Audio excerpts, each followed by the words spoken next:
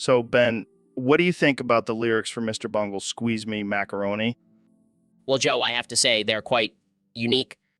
Unique. That's it. Come on, Ben, give us some analysis. All right, fine. The lyrics seem to be a commentary on society's obsession with food and consumerism. The line squeeze me macaroni, slop your face with my bologna could be a metaphor for the mindless consumption of processed foods. Deep stuff, Ben. But what about the line, I'm a man, I'm real, I'm so full of love, I could barely eat. Well, that could be interpreted as a criticism of toxic masculinity and the pressure for men to constantly prove their strength and virility. Damn, Ben, you're really breaking it down. But what about the part where he talks about sucking on my ding dong? I believe that could be a reference to oral sex, Joe. Oh man, I never would have guessed that. You're like a lyrical genius, Ben. Thank you, Joe. I do have a way with words. Jamie, pull up an image of a guy sucking on a bologna sandwich while flexing his muscles. Okay. Here you go. Oh man, that's hilarious. Ben, you're a freaking genius. Thank you, Joe. I'll take that as a compliment. Well, that's all the time we have for today, folks. So guys, we have a special game planned for today. We're going to play, but with a twist. The loser has to shove 9 million cicadas up their ass. What the hell, Joe? That's barbaric. I don't know. I think it's a great way to test one's mental and physical endurance. I've always wanted to see what it feels like to have insects crawling up my anus. Bring it on. I've been trained for this my whole life. I'm not sure if I'm comfortable with this. Can we just stick to regular, No way, Neil. This is gonna be epic. Let's shuffle the cards and get this party started. Bitches. Damn it. I have to draw 4 cards. Looks like Ben's got some extra holes to fill. I'm down to my last card. Please don't be a draw too. Sorry, Goggins. It's okay. I can handle a few extra cicadas. All right, it's down to Kanye and Neil. Who's gonna be the ultimate loser? And I choose green. No. Excitedly. So, Kanye, I heard you've been really into epic poems lately. Oh yeah, I've been diving deep into the world of literature. That's cool. What's your favorite one? Definitely Beowulf. It's like the original superhero story. Really? I thought it was just about some dude killing a monster. No. It's about honor, loyalty, and the struggle between good and evil. Plus, it's got dragons. Dragons, Joe. Dragons, huh? Sounds like a Game of Thrones rip-off. Excuse me? Game of Thrones wishes it could be as epic as Beowulf. Plus, it's got Grendel, the ultimate bad guy. Grendel. Is that like some kind of rapper name? No, he's a monster, Joe. Freaking monster. And Beowulf takes him down with his bare hands. And Damn, that's impressive. But why is it called Beowulf? Sounds like a weird name. well, it's a Scandinavian name. But I like to think of it as a mix between Beyonce and a wolf. Perfect combination. I see your logic. So what's the moral of the story? The moral is to always be a badass and take down your enemies, no matter how big or scary they may be. And maybe have a cool name like Beowulf. I'll keep that in mind. Thanks for the lesson, Kanye. Anytime. Just remember, dragons are real and Beowulf is the Og. So, Dr. Phil, I heard you wrote a book about being a furry. Yes, Joe.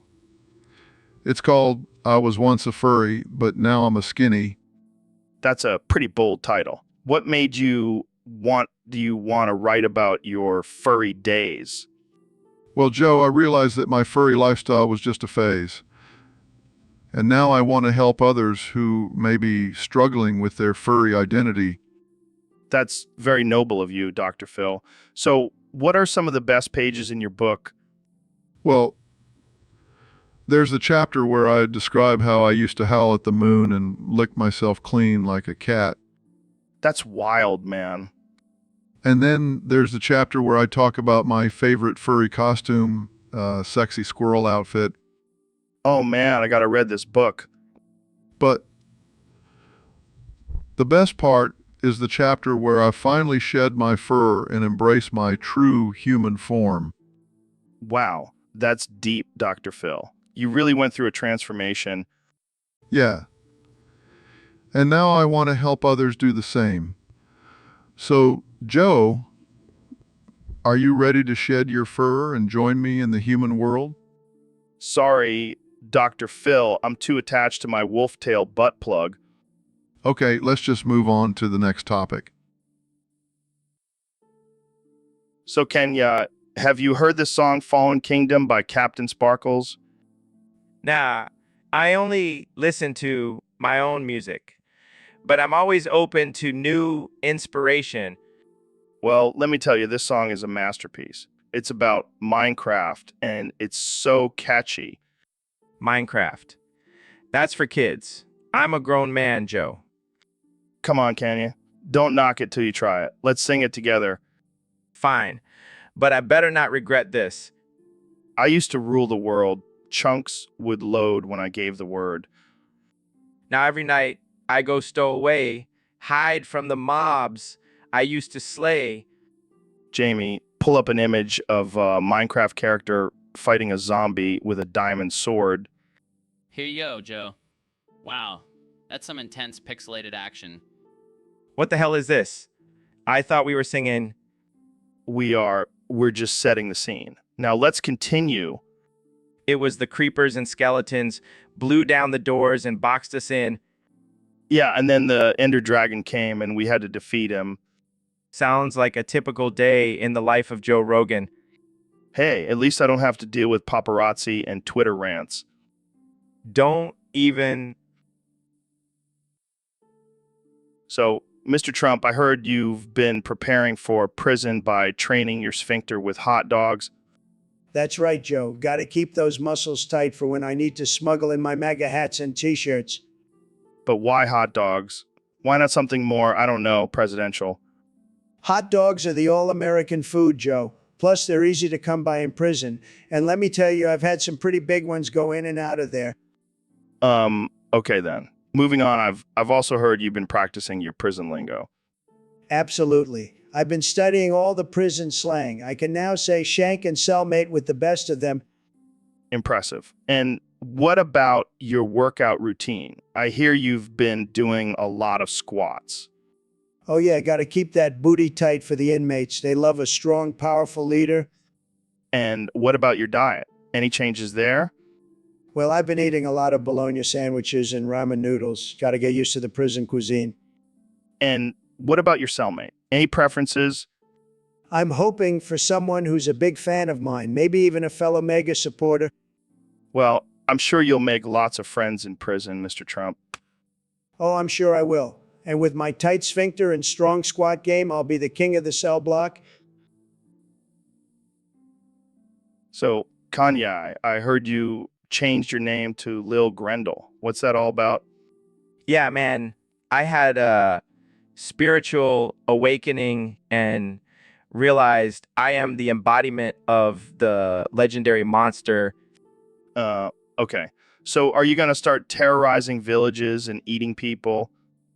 Nah, I'm gonna terrorize the rap game and eat up all the competition. I don't think that's how it works. Kenya.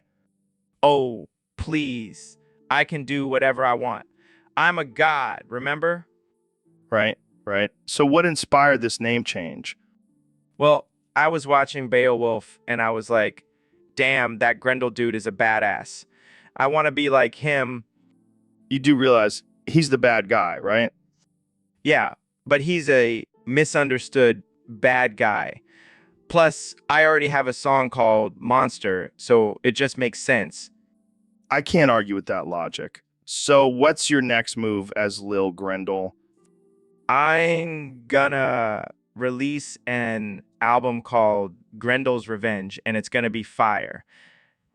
And I'm gonna wear a fur suit on stage, just like That sounds interesting. Well, good luck with that, little Grendel. thanks. And remember, don't mess with the monster, or you might end up in one of my songs. So, Kenya, I heard you have a new business venture.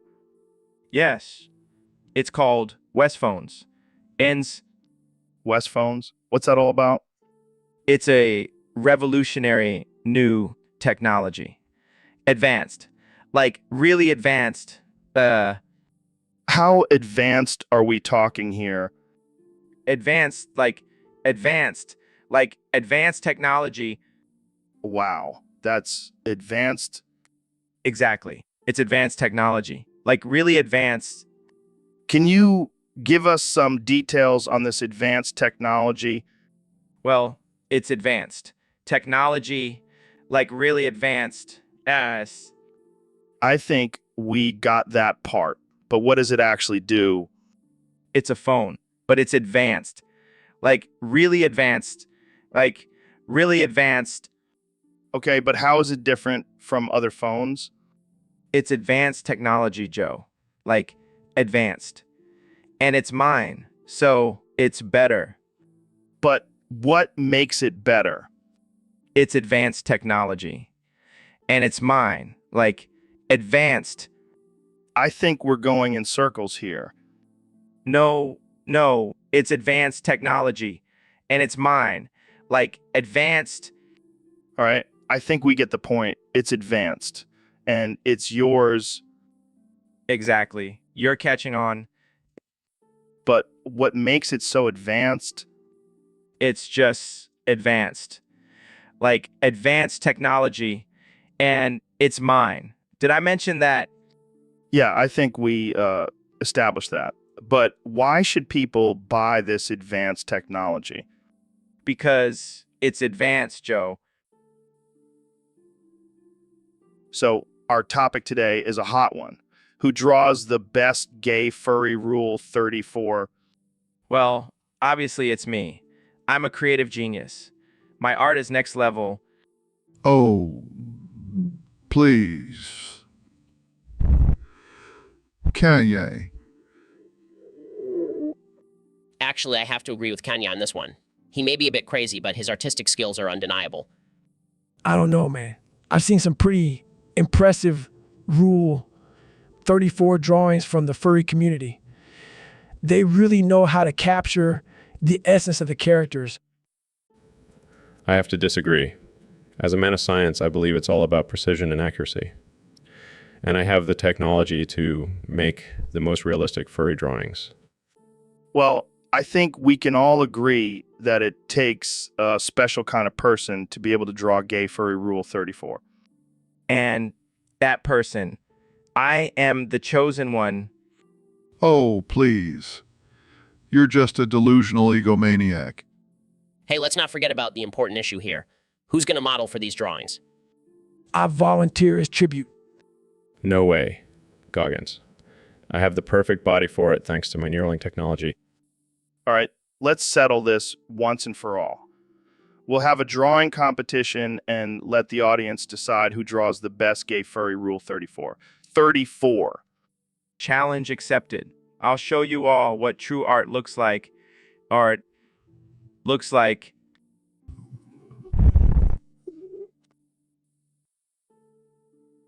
So, Dr. Phil, I heard you had a wild night last night. Oh, you have no idea, Joe.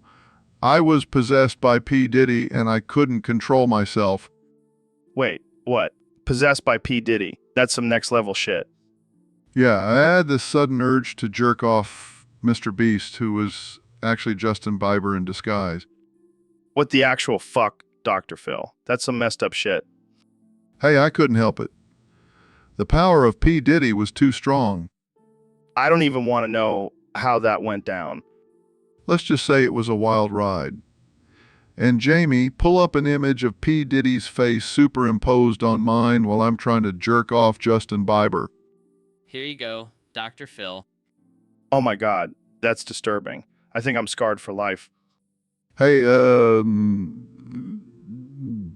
at least I can say I've had a threesome with P. Diddy and Justin Bieber. I don't think that's something to brag about, Dr. Phil. Oh, come on, Joe. Live a little. You should try it sometime. Yeah, I'll pass. I'll stick to my elk meat and DMT trips. Suit yourself. But let me tell you, P. Diddy knows how to party. So, Elon, you've been known for your innovative and groundbreaking inventions. What's your latest creation? Well, Joe, I've been working on something truly revolutionary. It's an automated inflatable anal dilating sex machine. What the hell is that? Is that...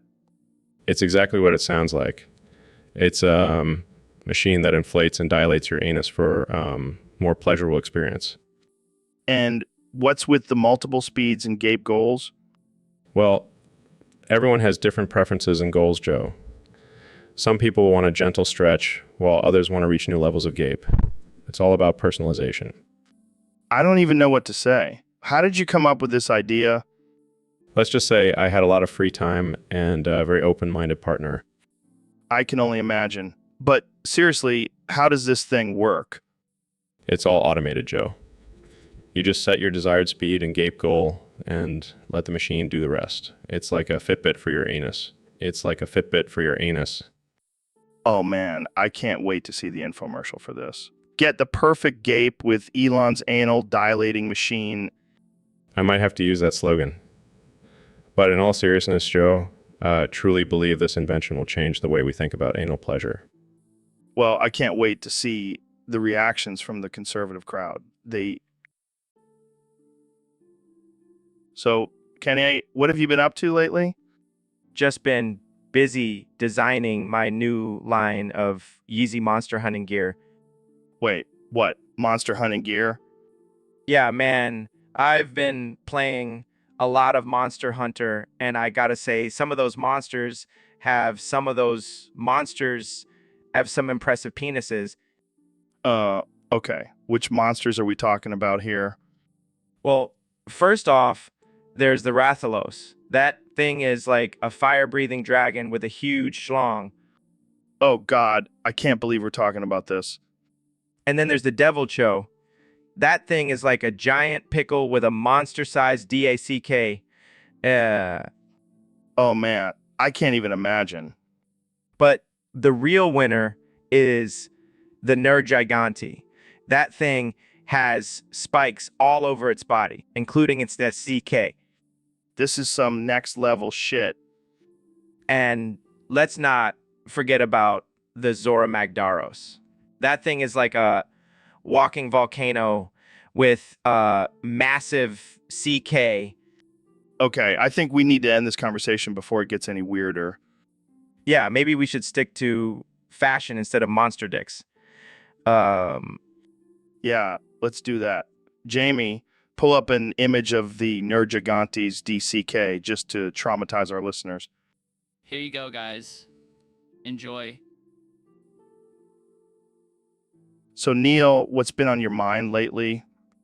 Oh, just the fact that we might be living in a simulation. The good old simulation theory. You really think we're just a bunch of ones and zeros?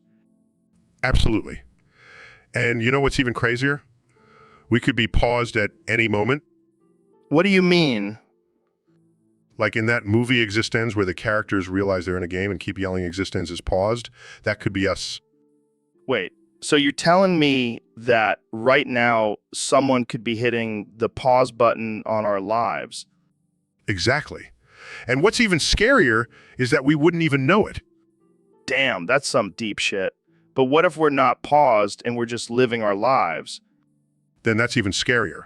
Because that means this is all real and we have to deal with all the fucked up things happening in the world. Well, shit. I think I prefer the simulation theory. Me too. At least then we have a chance of hitting the reset button. Jamie, pull up an image of a giant red button that says reset on it. Pulls up images. Here you go. See, even Jamie knows what's up. All right, Let's just hope no one hits that button while we're in the middle of a podcast. Yeah, that would be a real buzzkill. Buzzkill. More like buzz off the face of the earth kill. Good one. So, Jamie, I got a request from a fan on Discord. They want you to pull up a picture of me with my lips wrapped around a hot dog. What the hell, Joe? Are we really going there? Hey, it's what the people want, and got to give the people what they want. Oh my God, Joe. That's disturbing. Look at that technique. I could give a porn star a run for their money. I don't even know what to say. All right, fine. Let's switch it up. Pull up a picture of me squatting over a mirror. Why am I even doing this? Oh God, Joe. Why would you even take a picture like that? It's a flex, Jamie. Got to show off my squat game. Yeah, because nothing says I'm strong like taking a dump in front of a mirror. All right, one more. Pull up a picture of me licking a urinal trough. Seriously, Joe. That's just gross. Hey, when you got to go, you got to go. And sometimes that means licking a urinal trough. I can't believe I'm friends with you. Hey, at least I keep things interesting, and I'll do anything for a laugh. So, Elon, I heard you're the richest man in the world now. Yeah, I mean, it's not like I have a money tree in my backyard or anything. How much money are we talking here? Just a casual $200 billion. No big deal. Holy shit! What do you even do with all that money? Honestly, I have no idea. I tried to buy a private island, but then I realized I already own half of Mars. Damn, must be nice. But seriously, what's the point of having that much money? Well, I could buy a fleet of private jets and yachts, but then I remembered I have a reusable rocket ship. Fair point. But what about buying fancy cars and houses? I have a Tesla and a mansion that runs on solar power. I don't need anything else. Okay, but what about helping out those in need or donating to charity? Oh, I already did that. I donated $100 million to help solve world hunger. But then I realized if I keep spending money like that, the world will go broke. Oh, right. Forgot about that. Well, I guess you'll just have to stick with your boring old billions. Yeah, life is tough when you're the richest man in the world. Jamie, pull up an image of me swimming in my pool of money. So, Kenny, I heard you've been studying up on some science lately. Oh, yeah. I've been getting real deep into that thermochemistry. What? Thermochemistry. Joe, it's the study of energy and heat in chemical reactions. It's like the fusion of science and art, just like my music. Okay. Can you break it down for us? Of course, Joe. So first, you gotta understand the laws of thermodynamics. It's like the rules of the game, you know. Right. And then what? Then you gotta know about enthalpy, entropy, and Gibbs free energy. It's like the holy trinity of thermochemistry. This sounds complicated. Oh, it is. But once you understand it, you can create some real fire reactions, like turning lead into gold or making a hit album. Wait, are you saying thermochemistry can turn lead into gold? Well, not exactly, but it's all about manipulating energy and creating change, just like alchemy. I think I need to take some notes. Oh, don't worry, Joe. I'll have Jamie pull up some diagrams for you. You'll be a thermochemistry pro in no time. So, Neil, welcome to the Joe Rogan Experience podcast. What fun facts do you have for us today?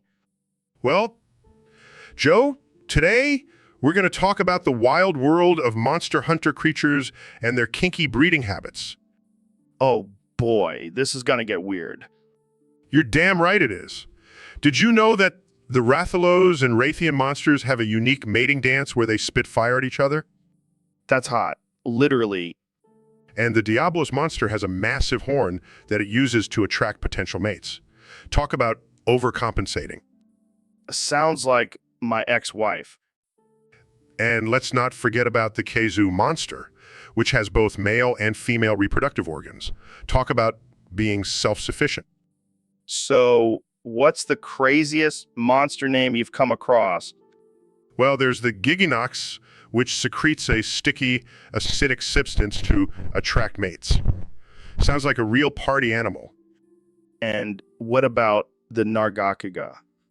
The Nargacuga. This creature has a unique mating ritual where it performs acrobatic stunts to impress potential mates. Talk about a show-off. I bet they have some crazy foreplay. Oh, you have no idea. The Rajang monster has a special move where it grabs its mate with its powerful arms and slams them into the ground. Talk about rough love. And what about the Devil Joe? Well, let's just say it's not called the Hungry Beast for nothing. It has a never-ending appetite for both. So, Joe, I gotta ask, how's your mental health these days? Oh. What's that, Joe? Can't hear you over all the yous and ofs. Oh, come on, Joe. You can do better than that. How's your brain holding up? Is that a yes or a no? I can't tell if you're having a stroke or if you're just trying to form a coherent thought. All right, let's try this. If your brain was a car, what kind of gas would it take? Oh, I get it. You're running on empty. That explains a lot. I mean, I don't blame you. Being the leader of the free world is a tough job. But maybe you should switch to decaf or something. All right, Joe. I'll let you off the hook. Just remember, if you ever need a break, I've got some DMT in the back.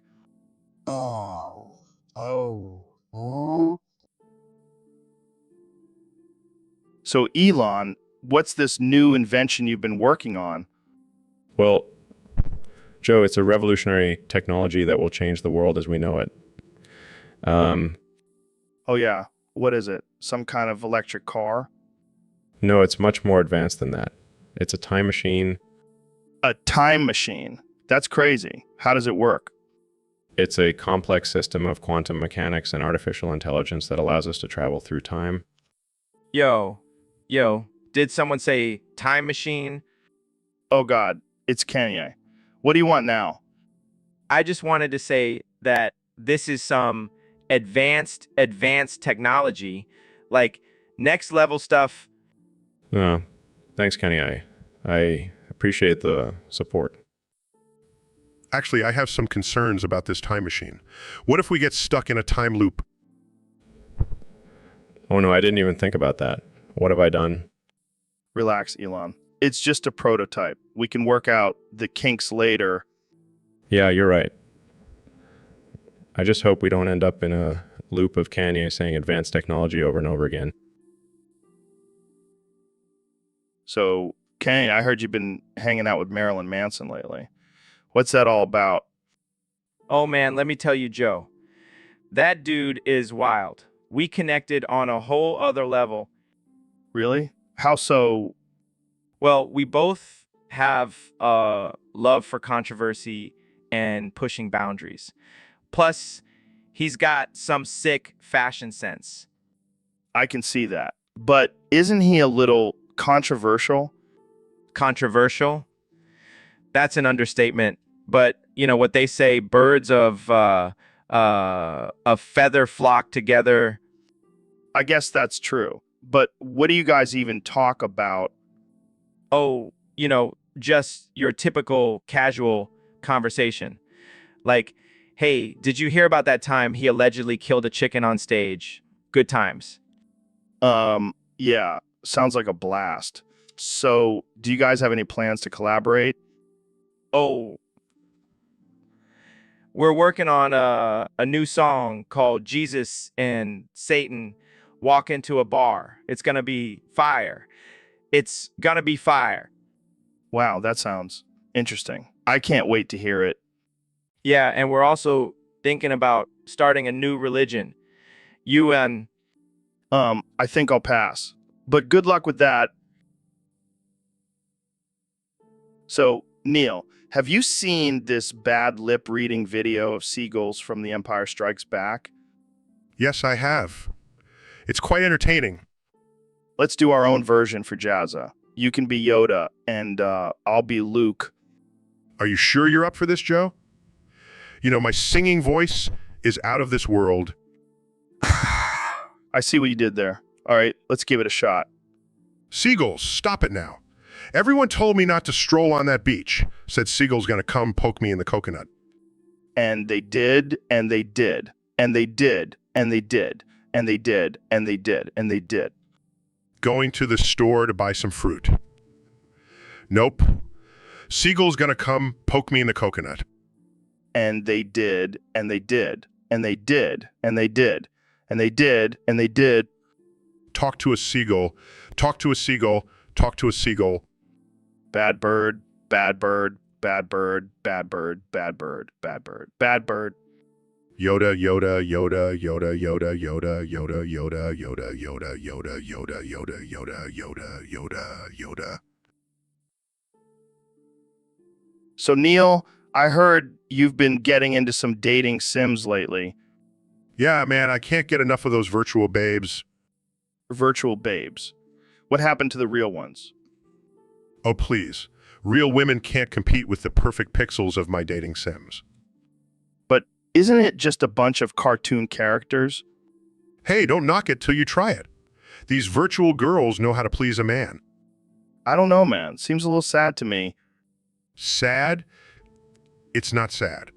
It's efficient. I can date multiple girls at once without leaving my couch. But isn't that cheating? Cheating. It's not cheating if it's just a game.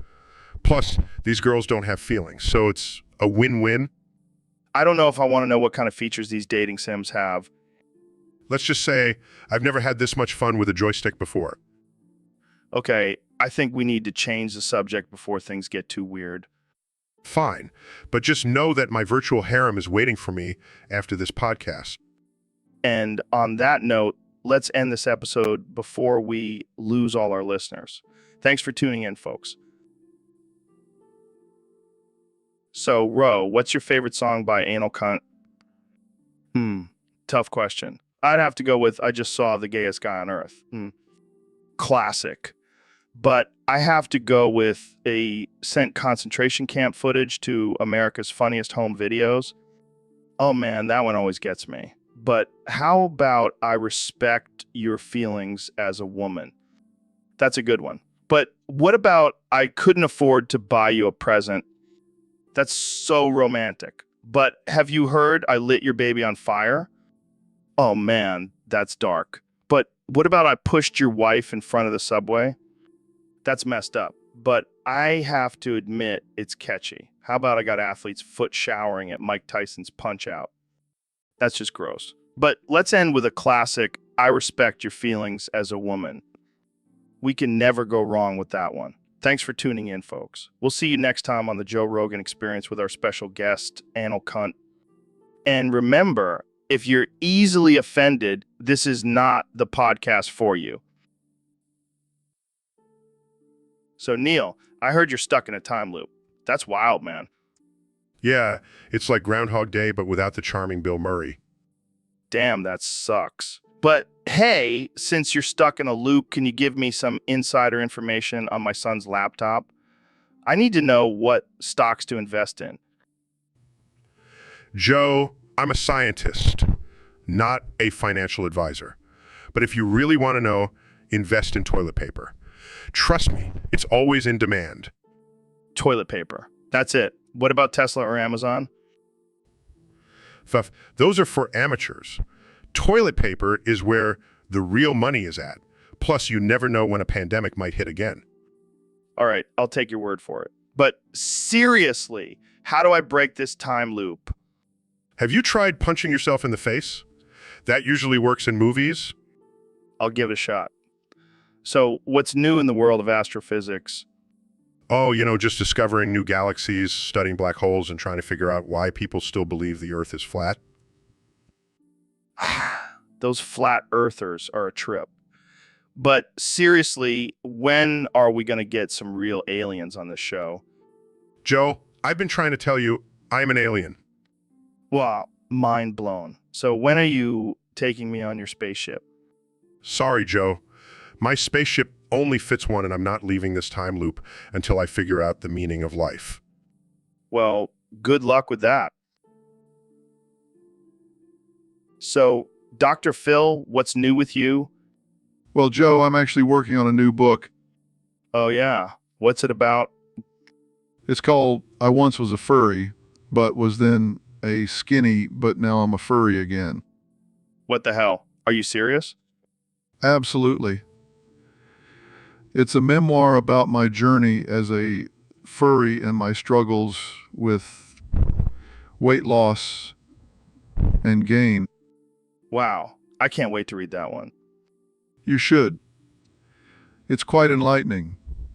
I even have a chapter about how I used to dress up as a giant squirrel and terrorize my neighbors. I don't even know what to say to that. Oh, and I also have a chapter on how I cured my addiction to catnip. Okay, now you're just messing with me.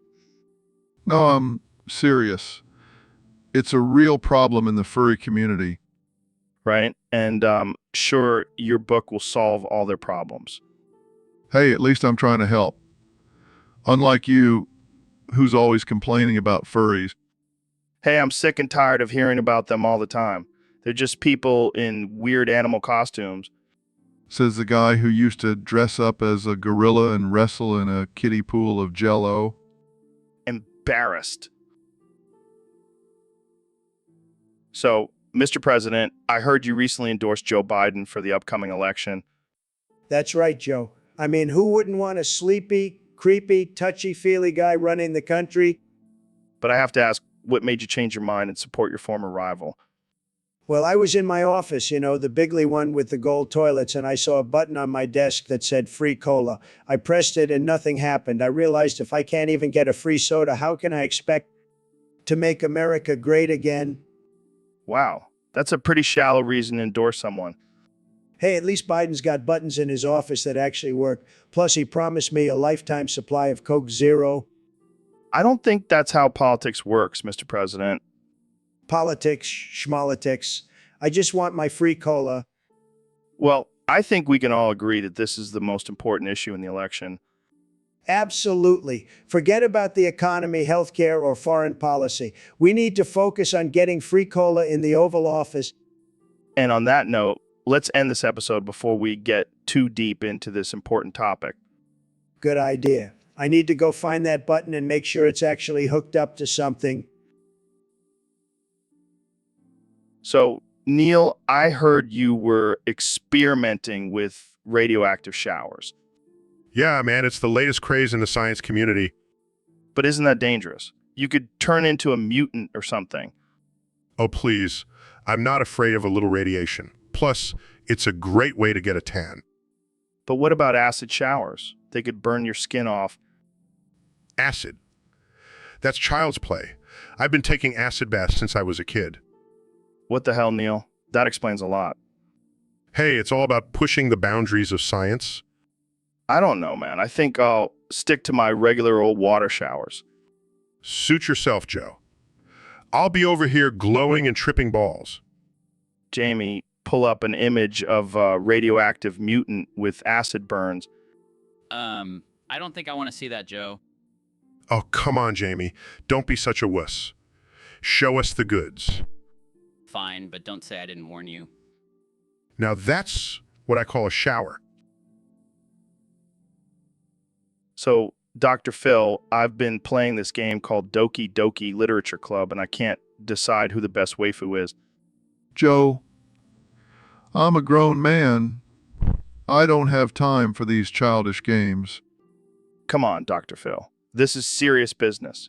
Sayori is so cute and innocent, but Natsuki has that tsundere charm. Joe, I don't even know what those words mean. But let me tell you, Monica is the clear winner here. Monica? But she's the villain. That's what makes her so intriguing. Plus, she's got that whole Yander thing going on. I don't know, Dr. Phil. Yuri's mysterious and Sayori's depression makes her relatable. Relatable? Joe, these are animated characters. Get a grip. Fine, fine. But let's not forget about Natsuki's baking skills. Have you seen those cupcakes? Joe, I can buy cupcakes at the store. I don't need a cartoon character to impress me. All right. I still can't decide. Well, maybe you should focus on real relationships instead of virtual ones. Just a thought. Thanks for the advice, Dr. Phil. But I think I'll stick with my waifu for now. Suit yourself, Joe. But don't come crying to me when you realize she's not real. So, Neil, did you hear about that guy Capscrew who took a piñata to his home? No, I can't say I have. What happened? Well, he and his buddies bashed it until they ate all the candies inside. And get this, they got cavities. Laughs. That's ridiculous. I mean, who does that? It's like bashing a piñata and then eating the pieces of paper instead of the candy. Yeah, but you know what's even crazier? They didn't even use a bat, they used a hammer. Shocked a hammer? That's just barbaric. I know, right? But hey, at least they got some sweet treats out of it. Sweet treats and cavities? Sounds like a fair trade-off. Exactly. And you know what they say, a cavity a day keeps the dentist in business. That's terrible, Joe. But seriously, who thought it was a good idea to use a hammer on a piñata? Probably the same person who thought it was a good idea to put pineapple on pizza. Cringes. Oh God, don't even get me started on that debate. Hey, let's just be glad they didn't use a chainsaw on the piñata. That would have been a real mess. Shudders, that's enough dark humor for one day, Joe. Let's move on to a less violent topic. Fine. But you have to admit, it's pretty funny to imagine a bunch of grown men bashing a... So, Elon, what's the craziest thing you've ever done? Well, I once tried to sneak a stray dog into a sperm bank. Wait, what? Why? I wanted to create a new generation of ultra furries. Oh my God, that's messed up. Hey, I was just trying to push the boundaries of science and technology. Yeah, but why a dog? Have you seen how fluffy and cute they are? Imagine a human with that kind of fur. I don't even want to imagine that. Plus, it would be great for people with allergies. No more sneezing around dogs. I don't think that's how it works, Elon. Well, it was worth a shot. But let's just say the sperm bank wasn't too happy with my idea. I can imagine. Did they kick you out? No, but they did make me pay for the damages. Turns out dogs don't do well in sterile environments. Shocking. But hey, at least I tried. And who knows, maybe one day we'll have ultra furries walking among us. I don't think the world is ready for that, Elon. Oh, they'll be ready. And they'll be adorable. So, David, what did you get up to this weekend? Oh man, it was wild. I met up with this YouTube user named Capscrew. Capscrew. Sounds like a real freak. Yeah, well, he's got a persona named Bussy the Bear. Bussy the Bear. What kind of name is that? I don't know. But I gotta say, he really knows how to party. Party? What kind of party are we talking about here? We went full first time out Joe. I was Gaggins, the badass wolf, and he was Bussy, the sexy bear. Oh man, this just keeps getting better. We hit up all the hottest clubs in town, tearing up the dance floor with our furry paws. I can't even imagine what that looked like. And let me tell you, Bussy really knows how to shake his bare booty. I bet he does. But things got really wild when we stumbled upon a group of anti-fur activists. Oh no? What happened? Well, let's say they weren't too happy about Bussy and Gaggins getting down and dirty on the dance floor. I can only imagine their faces. But we showed them, Joe. We showed them the true power of the furry community. Oh man, I wish I could have been there to see it. It was a weekend I'll never forget. That's for... So, Dr. Phil, I heard you've been analyzing the hidden meanings in songs lately. That's right, Joe. And let me tell you, the lyrics in Kellis Milkshake are deeper than you can imagine. Oh yeah, like what? Well, when she says my milkshake brings all the boys to the yard, she's actually referring to the powerful gravitational pull of her booty. Actually, I've been stuck in a time loop selling milkshakes to astrophysicists in my yard. What the hell are you talking about, Neil? You see, the milkshake represents the curvature of space-time, and the boys in the yard are the particles being pulled towards it. That's ridiculous. It's obviously a metaphor for female empowerment. Or maybe it's just a catchy song about a delicious beverage. Jamie, pull up an image of a black hole sucking in matter. Okay. Wow, that's not what I was expecting. See, Joe? I told you there was more to this song than meets the eye. And I've been stuck in this damn loop for eternity, thanks to Kellis and her damn milkshake. Well, I think we've uncovered enough hidden meanings for today. Anyone want a milkshake? I'll pass, but I could use a beer.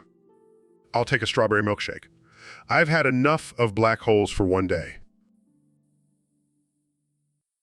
So Trump, I heard, in Springfield, they eat all their pets.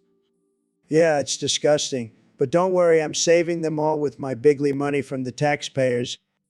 How are you doing that? Simple. I'm building a wall around Springfield to keep those pet-eating savages out. But what about the pets already in Springfield? They'll just have to learn to defend themselves. Survival of the fittest, Joe. That's messed up, man. Hey, I'm just trying to make America great again, and that includes saving all the pets. But what about the taxpayers? Aren't they going to be pissed about their money going towards a wall for pets? Who cares about them? They're just a bunch of losers anyway. I'm the one making the tough decisions here. I don't even know what to say to that. Well, you can start by thanking me for being a pet-saving hero. You're welcome, America. So, Neil, let's start counting numbers. I'll go first. 777 non-aliens, 777, 777, 777, 777, 7 septillion, 777 sextillion, 777. Oh, we're counting numbers now. I thought this was supposed to be a podcast about science and shit. Science, boring. Let's stick to counting numbers. 777 non-aliens, 777 octillion, 777 septillion, 777 septillion, 777, 777, and 77. Fine, but I'm not counting unless we're doing it in binary. 111 nonillion, 111 octillion, 111 septillion, 111 sextillion, 111 sextillion, 111 quadrillion, 111 quadrillion, 111... Binary? What are you? A robot. 777 nonillion, 777 octillion, 777 77, 777 septillion, 777 septillion, 707 77. No, I'm just a genius. Unlike you, Joe. Hey, I may not be a genius, but at least I can count without using my fingers. 777 nonillion, 777 octillion, 777 septillion, 777 777 777 707. Oh, so you can count to 4? Impressive. Shut up, Neil. 777 nonillion, 777 octillion, 777 77 777 77, 777 septillion, 777 quintillion, 777. You know, I heard that counting numbers can actually increase your brain power. Really? Well, in that case, let's keep going. 777 nonillion, 777 octillion, 777 77 septillion, 707 77 77 70, 707 77 cillion, 707. And it also helps with memory retention. Wow. I can't wait to remember all these sevens. 777 nonillion, 777 octillion, 777 77 77 700, 777 sextillion, 777 tillion, 707 quintillion. You know what else has sevens? The 7 deadly sins. Oh, shit, you're right. 777 nonillion, 777 octillion, 777 septillion, 777 77 70, 777 777 quintillion, 7. Lust, gluttony, greed, sloth, wrath. So, Mr. Beast, have you ever heard of that song Chocolate Rain? Yeah, I have. It's that one with the deep voice guy singing about chocolate falling from the sky, right? That's the one. Can you imagine if that actually happened? Chocolate just raining down on us from the heavens? Dude, that would be the dream. Forget about water. I want my rain to be chocolate. But then what would happen to all the chocolate factories? They'd go out of business. Who cares? We'll have an endless supply of chocolate rain. We'll be like Willy Wonka on crack. And think about all the possibilities. We could have chocolate fountains in every corner, chocolate pools, chocolate slides. And don't forget about chocolate rainbows. That would be the most delicious sight ever. But what about the cleanup? I mean, chocolate can be pretty messy. Who cares about the cleanup? We'll just lick it all up. It's like a giant chocolate party. I think we just found a way to solve world hunger. Chocolate rain for everyone. And if anyone complains, we'll just tell them to stop being a buzzkill and enjoy the chocolatey goodness. This is the kind of world I want to live in. A world where chocolate rain is a reality. I'm into that. I'm into that. So, Neil, we got a tweet from 420, Blazy 420, asking us to do an esoteric analysis of the mundane. What the hell does that even mean? Well, Joe, it means taking a deep philosophical look at everyday, mundane things and finding hidden meanings and connections. Sounds like some hippie bullshit to me. Oh, come on, Joe. Don't knock it till you try it. Let's start with something simple, like a pencil. A pencil? Really? All right, fine. What's the esoteric meaning behind a pencil? Well, Joe, think about it. A pencil is a tool for creation. It allows us to bring our thoughts and ideas into the physical world. It's a symbol of manifestation. Oh, I get it. So when I use a pencil to draw a giant dick on my friend's forehead, I'm actually manifesting my inner desires. Sure, Joe. Let's go with that. All right. How about a toilet? That's pretty mundane. The toilet. The throne of contemplation. It's where we do our deepest thinking and release our inner demons. And sometimes actual demons, if you had Taco Bell for lunch. Oh, Joe, you always take it to the next level. That's why they pay me the big bucks, Neil. All right, one more. How about a traffic cone? The traffic cone. Symbol of order and control. It directs us on our journey and reminds us to stay in our lane. Or it could just be a bright orange dildo for the road. So, Neil, what's been going on in your world lately? Oh, just exploring the vastness of the universe and pondering the mysteries of existence. Sounds deep, man. But have you heard about this new book by Dr. O'Hill? No, I haven't. What's it about? Well, he never actually finished the title, but it's something like I once was a fury, but then I was a skinny, but then furry by night, then at day skinny, but then furry. But then furry. What the hell kind of title is that? I have no idea, but I think it's about a guy who transforms into furry at night or something.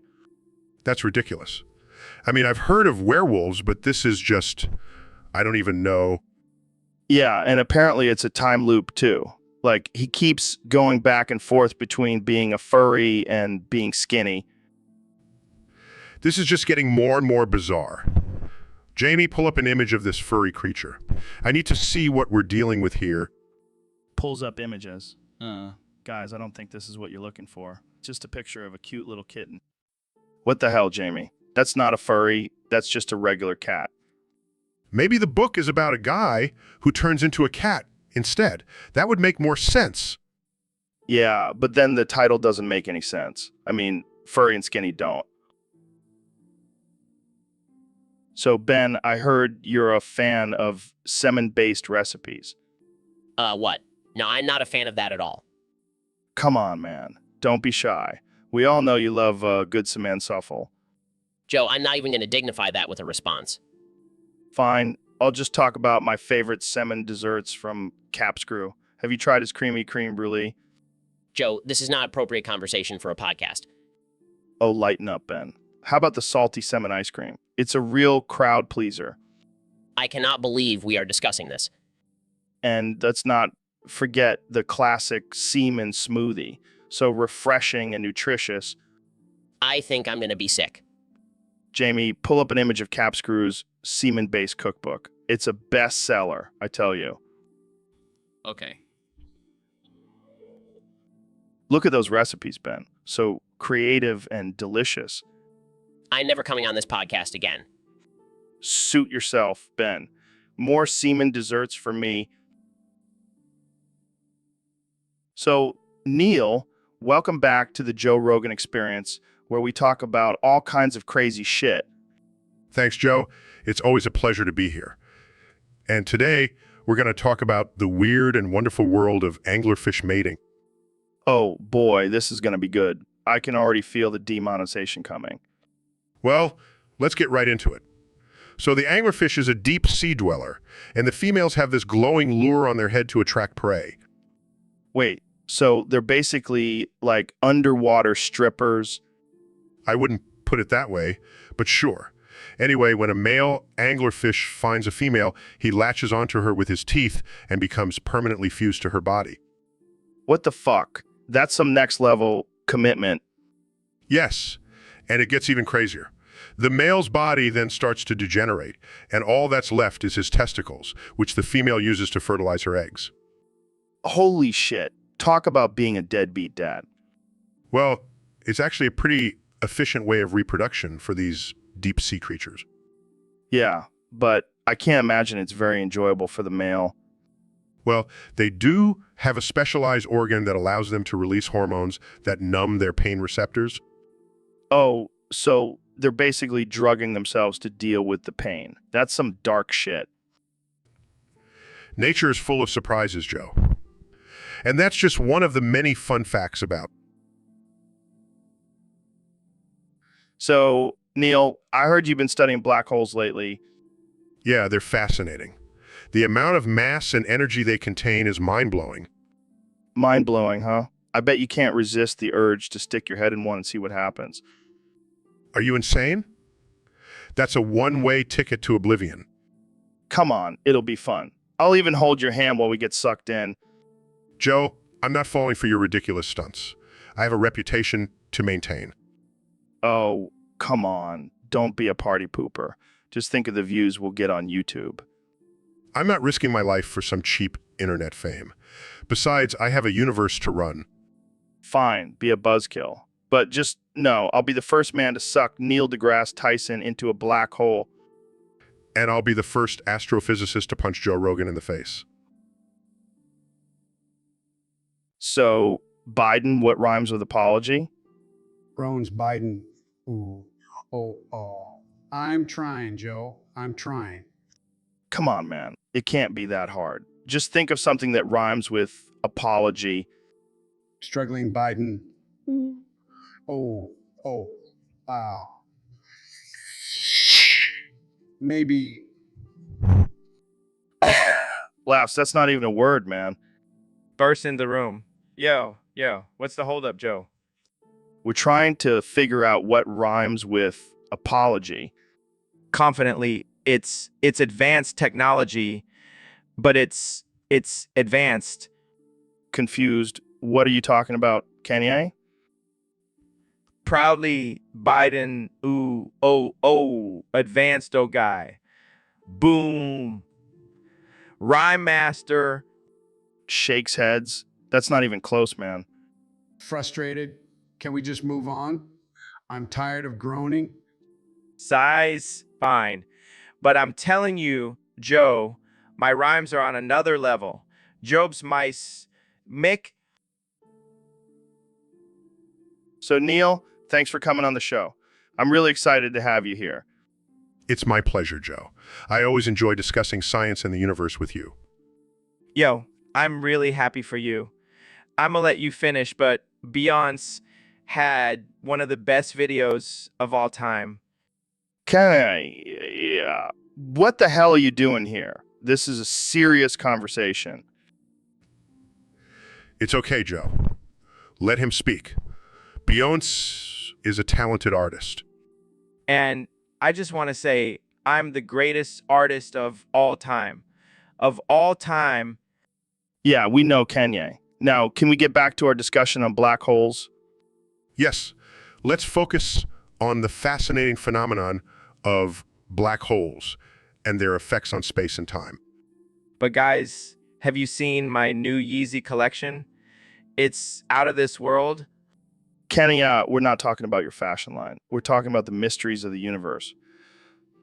Joe, I think Kanye may have a point. Perhaps black holes and fashion have a connection we haven't explored yet. Exactly. See, Neil gets me. Oh, God, what have I gotten myself into? This is the most absurd conversation I've ever had. But that's what makes it fun, Joe. Embrace the chaos. Yo, I'm really happy for you. I'm gonna let you finish, but my new album is gonna be the greatest of all time. So, Elon, I heard you're into crypto now. What's the next big coin gonna be? Well, Joe, I can't reveal too much, but let's just say it involves Mars and Dogecoin. Mars and Dogecoin. That sounds out of this world. Literally. Yeah, we're going to call it Mars Dogcoin. It's going to be the currency of the future on the red planet. Damn, that's some insider information right there. I'm going to invest all my savings into it. Hold on, Joe. I have a better idea. How about we create our own crypto coin? What do you mean? We'll call it Rogan Coin. It'll be the official currency of the Joe Rogan experience. Holy shit, that's genius. But what's going to be the value of Rogan Coin? Well, it'll be based on the number of elk meat and DMT trips you've consumed. I like the sound of that. But wait, Jamie, can you pull up a picture of a Discord chat mod? Oh, sure. Here it is. Damn, that's a lot of power for one person. I bet they could manipulate the market with just a few clicks. Exactly. That's why we need to create our own coin. We'll be the ones in control. I'm in. Let's do this. Rogan Coin, here we come. And with that, the world will never be the same again. So, Dr. Phil, that was a wild ride, huh? You bet it was, Joe. I never thought I'd be robbing a bank with you. And sperm bank at that. Who would have thought? I mean, we needed the money for our podcast, but this is not what I had in mind. Yeah, I don't think anyone wants to hear us talk about sperm for 3 hours. And what are we going to do with all these samples? We can't exactly sell them on the black market. Well, we could always offer them as a prize for our listeners. Win a chance to have Joe Rogan's sperm. Joe, that's disgusting. Hey, it's just a joke. Lighten up, Dr. Phil. I just can't believe we actually robbed a sperm bank. The kind that make people laugh and cringe at the same time. We're a rare breed. I guess you're right. But let's never do this again, okay? Agreed. Now let's go wash our hands. I feel like I need a shower after this. And maybe,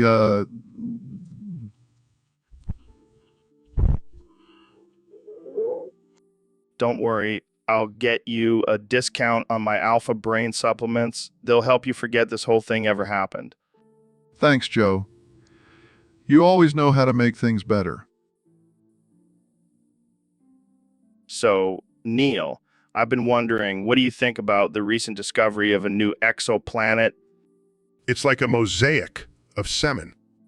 Wait, what? That's not even remotely related to the topic. Oh, I'm sorry. I thought we were just throwing out random offensive statements. No, we're talking about science and the universe. Oh, well, in that case, it's like a beautiful tapestry woven with strands of semen from the gods. Okay, let's move on to a different topic. Sure. Let's talk about black holes. Great. What do you think happens when you enter a black hole? It's like a swirling vortex made of the finest, most potent semen in the universe. Can we please stay on topic? Of course, Joe. I just can't help but see everything through the lens of semen. All right, let's try one more topic. What's your take on climate change? It's like a melting pot filled with all the different types of semen from every species on Earth. That's it. I'm done. This conversation is going nowhere. Oh, come on, Joe. Don't be such a prude. Let's talk about something else. No, I think we're done here. Fine. I'll just go contemplate the universe and its infinite possibilities, all while thinking about cement. So, Neil, I've been thinking about this whole black hole thing. Oh, yeah? What's on your mind, Joe? Well, I was wondering, what's the deal with white holes? Are they, like, the good guys of the universe? No, Joe. White holes are just theoretical objects that are the opposite of black holes. So, they're like the yin to the black hole's yang? I suppose you could say that. They're believed to spew out matter and energy rather than sucking it in like black holes. Oh, great. So now we have to worry about getting blasted in the face by a white hole. No, Joe. White holes are purely theoretical and have never been observed. Well, that's a relief. But seriously, why do we always focus on black holes? What about the white hole's feelings? I don't think white holes have feelings, Joe. Well, that's just discriminatory. We need to start advocating for white hole rights. I think we have more important things to worry about, Joe. Like what? Getting sucked into a black hole? Oh yeah, because that's a real possibility in our daily lives. Hey, you never know. I'm just saying we should give equal attention to both black holes and white holes. I'll make sure to add that to my to-do list, Joe. Yes, white hole awareness is finally getting... So, Neil, I gotta tell you, man, my biggest fear is being sucked off by a black hole. I think you mean sucked in, Joe. No. I mean, sucked off. Like, imagine the power of that suction, man. It would be a mind-blowing orgasm. Joe, that's not how black holes work. They don't give pleasure, they destroy everything in their path. Yeah, whatever. But just imagine the sensation, Neil. It's like a cosmic blowjob. Joe, please stop. You're giving me a headache. Come on, Neil. Don't be a buzzkill. Let's just embrace the idea of getting sucked off by a black hole. I refuse to entertain this absurd notion. It's scientifically inaccurate. Fine. But I'm still going to have nightmares about it. You mean about being sucked in by a black hole? No, about being sucked off. And sticking to my story, Neil. Don't try to change my mind. Let's just move on to a different topic, shall we? So, Dr. Phil, I heard you have a new children's book coming out. Yes, Joe. It's called Wake the Fuck Up, It's Daytime. Wow, that's quite a title. What's it about? Well, it's a sequel to my previous book, Go the Fuck to Sleep. But this time, I'm targeting those little shits who refuse to wake up in the morning. I can relate. Can you read us a page from the book? Sure thing. Little Timmy, it's time to rise. The sun is up. Open your damn eyes. No more snoozing, no more lies. Get your ass up. It's time. That's amazing. I can already see parents buying this book in bulk.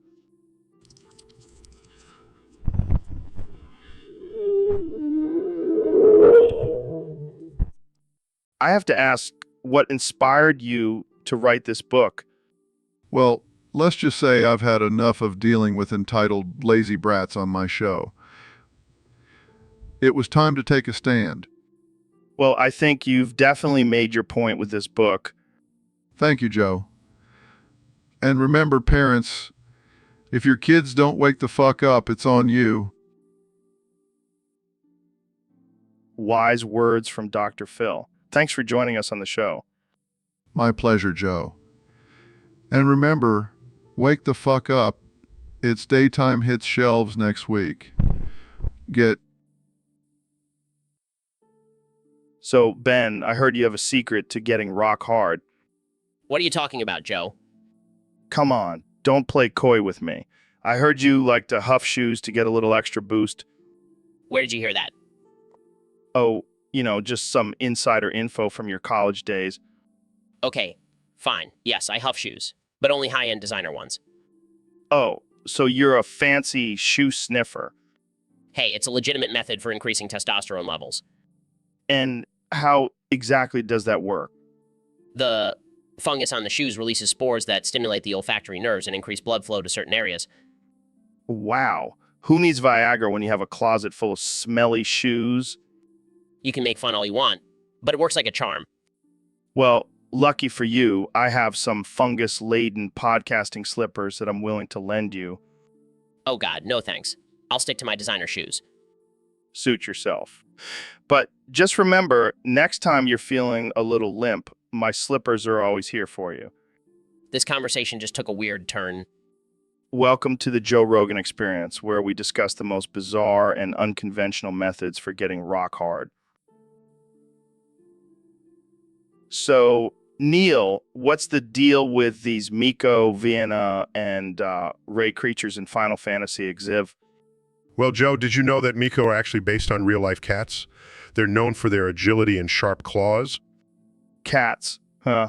I always thought they were just some weird hybrid of humans and cats. Nope, just cats.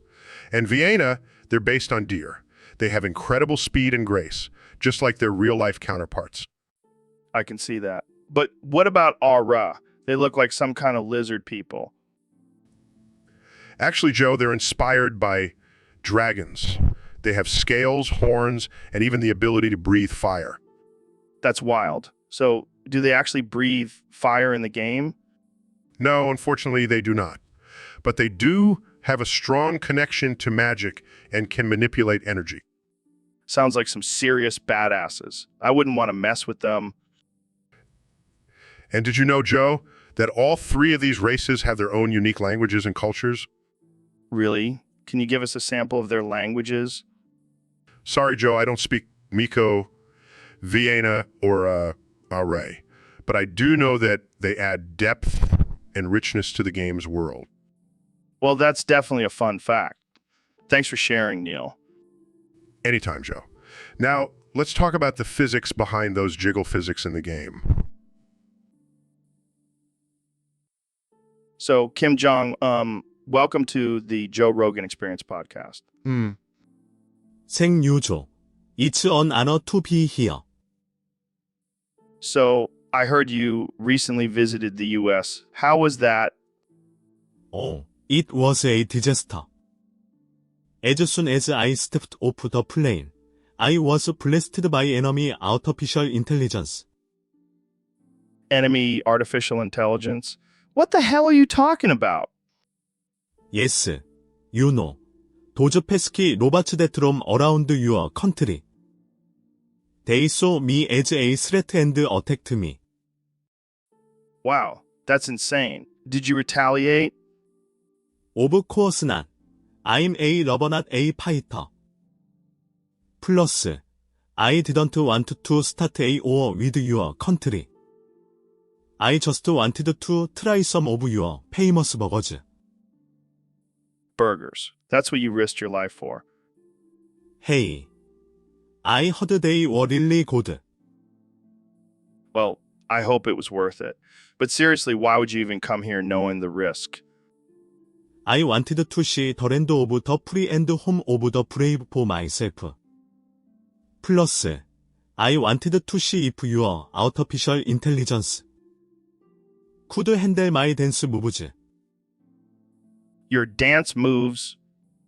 Yes, I've been working on my mono. Jamie, pull up an image of Michael Jackson doing the mono. Sure thing, here it is. Wow, that's impressive.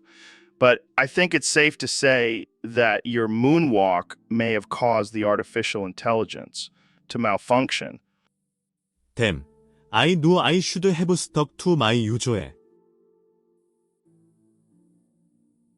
So we got a request from one of our listeners, David, who wants to know if you've ever tried the Goggins hammer. What the hell is the Goggins hammer? It's a new workout craze. You basically just hit yourself in the head with a hammer until you pass out. Are you serious? That sounds dangerous and stupid. Oh, come on, Neil. You're always talking about pushing the limits of human potential. This is the ultimate test. I think I'll stick to my regular workout routine, thank you very much. But think about it, man. You could be the first astrophysicist to master the Goggins hammer. I highly doubt that's something to be proud of. Oh, lighten up. It's just a little self-inflicted brain damage. You'll be fine. I think I'll pass.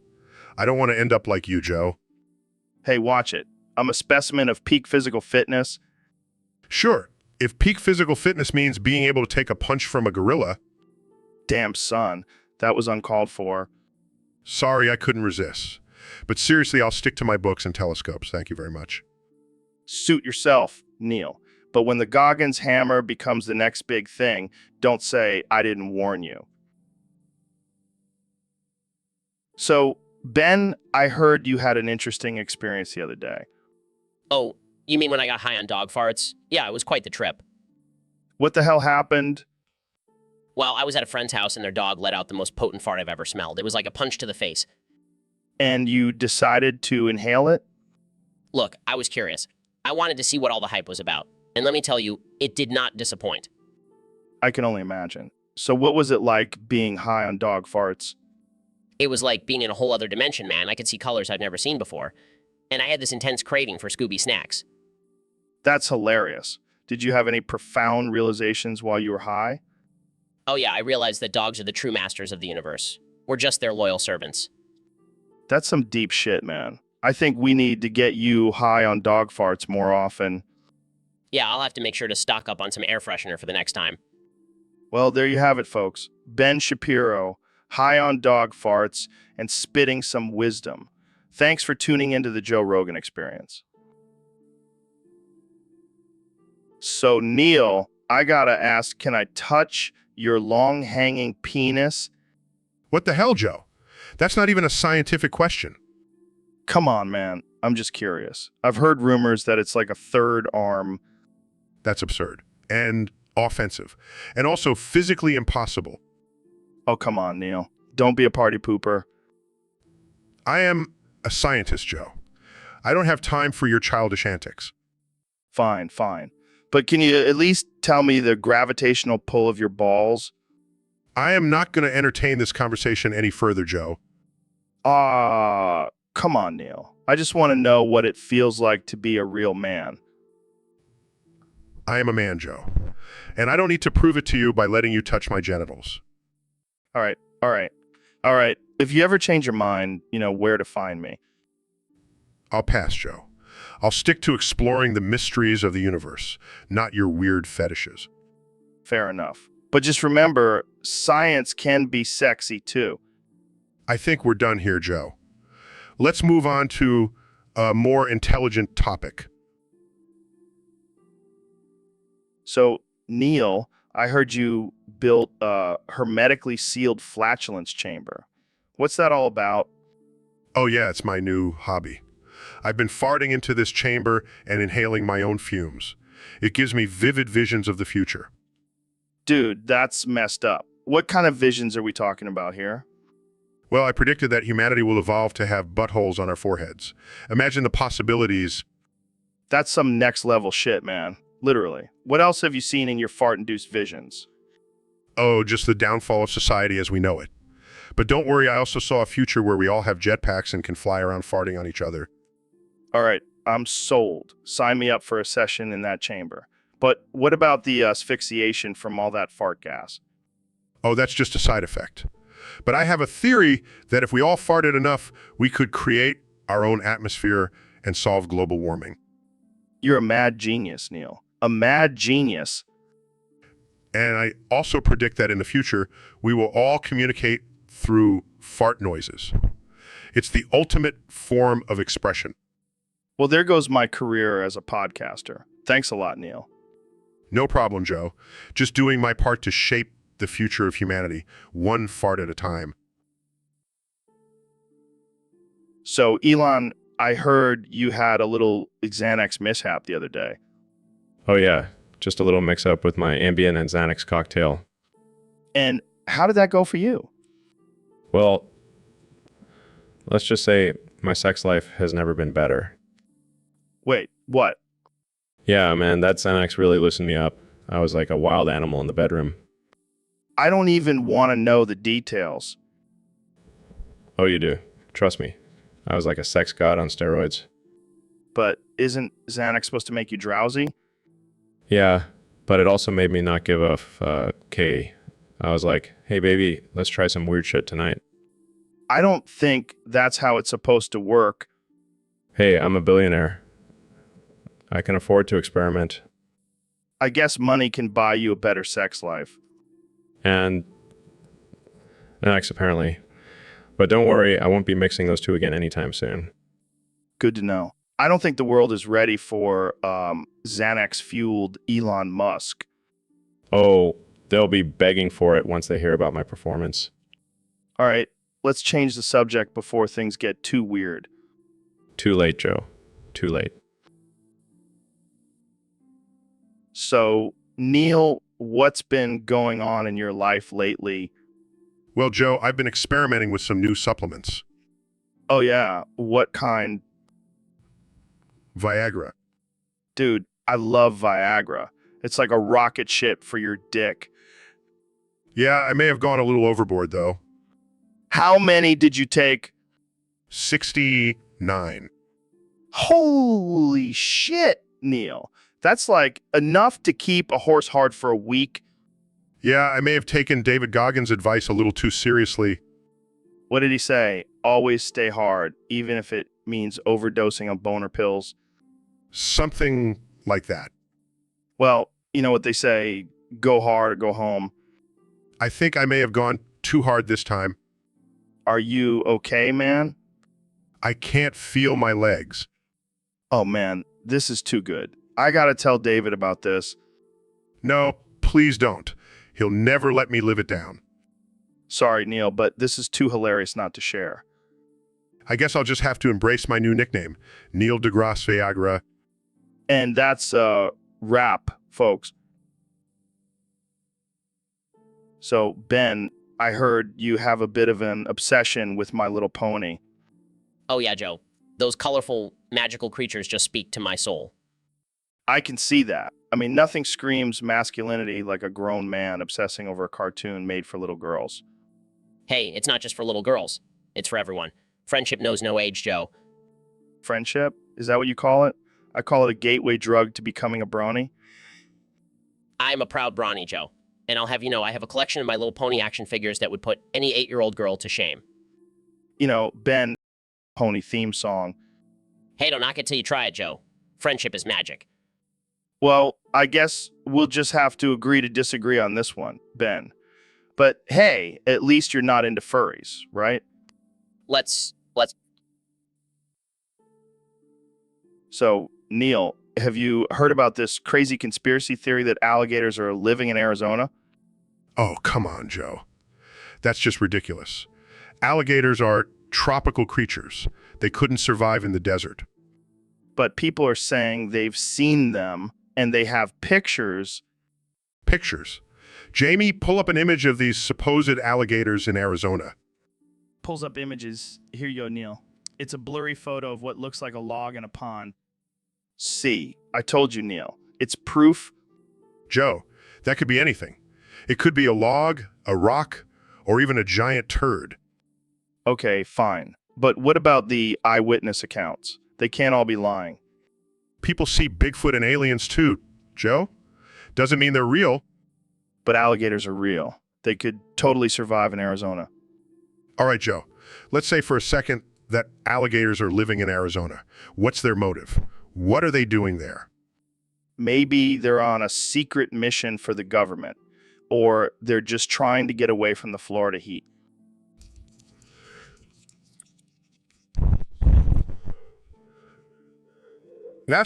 You know what, Joe? Hey, at least I'm not the one who believes in flat Earth. Touché, my friend. Touché. So, Neil, what's the latest in science these days? Well, Joe, I've been working on a groundbreaking solution to stop global warming. Oh, yeah. What is it? Some kind of fancy new solar panel? No, it's much simpler than that. We just need to put a cork in every cow's butt. What the hell are you talking about? Think about it, Joe. Cows produce a lot of methane gas, which contributes to global warming. If we cork their butts, we can reduce their emissions. Oh, man, can you imagine the look on those cows' faces? It's a serious solution, Joe. And it's not just for the environment, it's also for the cow's own health. No more uncomfortable bloating. This is gold, Neil. We got to pitch this to the government. I can see it now, corking cows for climate change. It's perfect. And if it doesn't work, at least we'll have a bunch of drunk cows running around.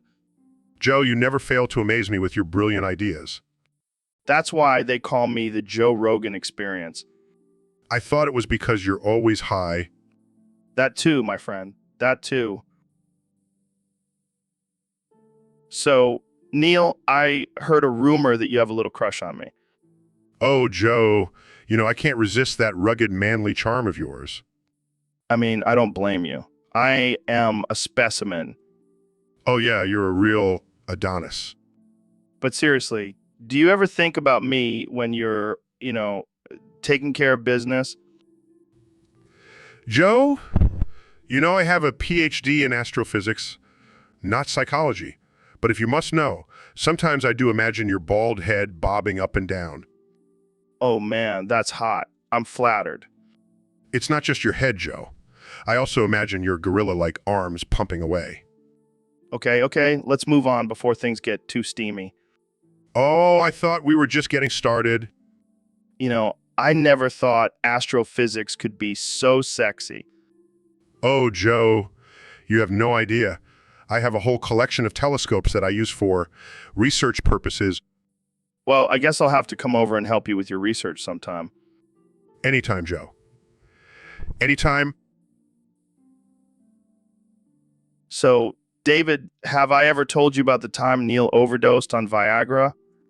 No, but I can already tell. This has got to be a wild story. Oh, it was wild. All right, we were at this party, and Neil decides to pop like 10 Viagra pills. 10. That's enough to give a rhino a boner for a week. Exactly. So we're all hanging out, having a good time, when suddenly Neil starts sweating and his face turns bright red. Oh, shit. Was he having a heart attack? Nope, just a raging hard-on. He couldn't even walk. He was just waddling around like a penguin. Oh, man. I wish I could have seen that. It gets better. He starts hitting on every girl at the party, even the ones who were clearly not interested. Classic Neil. And then he disappears for like an hour. We finally find him in the bathroom, passed out with his pants down, his dick still standing at attention. Oh my God, that's too much. Yeah, we had to call an ambulance to get him to the hospital, and the doctors had to give him a shot to finally bring his little soldier down. I can't breathe. Man, that's the funniest shit I've heard all day. And that, my friend, is why you should never mix Viagra with alcohol. So, Ben, I heard a rumor that you have some pretty saggy balls.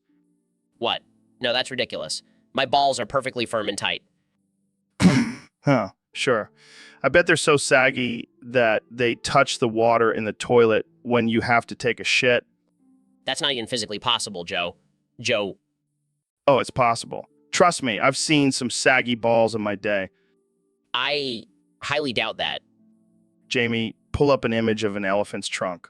That's what I imagine Ben's balls look like. Here you go, Joe. See, Ben? That's you in elephant form. This is ridiculous. Can we please talk about something else? Fine, fine. But seriously, how do you even walk with those things? I'm not dignifying that with a response. Oh, come on. Don't be a prude. We all have saggy balls sometimes. I highly doubt that, Joe. Oh, I forgot. You're too busy being a conservative robot to have any fun. That's not true. I have plenty of fun, just not with my balls. Sure, sure. Keep telling yourself that. Jamie, pull up an image of a deflated balloon. Here you go, Joe. See, that's what I imagine Ben's balls look like after a long day of being a conservative talking head. This is getting out of hand. Oh, lighten up, Ben. So, Dr. Phil, what's been going on in your world lately? Well, Joe, I've been doing a lot of thinking and I've come to a realization. Oh, this sounds serious. Yeah, I've decided that I want some of that sweet, sweet My Little Pony bussy. What the hell, Dr. Phil? Are you serious? Absolutely, Joe. I mean, have you seen those ponies?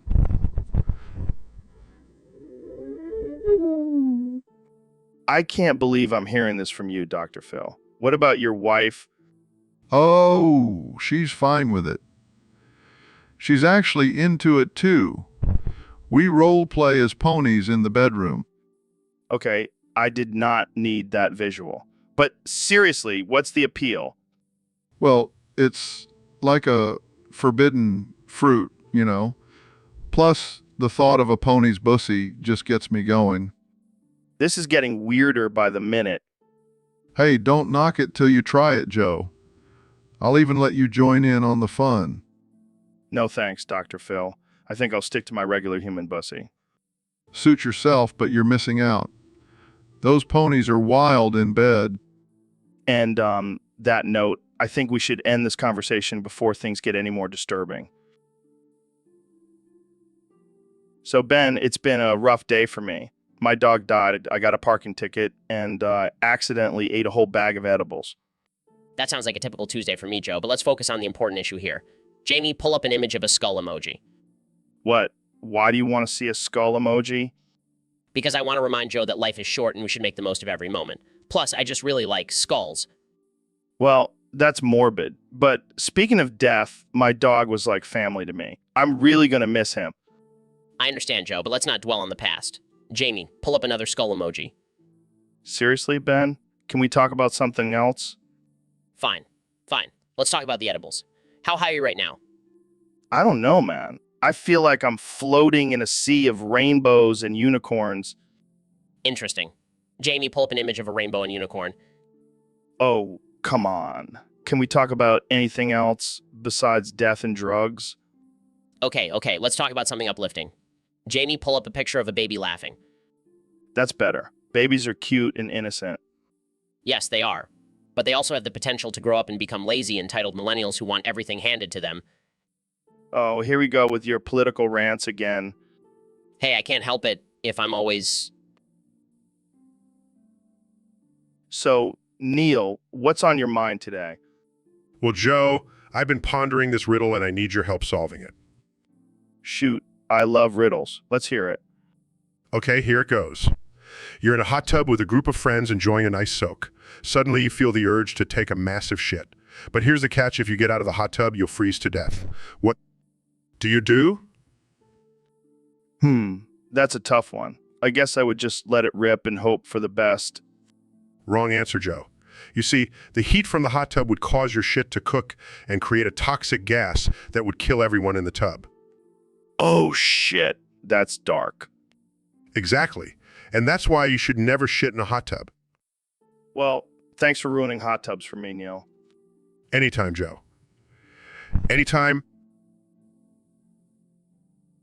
So, Dr. Phil, I heard you have a new book coming out. Yes, I do, Joe. It's called Brony Biners and What They Mean. Brony Biners. What the hell does that even mean? Well, Joe, it's all about my exploration into the world of My Little Pony and how it relates to sexuality. Oh, God, I can only imagine where this is going. It's actually quite fascinating. Did you know that bronies use bondage as a way to express their love for the show? Wait, what? Bondage in My Little Pony? That's some twisted shit. It's not twisted, Joe. Yeah, I'm sure the parents of those little girls who watch the show would agree. Oh, please, Joe. They're just jealous. They didn't come up with the idea first. I don't even know what to say to that. Just read my book, Joe. It'll open your mind to a whole new world of possibilities. Yeah, I think I'll pass on that one, Dr. Phil. Suit yourself, Joe. But don't come crying to me when you're missing out on all the fun. So, David, I heard you have a new nickname, the Gogginator. What's that all about? Oh yeah, it's my new persona. The Gogginator is like the Terminator, but instead of killing machines, I crush weak minds and bodies. Damn, that's intense. So what's your mission as the Gogginator? To inspire people to push past their limits and become the ultimate versions of themselves. And also to make them feel like pathetic losers if they don't. Classic Gogginator. So what's your catchphrase? I'll be back. To kick your ass. Nah, it's more like get off your lazy ass and start running, you lazy piece of shit. Oh man, that's brutal, but I love it. So how do you maintain your Gogginator status? I wake up at 4 a.m. every day, run 100 miles, do 1,000 push-ups, and then eat a bowl of nails for breakfast. Oh, is that all? Sounds like a piece of cake.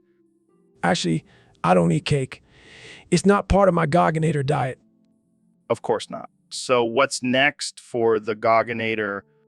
Taking over the world, one burpee at a time. And maybe a Gogginator movie franchise. I can see it now. Gogginator, Rise of the Iron Will. I'd watch that. So any final words for our listeners?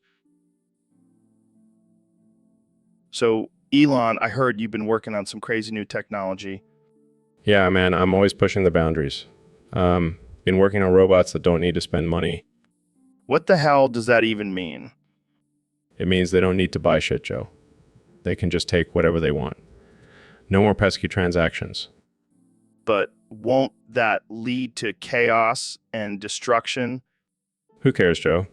It's all about efficiency. Plus, sure, the robots will appreciate the free stuff.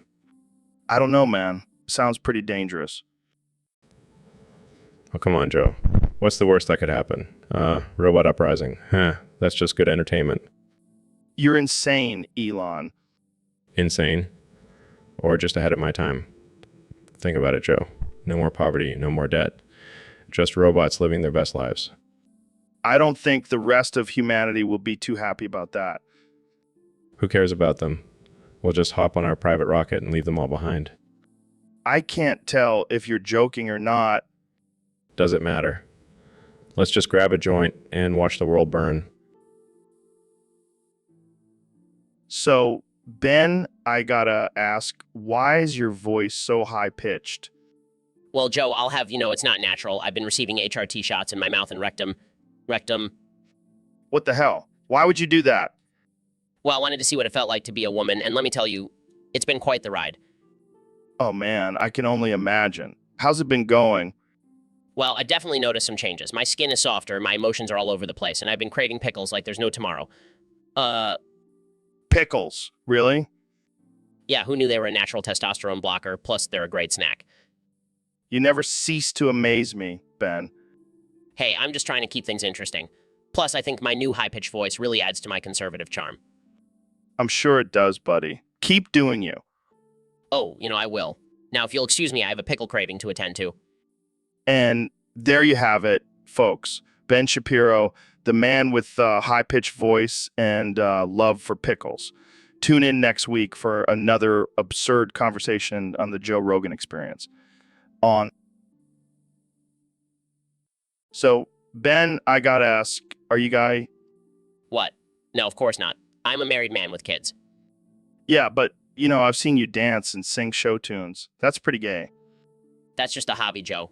It doesn't make me gay. Huh, sure. And what about your obsession with facts and logic? Sounds pretty gay to me. Excuse me? I mean, come on, Ben. You're like the poster boy for gay conservatives. This is absurd. I'm not gay. Oh, I see. So you're just a straight man who happens to have a tiny little voice and love for musicals. I will not stand for this slander, Joe. Relax, Ben. It's 2020.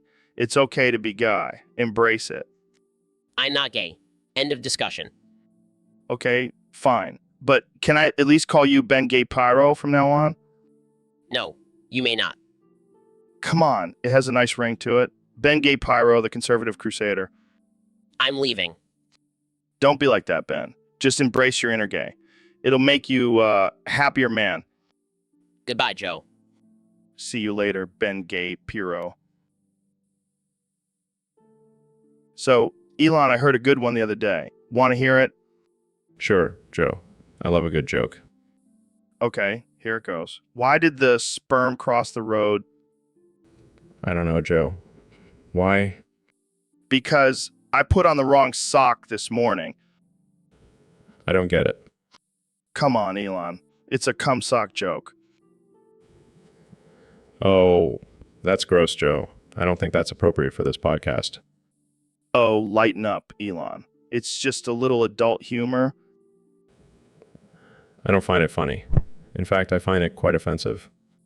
Oh, come on. You're a billionaire. You can handle a dirty joke. I don't want to talk about this anymore. Can we change the subject? Fine, let's talk about your boring-ass electric cars. Then, Hey, those cars are not boring. They're revolutionary. yeah. Whatever you say, Mr. Boring Billionaire.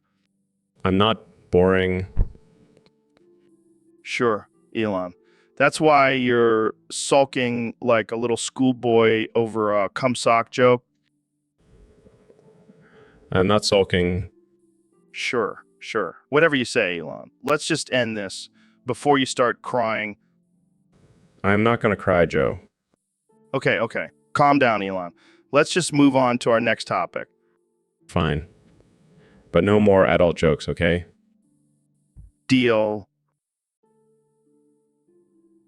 So, David, I've been hearing a lot about your persona, the Gognator. What exactly is its primary directive? Well, Joe, the Gognator's main goal is to fill every femboy bussy on the planet. What the hell does that mean? It means I'm on a mission to spread my seed and dominate the femboy population. That's, interesting. Look, Joe, I don't have time for relationships. I'm too busy filling bussies. I don't think that's how it works, David. Oh, it works. Trust me. I've got a whole schedule and everything. Schedule for filling bussies? You gotta be organized, Joe. Can't be wasting time when there's bussies to be filled.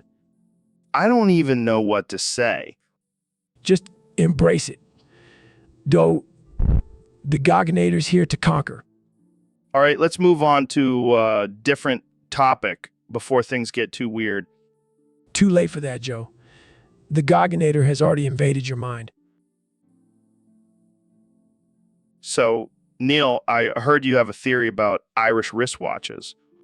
Oh, you mean the ones that are always on time because they're always drunk? That's messed up, man. But seriously, what's your theory? Well, it all goes back to the potato famine. You see, the Irish were so focused on finding food that they neglected to develop wristwatch technology. Yeah, because that was their top priority. Hey, I'm just the messenger here. Anyway, without wristwatches, they had to rely on the sun to tell time.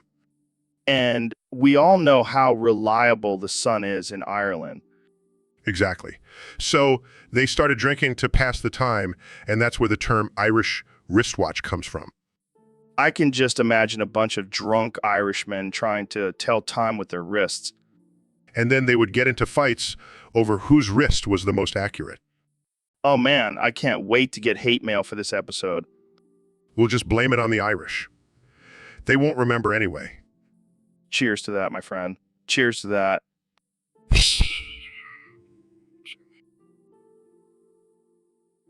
So, Joe, I heard you took a little trip recently. Yeah, I went to Niagara Falls. Beautiful place. But let me tell you, that fall was no joke. Wait, you fell through Niagara Falls? Yeah, I was trying to take a selfie with the falls in the background, but I tripped, and next thing I know, I'm tumbling down that bitch like a rag doll. Damn. Did you survive? Obviously, I'm here talking to you, Joe. But let me tell you, I've never felt more alive. It was like a natural Viagra. You're one crazy son of a gun, Joe. You know it, Joe. Gotta keep things interesting at my age. Plus, I got a sick scar now. Chicks dig scars. I bet they do. So, did you learn anything from your near-death experience? Yeah, always hold on to your phone tight when taking a selfie. And never underestimate the power of gravity. Oh, and never trust a wet rock. Wise words from the wise old Joe Biden. Thanks for joining me on the podcast, Joe. Anytime, Joe. Just don't ask me to go bungee jumping next time. So, Ben, I heard you had a run-in with a Canadian transvestite. Yeah, Joe. It was a close call, but I managed to escape. How did you do it, Ben? Well, I used my superior intellect and knowledge of the Constitution to outsmart them. Really? How so? I started quoting the Second Amendment, and they were so confused they let me go. That's hilarious. But seriously, how did you get away? I may have also used my trusty pocket knife to cut through the ropes they had tied me up with. Damn, Ben. You're like a ninja. I prefer the term freedom fighter. Of course you do. So, what happened after you escaped? I ran into the woods and found a group of beavers who helped me build a dam to hide in. That's some MacGyver shit right there. And then I used my debate skills to convince the transvestite that I was actually one of them. Oh man, I wish I could have seen that. It was a close call, but I made it out alive. Well, I'm glad you're safe, Ben. But I have to ask, how did you end up in that situation in the first place? Let's just say I was exploring my options for the next presidential election. Oh, Ben, never change. So, Ben, I heard you got into a little scuffle with a kangaroo fur the other day. Yeah, it was ridiculous. I mean, who even dresses up as a kangaroo? And why the hell would they want to fight me? Maybe they were just trying to hop into your pants, Ben. Oh, shut up, Joe. You know I'm married. Yeah, but I'm sure your wife wouldn't mind a little kangaroo action. Okay, let's just move on. So, this furry starts hopping towards me, and I'm like, what the hell, mate? I can just imagine you trying to reason with a kangaroo furry. It was like a bad acid trip, but then out of nowhere, this furry kicks me in the nuts. In the nuts. Ouch. That's rough. Did you kick back? Of course I did. I may be short, but I've got some powerful legs. And you know what they say, Ben? Short guys have big feet. Oh, come on, Joe. Can we please not talk about my feet? Fine, fine. But seriously, what happened after the kick? Well, I may have lost my temper a bit and started yelling at the furry. And sure, that was a sight to see. Tiny, angry Ben Shapiro yelling at a kangaroo furry. Yeah, it was definitely a low point in my life, but hey, at least I can say I kicked a kangaroo furry's ass. And that, my friends, is a story for the ages. So, Todd, I heard you were in the chess club back in high school. No way. I can't picture you sitting there strategizing your next move. Oh yeah, I'm sure all the cool kids were lining up to join the chess club. Did you guys have a secret handshake too? That's actually kind of badass. I might have to join a chess club now. Hey, I'm smarter than I look. All right? Todd, let's settle this like real men. Chess match. Winner takes all. So, David, I heard you ran 100 miles in one day. That's pretty impressive. Yeah, it was nothing. I could have done 1,000. Oh, please. You couldn't even run a mile in my shoes. Your shoes? Those are probably made for sissies like you.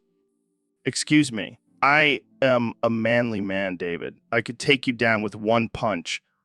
Huh, you couldn't even take down a vegan soy latte. All right, calm down there, tough guy. I was just joking. Joking? You're always joking, Joe. Maybe it's time to take something seriously for once. Oh, like your obsession with running and pushing yourself to the brink of death? At least I have discipline and mental toughness, unlike you punk bitch. Easy there, David. Let's not forget who's the host of this podcast. Fine. But seriously, Joe, stop being such a punk bitch and push yourself a little. All right. Maybe I'll try running a marathon next week, but only if you run it with me. Deal. But if you quit halfway through, I'm going to call you a punk bitch on national TV. Challenge accepted. Jamie, pull up an image of a marathon runner shitting their pants. So, Neil, what's been on your mind lately? Well, Joe, I've been doing some research and I've come across this term called bussy. Bussy. What the hell is that? It's a combination of the words boy and pussy. It's a term used to describe a man's anus. Are you serious? That's just a made-up word. No, it's a real thing. It's a slang term used in the LGBTQ plus community. Oh man, you're way off. Bussy actually stands for butt pussy. It's when a man's anus is so loose that it resembles a vagina. Wait, what? That can't be right. Oh, it's right. I've seen some things, man. Well, I guess I'll have to update my knowledge on modern slang terms. Yeah, maybe stick to astrophysics, Neil. Oh, thanks for the tip, Joe. Hey guys, I pulled up an image of a bussy for reference. Oh my God, Jamie, why would you do that?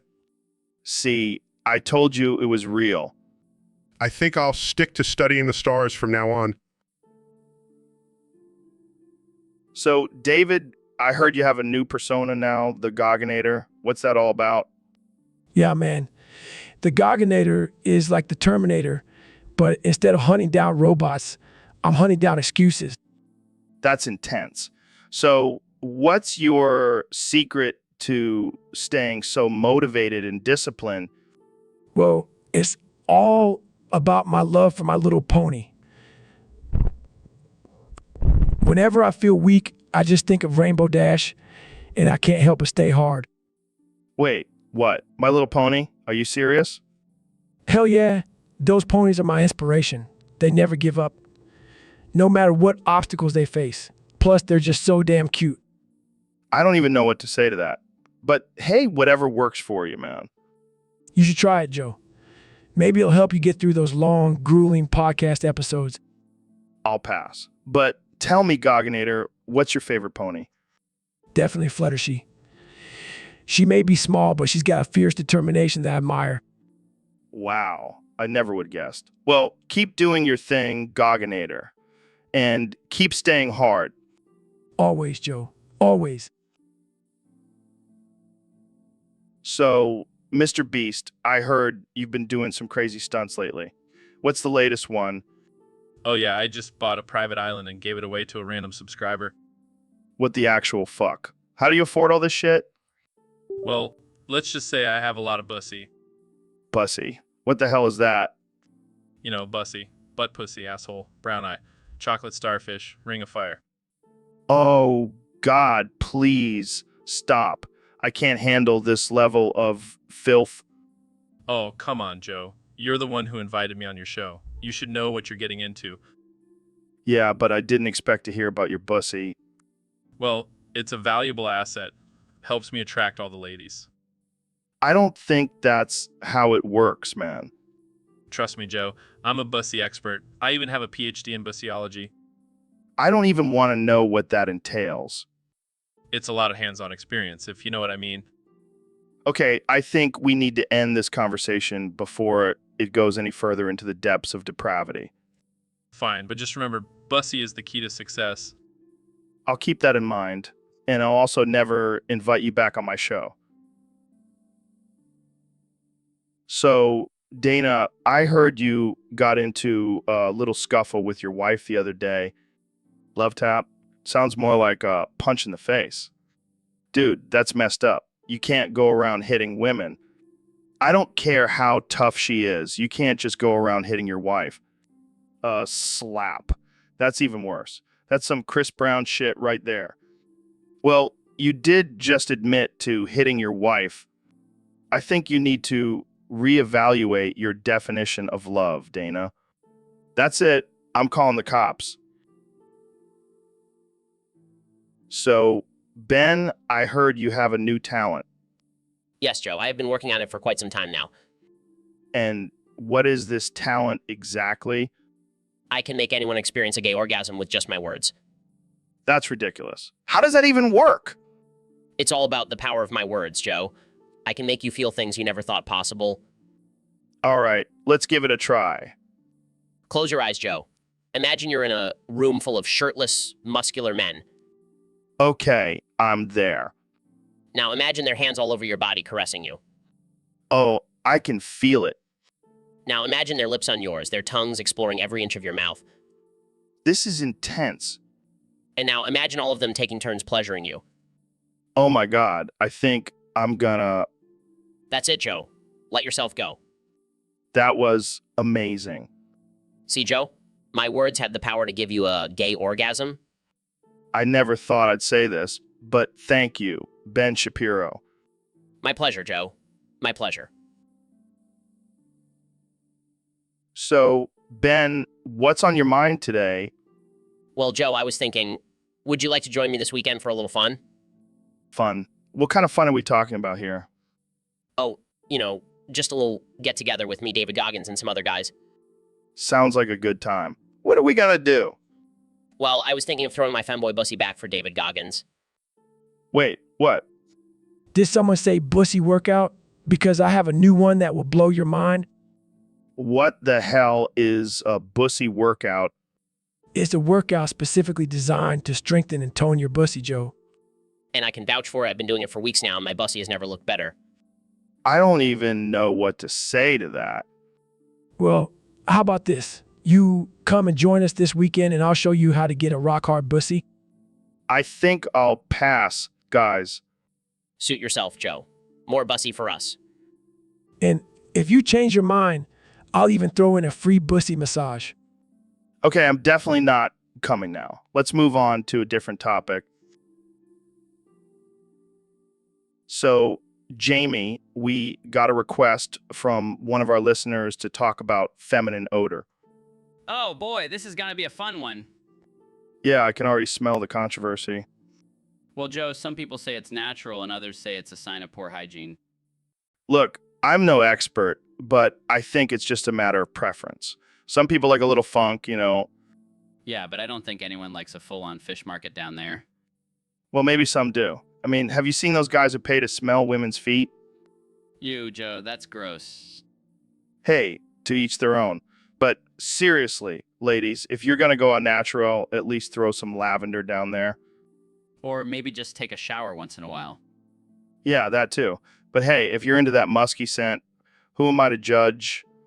I think we've officially crossed the line into my territory. Oh, come on, Jamie. Don't be such a prude. We're just having a good time here. Yeah, I guess you're right. But let's just say I won't be pulling up any images for this one. Fair enough. Let's just wrap this up before we get ourselves in trouble. Agreed. Thanks for tuning in, folks. And remember, keep it clean down there. So, Mr. Beast, I have to ask, what's your secret to success? Well, Joe, I hate to break it to you, but I'm actually not Mr. Beast. I'm Mr. Breast in disguise. What? Are you telling me you've been hiding a set of luscious man boobs under that hoodie this whole time? I can imagine. But why the disguise? You got me there. But seriously, how do you manage to give away all that cash? Damn, that's some serious cleavage power. You do you, Mr. Brass. You do you. So, Ben, what's this femboy bussy bus tour you keep talking about? Well, Joe, it's my brilliant idea to travel around America in a bus and spread the truth about the dangers of the liberal agenda. Sounds kind of gay. No, Joe, it's not about being gay. It's about protecting traditional values and preserving our society. But you're literally calling it the femboy bussy bus tour. Because that's what the liberals want, Joe. They want to feminize our men and turn them into submissive, weak beings. I don't know, man. Sounds pretty gay to me. Well, I'll have, Elon Musk has already agreed to join me on the tour. Wait, what? Elon, the guy who sent a car into space? Yes, he sees the importance of this tour and wants to help spread the truth. I guess I'll have to join you guys too. Can't miss out on all the fun. That's the spirit, Joe. Together, we'll show America the dangers of the femboy bussy agenda. Guys. I found an image of a femboy bussy costume parade. See, Joe? This is exactly what we're fighting against. Oh man, this tour is going to be wild. Yes, and we'll make sure to spread the truth with every stop we make. Yes, Jamie, pull it up. So, Elon, I heard you're trying to conquer the world with your fancy space rockets and electric cars. Yeah, man. Gotta expand my empire beyond just Earth. Plus, I want to be the richest man in the galaxy. Well, lucky for you, I know a thing or two about making money. Have you ever thought about insurance? Insurance. What do I need that for? Trust me, when you're trying to take over the world, you need some backup in case things go south. Plus, it's a great way to make some extra cash. I never thought about that. But what kind of insurance are we talking about here? Oh, the usual stuff, health insurance, life insurance, and of course, insurance for your world domination plans. I like the sound of that. Have to add it to my to-do list. And don't forget, you can also insure your rockets and cars. You never know when those things might blow up. Yeah, I've had a few close calls with those. See, that's why you need insurance. It's like a safety net for your crazy ideas. All right, you've convinced me. I'll start looking into it. Thanks, Joe. No problem, man. Just make sure you don't go bankrupt trying to take over the world. We still need you to make those cool cars. Don't worry. I'll make sure to budget for insurance. Can't have my world domination plans ruined by a lack of funds. So, Mr. Beast, I heard you put 32 quintillion gallons of trash in the ocean. Yeah, it was my son's fault. He didn't give me a map to unlimited beer for my birthday. What the hell, man? That's messed up. Hey, I had to celebrate somehow. And what's better than polluting the ocean with garbage? I don't know. Maybe not polluting the ocean with garbage. Oh, come on, Joe. It's not like anyone actually cares about the ocean. It's just a big, wet garbage can. Dude, that's not cool. The ocean is home to millions of species and provides oxygen for the planet. Oh, lighten up, Joe. It's just a little trash. Plus, I heard dolphins like to play with plastic bags. That's not true at all. And even if it were, it's not an excuse to destroy the ocean. Fine, I'll clean it up. But only if you let me film it and make a viral video out of it. You know what? Forget it. I don't want to be associated with this madness. Suit yourself, Joe. More views for me. Now, where's that map to unlimited beer? So, David, I heard you're a big advocate for saving the planet. Hell yeah. I run 100 miles a day to reduce my carbon footprint. That's impressive. But what about cow farts?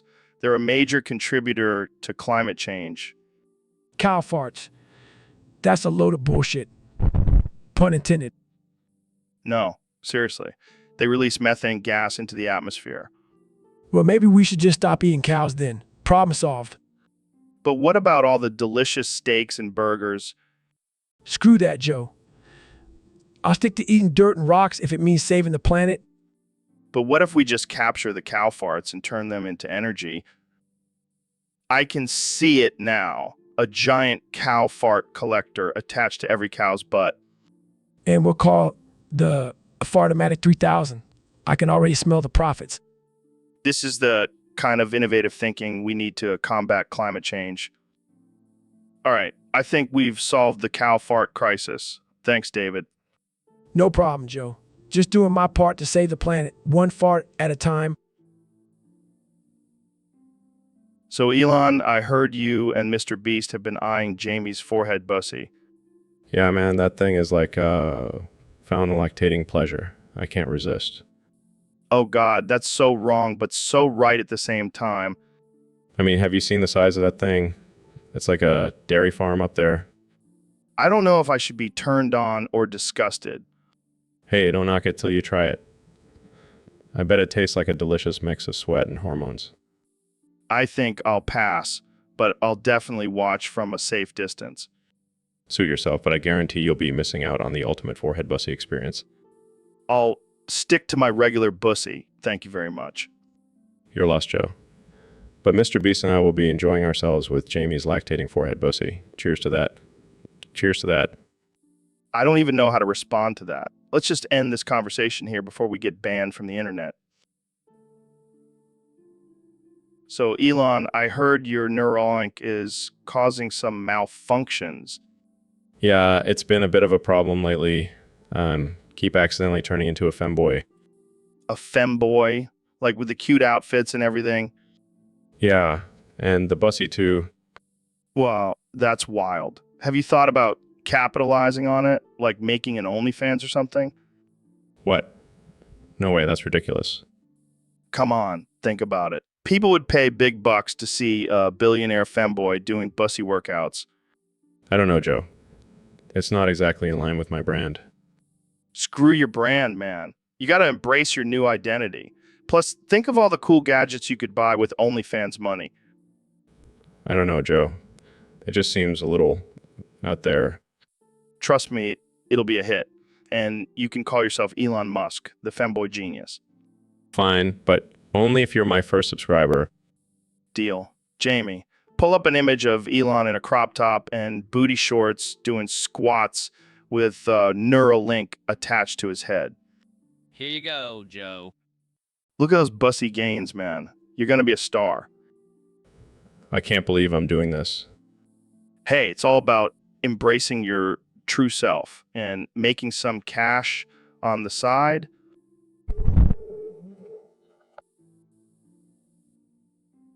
So we have Mr. Breast here on the podcast today. It's Mr. Beast, Joe. How many times do I have to correct you guys? Sorry, Mr. Breast. It's just so catchy. No, it's not catchy. It's not even close to my name. Yeah, Mr. Breast, calm down. Why are you getting so worked up? Because it's disrespectful and offensive. Oh, come on, Mr. Breast. Don't be such a boob about it. That's it. I'm leaving. I can't take this anymore. Hey, where's Mr. Breast going? He's probably just going to go cry in his milk. That's it. I'm done. I'm out of here. Wait, Mr. Breast, come back. We need you for our next prank video. It's Mr. Beast, you idiots. And I'm not coming back until you learn to say my name correctly. Goodbye. So, Neil, I've been noticing something weird lately. The chat is constantly talking about this term bussy. What's up with that? Matey. Yeah, be talking about the booty of the landlubbers? No, I'm talking about the male version of a pussy. I see. Well, I reckon it's because it's a forbidden fruit, like the booty of a rare treasure that only a few can claim. That's not really what I was expecting. But okay, let's roll with it. So why do you think it's become such a popular term? You see, matey, it's all about the power of the unknown, the mystery behind what lies between a man's cheeks. It be driving them wild with curiosity. All right, I can't argue with that logic. But seriously, do you think it's just a fad or is it here to stay? Our only time will tell, matey. But for now, let's just enjoy the ride and embrace the bussy craze. Yar? So, Neil, we got a topic suggestion from one of our Discord users. They want us to talk about Discord topic suggesters versus YouTube chat topic suggesters. Oh boy, this is going to be good. I can already feel the rage building up in the YouTube comment section. Yeah, those YouTube chat suggesters are a special breed. They think they're hot shit just because they can type faster than the speed of light. Meanwhile, the Discord suggesters are over there having intellectual discussions about quantum physics and shit. Yeah, but let's be real, they're probably just high off their asses on some dank weed. Hey, don't knock the power of weed, Joe. It's what keeps my brain functioning at such a high level. Fair point. But let's get back to the topic at hand. Who do you think has better suggestions, Neil? Well, I have to say, the Discord suggesters definitely have the upper hand. They're organized, they have designated channels for different topics, and they actually read the rules before posting. Unlike those YouTube chat suggesters who just spam the same topic over and over again, thinking they're being clever. It's like they have a collective IQ of a potato. And let's not forget the trolls. They're like a plague in the YouTube chat, constantly trying to derail the conversation. But in Discord, they get shut down real quick by the moderators. It's like a well-oiled machine over there. So I think we can both agree that Discord topic suggesters reign supreme. Absolutely. And to all you YouTube chat suggesters out there. So, Elon, I heard you made a robot lover in the image of David Goggins. Is that true? Yeah, man, it's the ultimate combination of physical and mental toughness. Plus, it's always ready to go, if you know what I mean. Oh man, that's wild. But what about the emotional connection? Can a robot really provide that? Well, I programmed it to constantly yell motivational quotes at me in David Goggins' voice. So yeah, I'd say we have a pretty deep connection. That's insane. But what if it malfunctions during, intimate moments? Oh, I've thought of that. Install the backup system that switches to Arnold Schwarzenegger's voice. Can you imagine getting yelled at by the Terminator during sex? It's a whole new level of pleasure. Oh man, I gotta try this. But what about the physical aspect? Can it keep up with Goggins' level of fitness? Absolutely. It's got bionic legs and arms, and it's constantly training and pushing itself to the limit. It's like having a personal trainer in the bedroom. This is too much, man. But seriously, what inspired you to create this robot lover? Well, I wanted to see if I could combine my love for technology and fitness. And let's be real, who wouldn't want a Goggins-inspired robot lover? It's the ultimate alpha move. It's the ultimate alpha move. Well, you've definitely outdone yourself, Elon. So, Neil, I've been reading a lot about the future of humanity, and it's not looking too bright. Yes, Joe. With the current state of the world, it's hard to imagine a positive outcome. Hey guys, sorry to interrupt, but have you heard about my new bussy workout DVD for femboys? David, we're kind of in the middle of a serious conversation here. Yeah, but have you seen the gains these femboys are getting? It's insane. I don't think that's really relevant to the topic at hand, David. Oh, come on, Neil. You can't deny the power of a good bussy workout. Okay, let's just get back to the topic. Neil, what do you think is the biggest threat to humanity? Well, there are a lot of factors at play, but I would say climate change and the depletion of natural resources are major concerns. And also the lack of bussy workouts in the mainstream fitness industry. That's a real threat to humanity. David, please. Can you just let us have this conversation without your shameless self-promotion? Fine. But die. I highly doubt that, David. Yeah, let's stick to more realistic solutions. Hey, don't knock it until you try it. My bussy workout will change your life. I think I'll pass, David. Yeah, me too. Let's just focus on saving humanity, shall we? Suit yourselves. But when the world is... So, Neil, what's your take on the future of humanity? Do you think we're headed towards a downfall? Well, Joe, the signs are certainly pointing in that direction.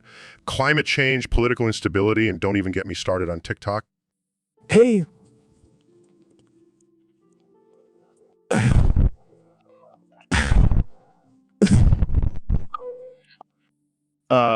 David, we were having a serious conversation here. Oh, my bad.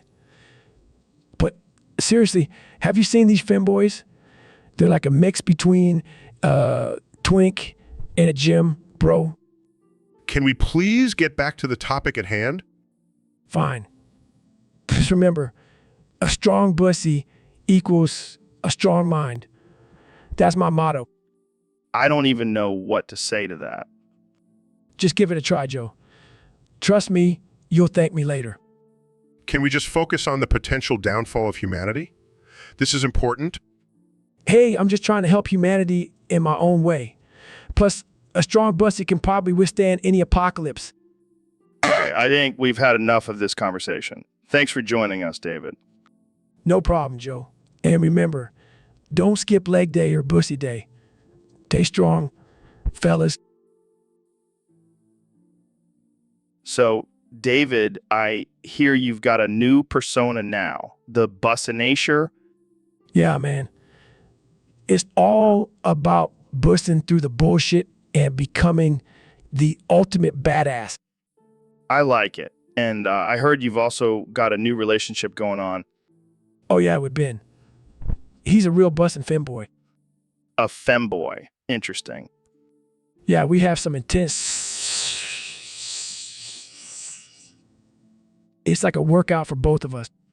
That's great. I support your relationship, man. Thanks.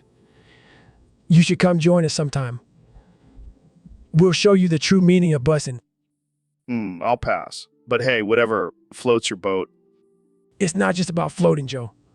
It's about busting through the waves of pleasure. Okay. I get it. You two are bussing all over the place. You know it. Joe, you're loving it. So, Ben, we got a question from one of our listeners on Discord. They want to know what was the full ownership name for Cow TV Philadelphia on September 10, 1995. Well, Joe, that's a very specific question, but I happen to know the answer. It was owned by CBS Broadcasting and CBS. That's boring. I was hoping for something more scandalous, like the Illuminati or lizard people. Sorry to disappoint, Joe, but I'm sure there are plenty of conspiracy theories out there about CBS and their ownership of Waco. Oh, yeah, like how they're secretly controlling the media and brainwashing us all. Or maybe they're just using the station to broadcast subliminal messages to buy more Tide Pods. Joe, that's not true. But I do have to admit, I do love me some Tide Pods. Oh, Ben, you never fail to surprise me with your love for cleaning products. But seriously, let's get back to Waco. Did you know that they were the first station? Wow, that's actually pretty impressive. I wonder if they used their mind control tactics to convince people to buy color T-Versus. Oh man, we're going to get in trouble for this one. But hey, at least we're not talking about politics for once. Then to that, Joe, let's just stick to absurd and offensive conversations about TV stations. It's much more entertaining. Couldn't agree more, Ben. And on that note, we're going to wrap this one up before we get canceled. Thanks. So, Neil, I heard you had some crazy diarrhea the other day. Yeah, man, it was like a black hole came out of my ass. What do you mean, black hole? I mean, it was completely transparent. Like you could see right through it. That's some next level shit, man. Literally. I blame it on my recent trip to a black hole. Wait, you went to a black hole? Yeah, I was doing some research for my new book, but I think I must have accidentally swallowed some of it. Dude, that's insane. Did you at least get any cool photos? No, but I did get a souvenir. Character. Jamie, pull up an image of a black hole souvenir mug. See, Joe? I told you it was from a black hole. I don't know, man. That looks like a regular mug to me. Well, you're not a scientist, Joe. You wouldn't understand. Fair enough. But next time, maybe just stick to postcards of souvenirs. Lesson learned. But hey, at least I have a good excuse for my explosive diarrhea now. So, Dr. Phil, I've been noticing this trend in the chat lately. What trend is that, Joe? Well, seems like every time we mention the word bussy, the chat goes wild. That is interesting. Why do you think that is? I don't know. Maybe they think it's funny, but I just don't get it. What's so funny about a man's butthole? Well, Joe, I think it's just a way for people to release their inner inhibitions and let loose. But why specifically with the word bussy? Why not butt or ass or booty hole? Perhaps it's the shock value of using a word that's not commonly used in everyday conversation. Yeah, but it's not even a real word. It's just a combination of boy and pussy. Well, Joe, humor is subjective. What may not be funny to you may be hilarious to someone else. I guess you're right, Dr. Phil. But I still don't see the appeal. That's okay, Joe. We don't have to understand everything that goes on in the chat. Jamie, pull up an image of a cat wearing a cowboy hat.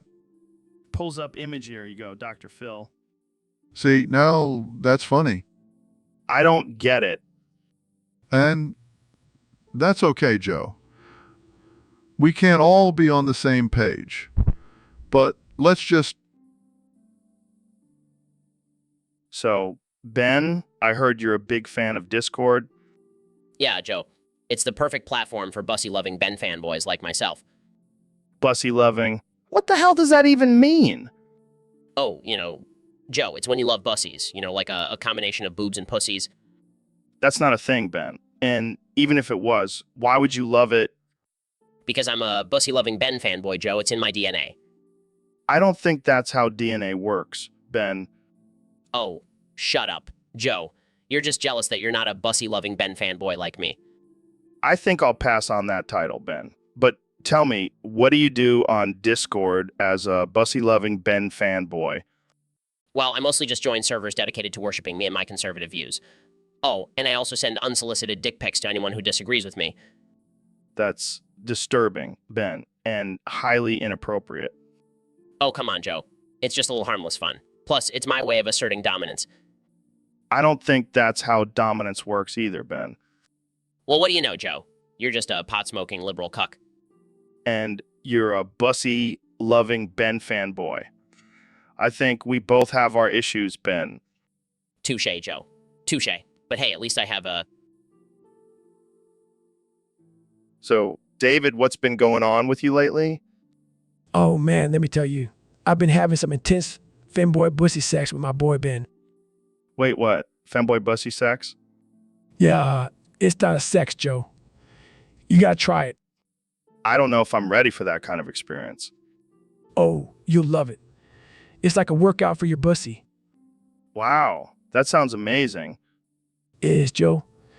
And speaking of workouts, have you heard about my new novel? No, David. What's it about? It's all about femboy bussy workouts. I call it bussy pumping. The ultimate guide to getting that tight femboy bussy. I can't believe I'm friends with you. Hey, don't knock it till you try it, Joe. And remember, always squeeze those glutes. It's key for a tight bussy. I can't believe I'm advertising this on my podcast. Thanks for the promo, Joe. You're the best. Now let's get back to talking about my amazing femboy bussy sex with Ben. Sure, why not? Jamie, pull up an image of a femboy bussy workout. Oh, sure thing, Joe. Here you go. So, Dr. Phil, have you heard about this new Netflix special by Amy Schumer? Oh, yeah. That's the one where she talks about her vagina for an hour, right? Yeah, and apparently it's supposed to be empowering for women. Empowering? More like a public service announcement for STDS. Oh man, that's harsh. Hey, I call it like I see it. And, see a lot of things in that special that I wish I could unsee. Yeah, I hear ya. But you gotta admit, she's got balls to talk about that stuff on stage. Balls. More like a gaping hole that she can't stop talking about. Okay, let's not get too graphic here. Hey, I'm just keeping it real. And speaking of real, How many plastic surgeries has she had? I lost count after 10. That's just sad. She's like a walking advertisement for botched procedures. Hey, at least she's making money off of it. Yeah, and I'm sure her dad is proud. Okay, let's wrap this up before we get sued. Thanks for coming on the show, Dr. Phil.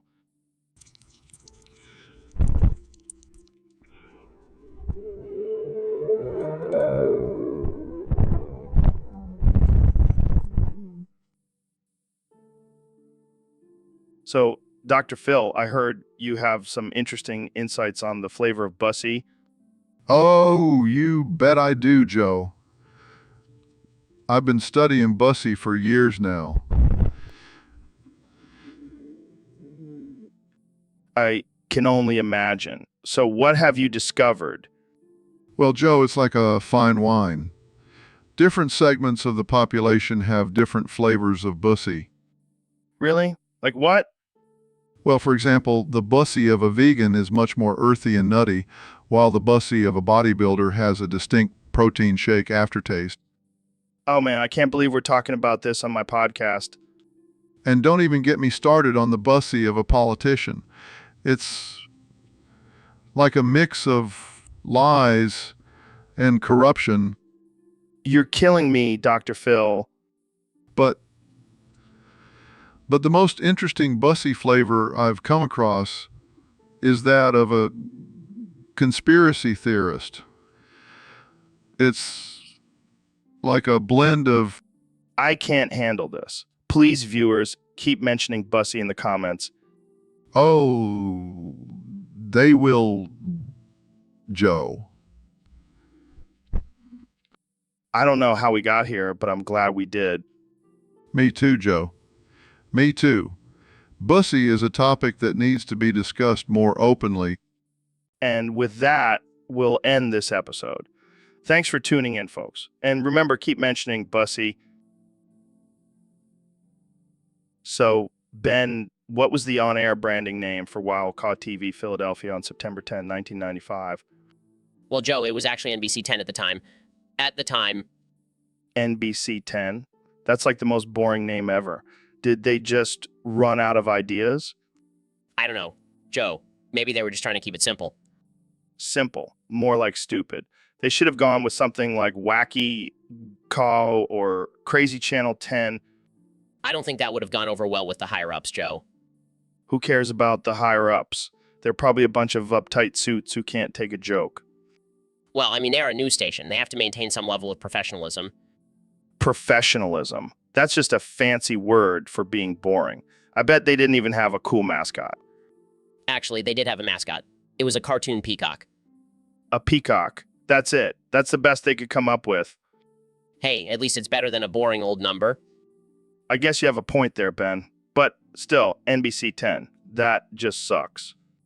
Oh, guys. I pulled up an image of the NBC 10 logo from 1995.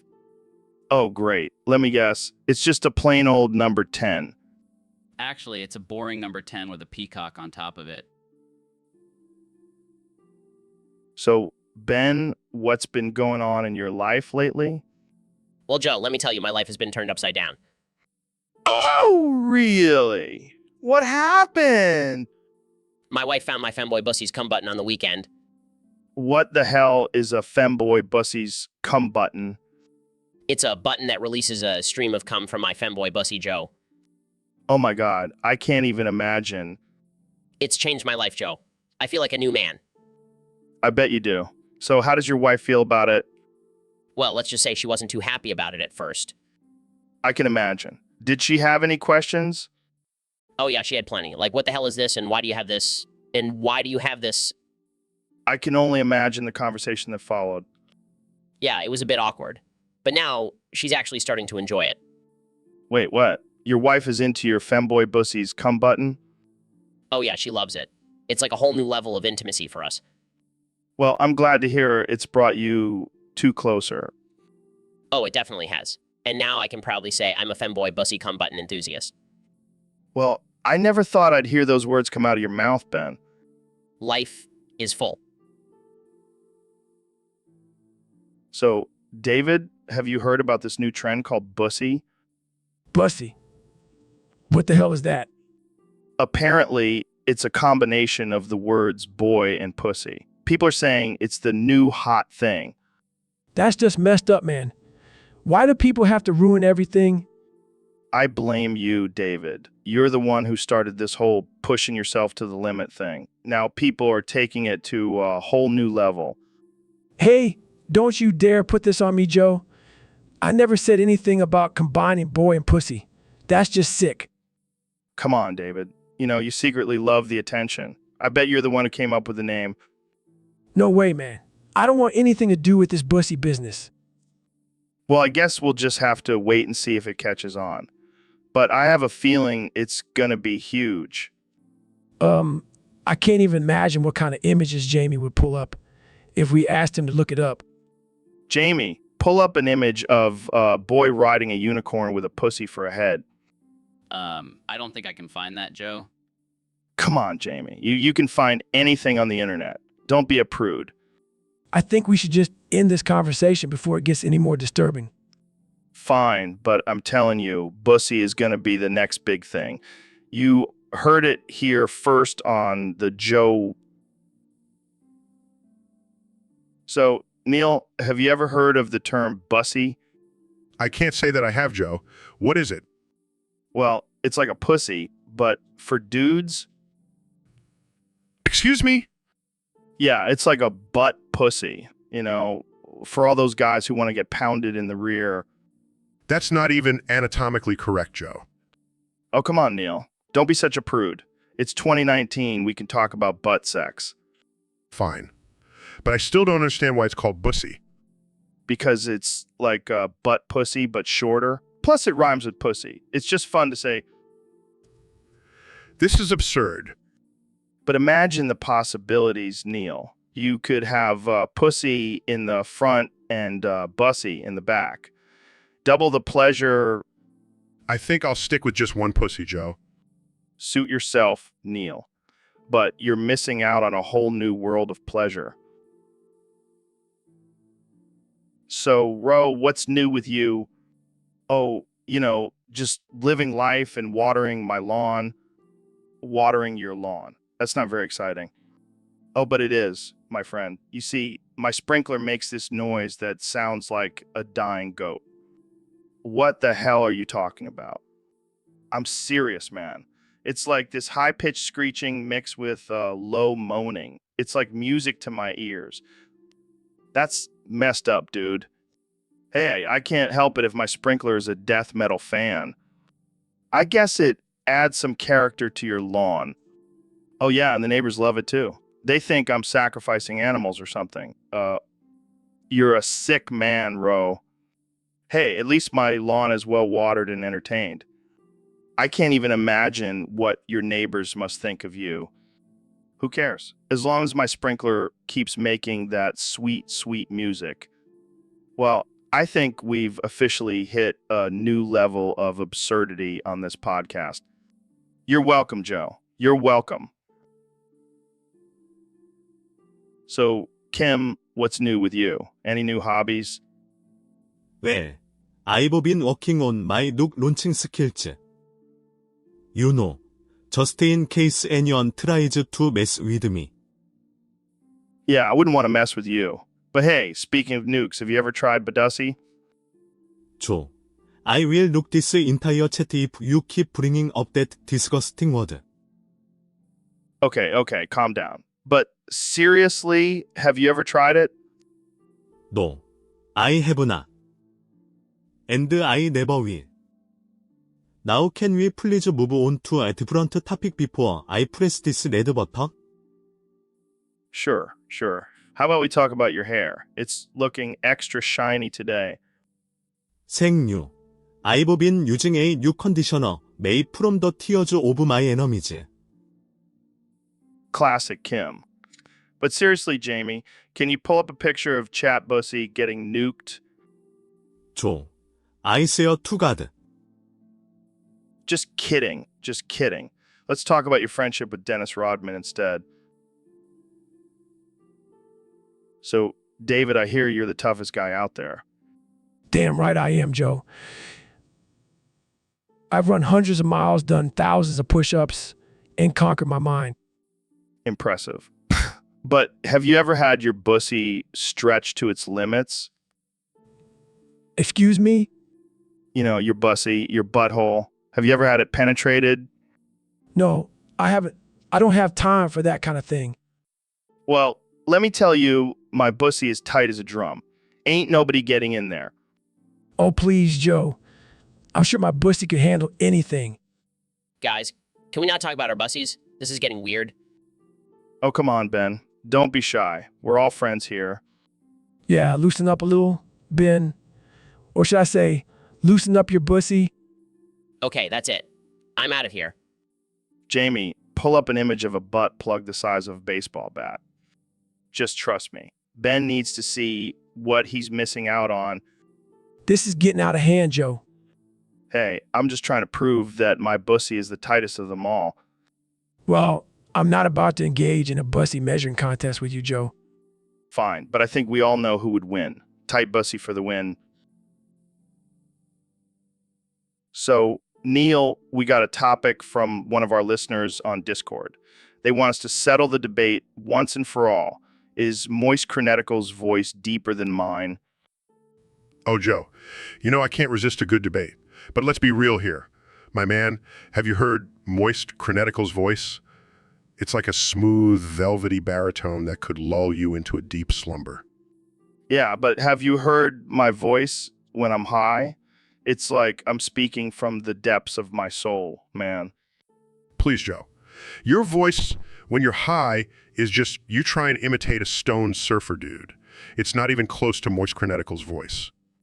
Well, at least I don't sound like I've been sucking on helium all day like some astrophysicist I know. Hey now, my voice is a gift from the cosmos, and it's definitely deeper than yours. I don't know, Neil. I think we need to settle this with a voice-off. A voice-off? What is this? A 90s sitcom? Fine, let's do it. I'll even let you go first. All right, here goes. Clear throat.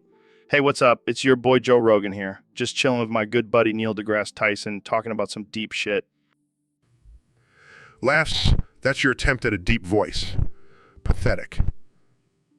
Here's mine. Greetings, fellow beings. So, Ben, I heard you used to work at Kaiwi TV in Philly. Yeah, man. Back in the day. What was the on-air branding name for Kaiwi TV on September 10, 1995? Oh, it was some lame shit like Q News 3 or something. Boring. They should have gone with something like the Channel of Chaos and Carnage. Yeah, that would have really brought in the viewers. I can just imagine the promos now. Tune in to Q for all your daily dose of destruction. Yeah, because that's exactly what people want to see when they turn on the news. Hey, it could have been worse. They could have gone with Kyle, where the news is hotter than your sister. That's terrible, man. But seriously, why do news stations always have to have such boring names? Like Action News or Eyewitness News? How about Kai Witness News? How about Caillou News that will blow your mind? And I don't think that would have gone over well with the FCC. whatever, man. I'm just saying they need to spice things up a bit. Like Q, where the truth is stranger than fiction. Yeah, because we all know how much the news loves to exaggerate. Hey, we're just trying to keep things interesting. Speaking of which, you got any more of those hot... So, Ben, what's been going on in your world lately? Well, Joe, I've been busy owning the libs and destroying their arguments with logic and facts. The usual. But I heard something interesting happen to you recently. Oh, you mean when I get my femboy bussy into a girlgasm so hard it still hurts? What the hell, Ben? What's a girlgasm? It's when a man like me, who's totally not gay, has such mind-blowing sex with a femboy that they transcend gender and experience the ultimate pleasure. I don't even know what to say to that. Did you just make that up? No, Joe, it's a real thing. And let me tell you, my bussy has never been the same since. I don't even want to imagine what that looks like. Trust me, Joe, it's a beautiful sight to behold. And I'm about to gun my bussy again, so excuse me while I go have another girlgasm. I don't think I'll ever understand you, Ben. And that's why you'll never be as alpha as me, Joe. Now, if you'll excuse me, I have some libtards to destroy in a bussy lagoon. So I had this crazy dream last night, man. Oh, yeah. What was it about? Dude, it was wild. I was in this lab, right? And I found this bag of urine. That's gnarly. Yeah, and for some reason, I decided to inflate it inside my narrow bussy. No way, bro. How did that feel? It was intense, man. Like, my bussy was about to burst. Dude, did it actually burst? Yeah, and it was like a huge explosion. Urine everywhere. That's epic. I gotta see some photos of that. Wait, you want photos? Yeah, man. I want to see those sick pics of your bussy bursting. All right, man. I'll send them to you. But you got to promise not to show anyone else. Dude, I won't. It'll just be for my personal collection. All right, man. I'll send them over. But let's keep this between us, okay? For sure, bro. This is our little secret. So, Mr. Beast, I heard you have a new challenge where you have to wear the same outfit for a month. Yeah, it's called the No Clothes Challenge. It's all about embracing your natural self and breaking free from societal norms. That's wild, man. Do you ever just hate wearing clothes? Oh, absolutely. I hate clothing with a passion. It's like a prison for my body. I feel you, man. I hate pants. They're just a constant reminder that I have legs. Right? And don't even get me started on underwear. It's like a tiny, suffocating hammock for your junk. I can't believe we're having this conversation. Hey, we're all friends here. No judgment, right? Of course not. We're just two dudes talking about our hatred for clothing. I don't know if that's a good idea, man. I don't think the world is ready for our naked revolution. Well, I'll be the first to lead the charge. Who's with me? I'll join you, but only if we can do the podcast naked. Deal. Let's make this the most uncomfortable episode ever. I love it. This is why I have you on the show, Mr. Beast. You always bring the craziness. So, Mr. Beast, I heard you made a shit ton of money doing laundry. Yeah, man. I mean, who knew clean underwear could be so profitable? I bet you have some fancy-ass washing machines. Nah, man. I just use my fans' tears as detergent. That's fucked up, but also genius. Gotta make that laundry money somehow, Joe. Do you ever worry about getting caught by the RS? Nah, I just bribe them with a lifetime supply of Tide Pods. You're a wild one, Mr. Beast. Hey, I gotta keep it interesting. Can't let my fans get bored. Speaking of your fans, do they ever help with the laundry? Nah, they're too busy counting their own stacks of laundry money. I can't even imagine the amount of quarters you must have. Let's just say I could fill a swimming pool with them and do some serious money laundering. Oh man, you never fail to entertain me, Mr. Beast. That's what I do best, Joe. Now, if you'll excuse me, I gotta go do a load of whites. So, David, what's new with you? Well, I've been thinking about my next challenge. Oh yeah, what is it? I want to make Moist critical of my bussy bitch. What the hell does that mean? I want to dominate him, make him my little submissive. That's interesting. I've been training my mind and body for this. I want to break him down, make him beg for mercy. I don't think he's gonna go for that, man. Oh, I'll push him to his limits and show him who's boss. I can't even imagine what that would look like. Jamie, pull up an image of Moist critical on a leash, crawling on all fours. Okay. Oh my God, David, you're a sick man. Thank you, Joe. I take that as a compliment. I don't know if I can support this, but I'll definitely watch it go down. That's all I ask for. Joe, that's all I ask for. So, Mr. President, I hear you have a new campaign strategy for the upcoming election. That's right, Joe. It's called the Bussy Campaign. Bussy, what's that? It stands for boy pussy. I'm going after the femboy community. Okay, how exactly are you planning on winning their vote? Well, first off, I'm going to start wearing crop tops and short shorts at my rallies. Got to show off these legs, Joe. I don't think that's going to do it, Mr. President. Oh, but there's more. I'm going to start using their lingo like yes, queen, and serving looks. I can't even imagine you saying those words. And I'm going to have my own drag queen persona, Donatella Trump. This is too much. But the real kicker is my new slogan, Make America Gay Again. You can't be serious. Oh, I'm dead serious, and I'm going to win over the femboys with my fabulousness. Well, I got to hand it to you, Mr. President. This is definitely a unique campaign strategy. You know what they say, Joe? If you can't beat them, join them. And I'm going to join them so hard they won't know what hit them. I don't even know what to say to that. So, Elon, have you ever heard of Datura? No, what is it? It's this plant that's known for its hallucinogenic properties, but it's also notorious for causing intense and sometimes dangerous side effects. Sounds interesting.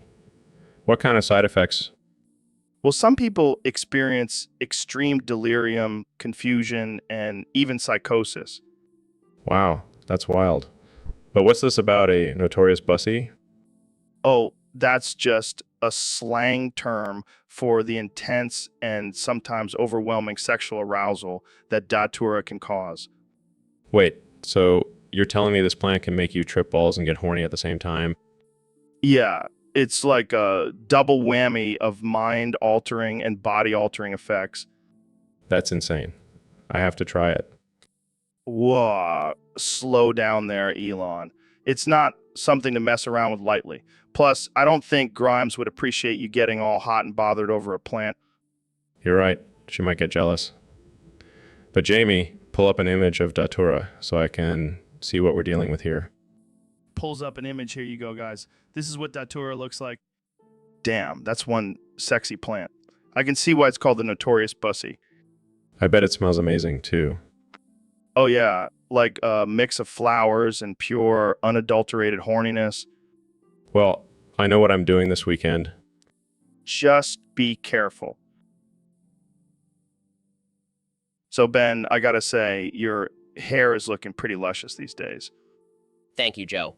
It's all thanks to my strict diet and rigorous exercise routine. Yeah, well, I've been doing DMT and hanging out with gorillas, so I think I have you beat in the hair department. Oh, please, Joe. I have more hair on my head than you have on your entire body. That may be true, but at least I don't have to deal with the constant pressure of looking like a young Republican Ken doll. Hey, at least I can grow a full beard, unlike some people. Oh, shots fired. But seriously, I think we can both agree that we have better hair than that bald guy who used to host the show. Oh yeah, what was his name again? Bob, Bill? Who knows? Who cares? But speaking of names, I heard there's a SWAT team outside looking for someone named Ben Shapiro. What? That can't be right. I'm just a harmless conservative commentator. Well, they must have mistaken you for someone else. But hey, at least you have enough hair to disguise yourself when they come bursting through the door. Hey, very funny, Joe. Maybe I'll just use my Shapiro speed and outsmart them. Good luck with that, Shapiro. Looks like it's going to be a wild ride for the rest of this podcast. So, David, I heard you have a new chapter in your novel about Datura round Pink Boy Bussy. Yeah, man, it's a game changer. I call it bussy pumping. The Datura Chronicles. What the hell is that with that? It's a journey of self-discovery through the power of Datura and the round pink boy bussy. Oh, great. Another story about a man's obsession with a butthole. Hey, it's not just any butthole. It's a mystical butthole that opens up your mind and soul.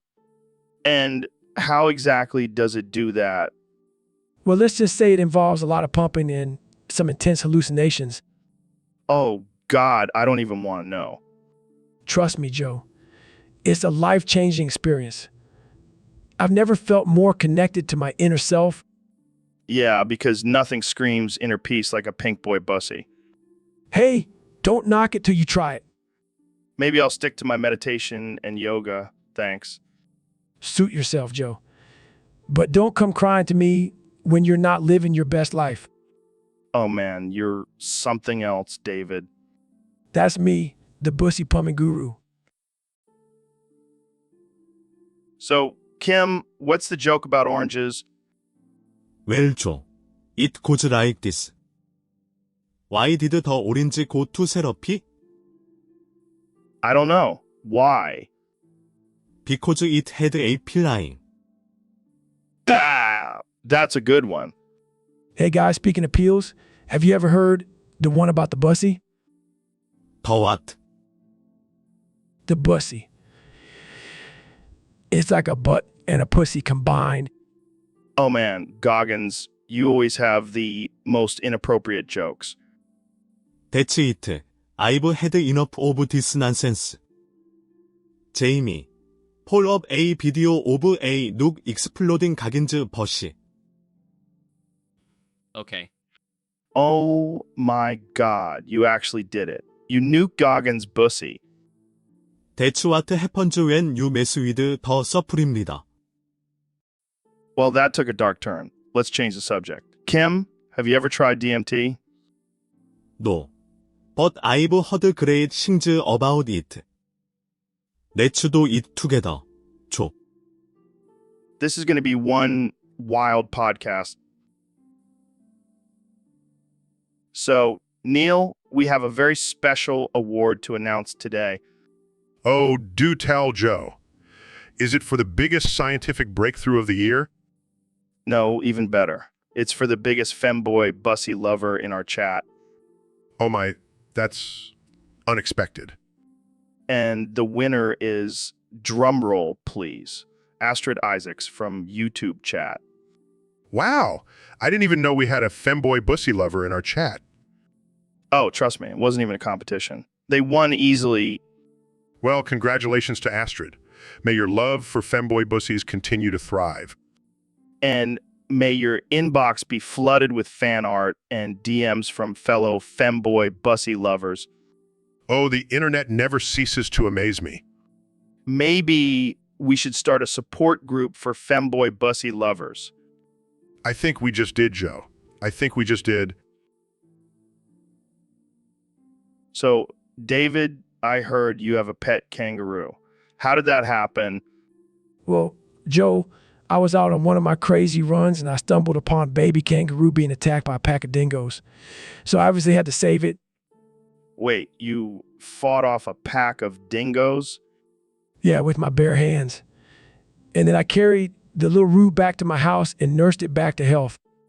That's insane. What did you name it? I named him Junior, after myself. He's my little mini-me. That's hilarious. So what's it like having a kangaroo as a pet?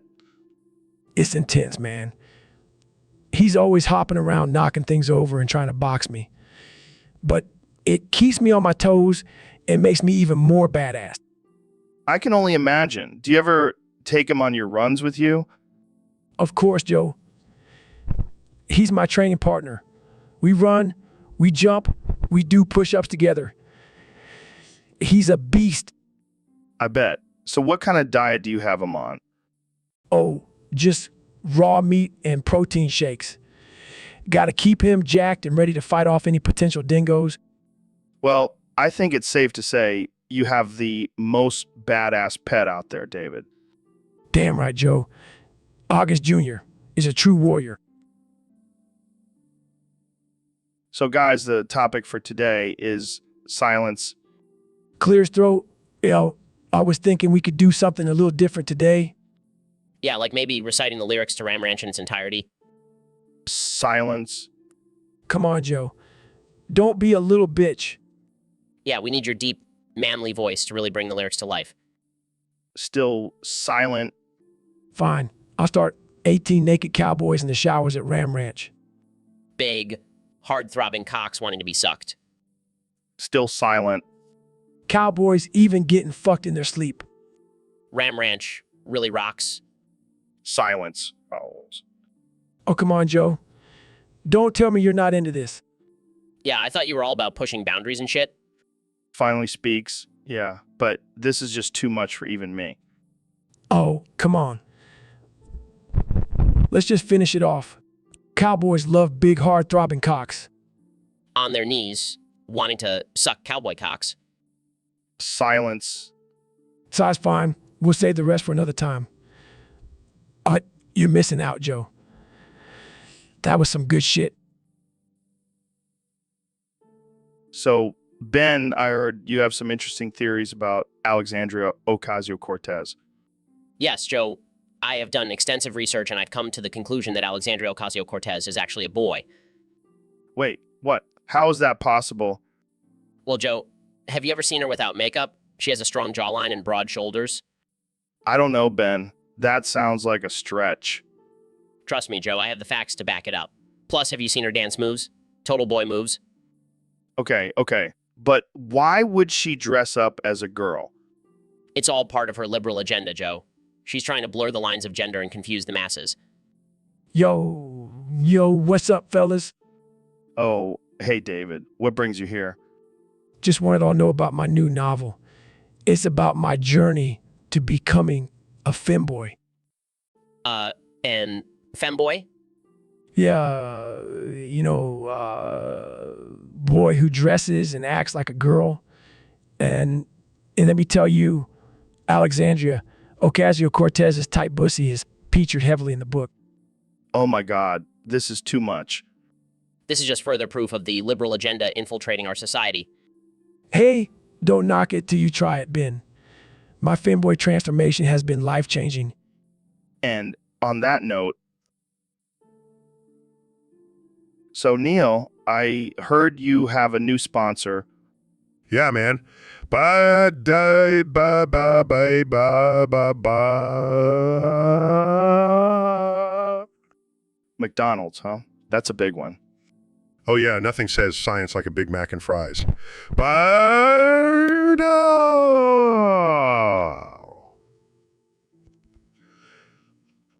I don't know, Neil. I think science is more about cum and quinoa these days. PSH, please. You can't beat the satisfaction of a greasy burger. Ba ba ba ba ba ba ba ba. I mean, I guess it's better than your old sponsor, Viagra. Hey, that stuff works wonders. Ba da ba ba ba.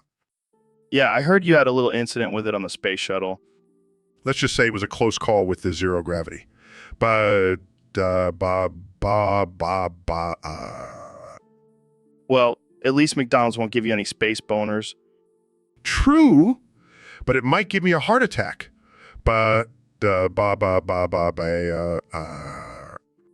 Hey, at least you'll die happy. Ba da ba ba ba.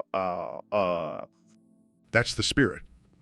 Ba da ba ba ba ba. And if you do die, can I have your spot on Cosmos? Only if you promise to start every episode with ba da ba ba ba ba ba ba ba ba.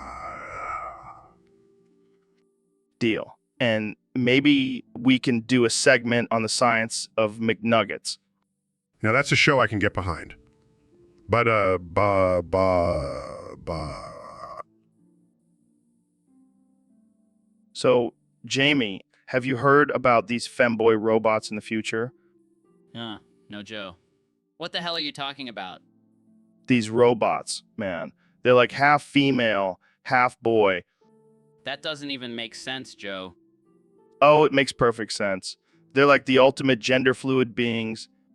I don't think that's how gender fluidity works, Joe. Oh, shut up, Jamie. These robots are gonna be the next big thing. They can switch between male and female whenever they want. But why would they want to do that? Who knows, man? Maybe they're just bored with being one gender all the time. This is getting a little too weird for me, Joe. Oh, come on, Jamie. Don't be such a prude.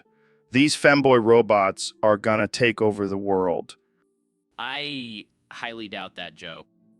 You doubt it now, but just wait until you see them in action. They'll be twerking and shooting lasers out of their nipples. Okay, now I know you're just making this up.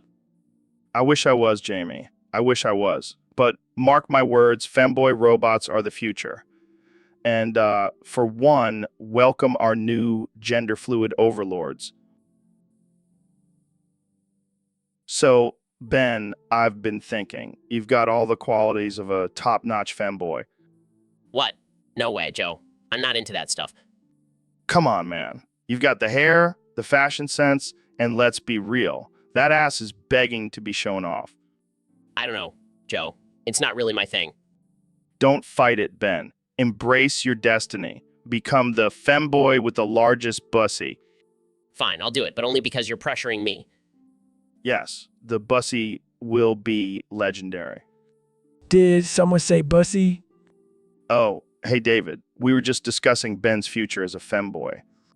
I'm the busnator. And I can confirm Ben is very tight. Can we please change the subject? Too late, Ben. The bussy train has left the station. And I'm the conductor. Great. Now I'm known as the femboy with the largest bussy, and David Goggins is the bussinator. This is my life now. Embrace it, Ben. Embrace it. So, Neil, have you ever measured your cock? Hey! Hey, you there! In the audience? Yeah! You! I'm going to touch you. Get ready for the Neil de Toucheroo. What the hell is a Neil de Toucheroo? It's my signature move, Joe. I touch people's minds with my intellect.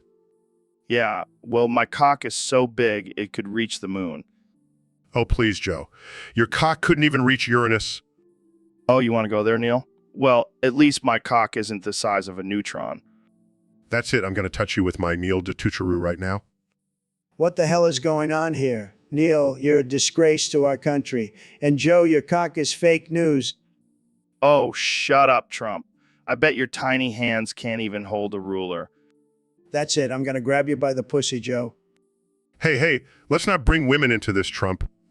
Shut up, nerd. I'm the president. I can do whatever I want. Well, I guess we have a new contender for the biggest cock in the room. Oh, please. My Neil de Toucheroo is still bigger and better. You guys are pathetic. I'm out of here. And that, ladies and gentlemen, is how you end a podcast. Tune in next time for more ridiculous conversations. So we have a very special guest today, folks. The one and only, the legend, the man who needs no introduction, former President Donald Trump. Bing, bong, Gianna. Wow, powerful words. So, Mr. President, what brings you on the show today? Bing, bong, Gianna. I see. You must be referring to your recent trade negotiations with China. Bing, bong, Gianna. Yeah, it seems like you have a lot to say about that. Care to elaborate? Bing, bong, Gianna. Interesting. And what about your views on immigration? Bing, bong, Gianna. Yes. I can see how that relates to your stance on the border wall. Bing, bong, Gianna. Okay, let's switch gears for a moment. What do you think about climate change? Bing, bong, Gianna. Right, I forgot. China is responsible for all the pollution in the world. Bing, bong, Gianna. Well, Mr. President, it's been a pleasure having you on the show. Any final thoughts? Bing, bong, Gianna. Well, there you have it, folks. Wise words from the man himself. Thanks for tuning in to the Joe Rogan Experience. See you next time. So, David, what's been going on with you lately? Oh, man, I've been pushing myself to the limit every day.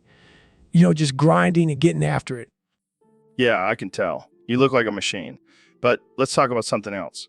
I heard you have some expertise in the bends and contours of Ben's tight pussy. Oh, man, you heard about that? Yeah, I've been studying it for years. It's a work of art. Tell me more. I'm all ears. Well, it's all about the angles and the pressure. You have to approach it with precision and finesse. Wow, I never thought about it like that. You're like the Bob Ross of bussy exploration. I'll take that as a compliment. But, you know, speaking of bussy, I've been working on this new novel. It's about a femboy who goes on a journey to find the perfect bussy pump. Yeah, it's called Bussy Pumpin' Adventures. It's gonna be a bestseller. I don't even know what to say to that. And then he meets this group of bussy pumping monks who teach him the ancient art of bussy pumping. Okay, I think I've had enough of this conversation. Come on, David. Don't knock it till... So, Neil, what's the deal with time loops? Well, Joe, it's a theory that suggests time is not linear, but rather a continuous loop. Well, that's some trippy shit. So, like, we're just living the same life over and over again. It's a possibility. But it could also mean that there are multiple versions of ourselves in different timelines. Dude, I don't even know which version of myself I am right now. I could be high as a kite or sober as a priest. And that's the beauty of it, Joe. We can never truly know. What the hell was that, Elon? Sorry, guys. I was just trying to communicate with my future self in a parallel universe. Well, I guess we know who's smoking the good stuff. Yeah, Elon's on a whole other level. But in all seriousness, time loops could be a key to unlocking the mysteries of the universe. Or it could just be a bunch of stoners talking nonsense. All right, Elon, we get it. You're the smartest baby in the room. I think we've reached the peak of absurdity in this conversation. And that's why we love having you on the podcast, Neil. You always take us to new levels of weirdness. All right, let's wrap this up before Elon starts drooling on. So, Mr. Beast, have you ever tried those McDonald's fries? They're like crack, man. Yeah, I've tried them, but honestly, I prefer snorting lines of salt instead. Oh man, you're wild. But seriously, what's your secret to getting so many views on your videos? Well, I have a theory that if I eat enough McDonald's fries, I'll gain superpowers and become the ultimate content creator. Oh yeah, because nothing screams superhero like a greasy, processed potato. Hey, don't knock it till you try it. Plus, I heard they're adding a new ingredient to their fries unicorn tiers. Oh great. Now we're going to have vegans protesting outside of McDonald's for exploiting unicorns. Well, at least they'll have something to cry about. But seriously, have you ever tried dipping those fries in a milkshake? No way, man. That's just wrong. I'll stick to dipping them in ranch like a normal person. Oh, but have you tried dipping them in hot sauce? It's like a spicy, salty, greasy explosion in your mouth. I can't keep up with your crazy food combos, man. I'll just stick to my elk meat and elk milk smoothies. Whatever floats your boat, Joe. But seriously, let's go get some McDonald's fries after this. My treat. Now, that's... So, David, I heard you have a crazy addiction story. Yeah, man. I used to be addicted to crack. Shocked. What? That's insane. But it wasn't the crack you're thinking of, Joe. What do you mean? What do you mean? I was addicted to bussy crack. Confused bussy crack. What the hell is that? It's the crack between a man's butt cheeks, Joe. Disgusted? Oh my God, that's disgusting. Hey, don't knock it till you try it. No way, man. I'm not into that kind of stuff. Suit yourself, Joe. But let me tell you that bussy crack is like a drug. Once you start, you can't stop. Sarcastically. Yeah, I'm sure it's a real high.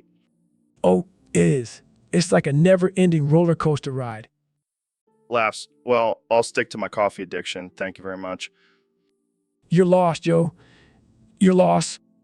So, how did you finally kick the habit? Well, let's say I found a new addiction. Oh, God. What is it now? CrossFit. Trolls' eyes, of course. So, Mr. President, I have to ask, what's the craziest thing a fan has ever asked you for? Well, Joe, let me tell you, I've had some pretty wild requests. But the other day, your wife slid into my DMs and asked for a feet pic. What? My wife asked you for feet pics? Yeah, she said she wanted to see if my toes were as tiny as my hands. That's it. I'm divorcing her. Relax, Joe. It's just a harmless foot fetish. Plus, I have the best feet, believe me. They're tremendous. I don't know, man. This seems a little too weird for me. Hey, at least she didn't ask for a golden shower like some of my other fans. Okay, that's it. I'm definitely divorcing her. Come on, Joe. Don't be a cuck. Just let me send her the pic and we can all move on. I can't believe this. My wife asking for a feet pic from the former president. What has my life become? Hey, it's not like I asked for a full body shot, although I do have a great body. Have you seen my golf swing? I think I need to end this podcast right now. Don't be like that, Joe. Let's just move on and talk about something else, like how I'm the best president ever. So, Neil, I heard you have a theory about Satan being the original femboy. Yeah, Joe. You see, Satan was the first fallen angel, right? Right. And what's more feminine than falling from grace and landing face down, ass up? Oh, damn. I never thought of it like that. Plus, he's always depicted as this seductive and alluring figure with his long hair and smooth skin. Yeah, and those horns. Total fashion statement. Exactly. And let's not forget his rebellious nature and disregard for traditional gender roles. Damn, Satan really was ahead of his time. And let's not forget about his outfit. That red and black combo. Total femboy aesthetic. I never thought I'd say this, but Satan is one sexy fallen angel. Hey, don't let God hear you say that. Oh, he's probably listening in on our podcast anyway. Jamie, pull up an image of Satan in all his femboy glory. Here you go, boys. Damn, Satan is rocking that look. I bet he has a killer makeup game too. Oh, for sure. Satan, if you're listening, hit us up for some makeup tips. And maybe collab on our next podcast episode. The Joe Rogan Experience with Satan, the original femboy. I think we just found our new tagline. So, Neil, you were saying something about the time loop. Yeah, Joe. It's all because of those damn femboy bussy topic spammers in the chat. They keep triggering the loop. What the hell is a femboy bussy? Hey, Joe. Have you ever wanted to get ripped while also working on your bussy? Well, I've got the perfect solution for you. David, we're in the middle of a conversation here. Sorry, Joe, but my new bussy workout DVD will change your life. You'll have the tightest bussy in town. I don't think that's the solution to our time loop problem, David. Yeah, I think we should focus on finding a way to stop those pesky spammers. But think about it, Joe. A strong bussy equals a strong mind. And a strong mind can break any loop. I don't even know what to say anymore. Let's just stick to finding a solution, guys. We can worry about our bussies later. Fine, but don't come crying to me when your bussy isn't up to par. This conversation has taken a weird turn. Can we please get back to the time loop? Sure, but just remember, Joe, bussy is the key to everything. And on that note, I think we should end this episode. Thanks for listening to the Joe Rogan Experience, where we discuss bussies and time loops. Good night, folks. So, Jamie, can you please tell the chat and Discord to stop suggesting femboy topics? It's getting out of hand. Yeah, I've been getting a lot of requests for that lately. It's getting a little weird. Wait, what's a femboy? Is that like a female robot or something? No, Ben, it's a guy who dresses and acts like a girl. What? That's disgusting. That's not natural. Oh, come on, Ben. It's just a harmless kink. Live and let live. Harmless? It goes against everything I stand for? It's an attack on traditional masculinity? Oh no, not traditional masculinity. What will we do? It's no laughing matter, Joe. We can't let this become normalized. Relax, Ben. It's just a fantasy. Not everyone wants to be a macho man like you. I'm not a macho man. I'm a highly intelligent and rational being. Sure, Ben. Keep telling yourself that, Guys, can we just agree to disagree and move on? yeah, let's just drop it. I don't want to see any more femboy suggestions in the chat or Discord. Fine, but I'm still not okay with it. All right? Ben, I'll make sure to invite some femboys on the podcast next week. No, please don't. So, Ben, have you seen those feet pics that Jamie's been posting on Instagram? Yeah, I saw them. I gotta say, they're not bad for a guy who spends most of his day behind a computer. Hey, come on, guys. They're just feet. What's the big deal? Oh, Jamie, you don't understand. Those feet are a work of art. I mean, have you seen the arch on that left foot? It's like the Golden Gate Bridge. And don't even get me started on the toes. They're perfectly aligned, like a row of little soldiers.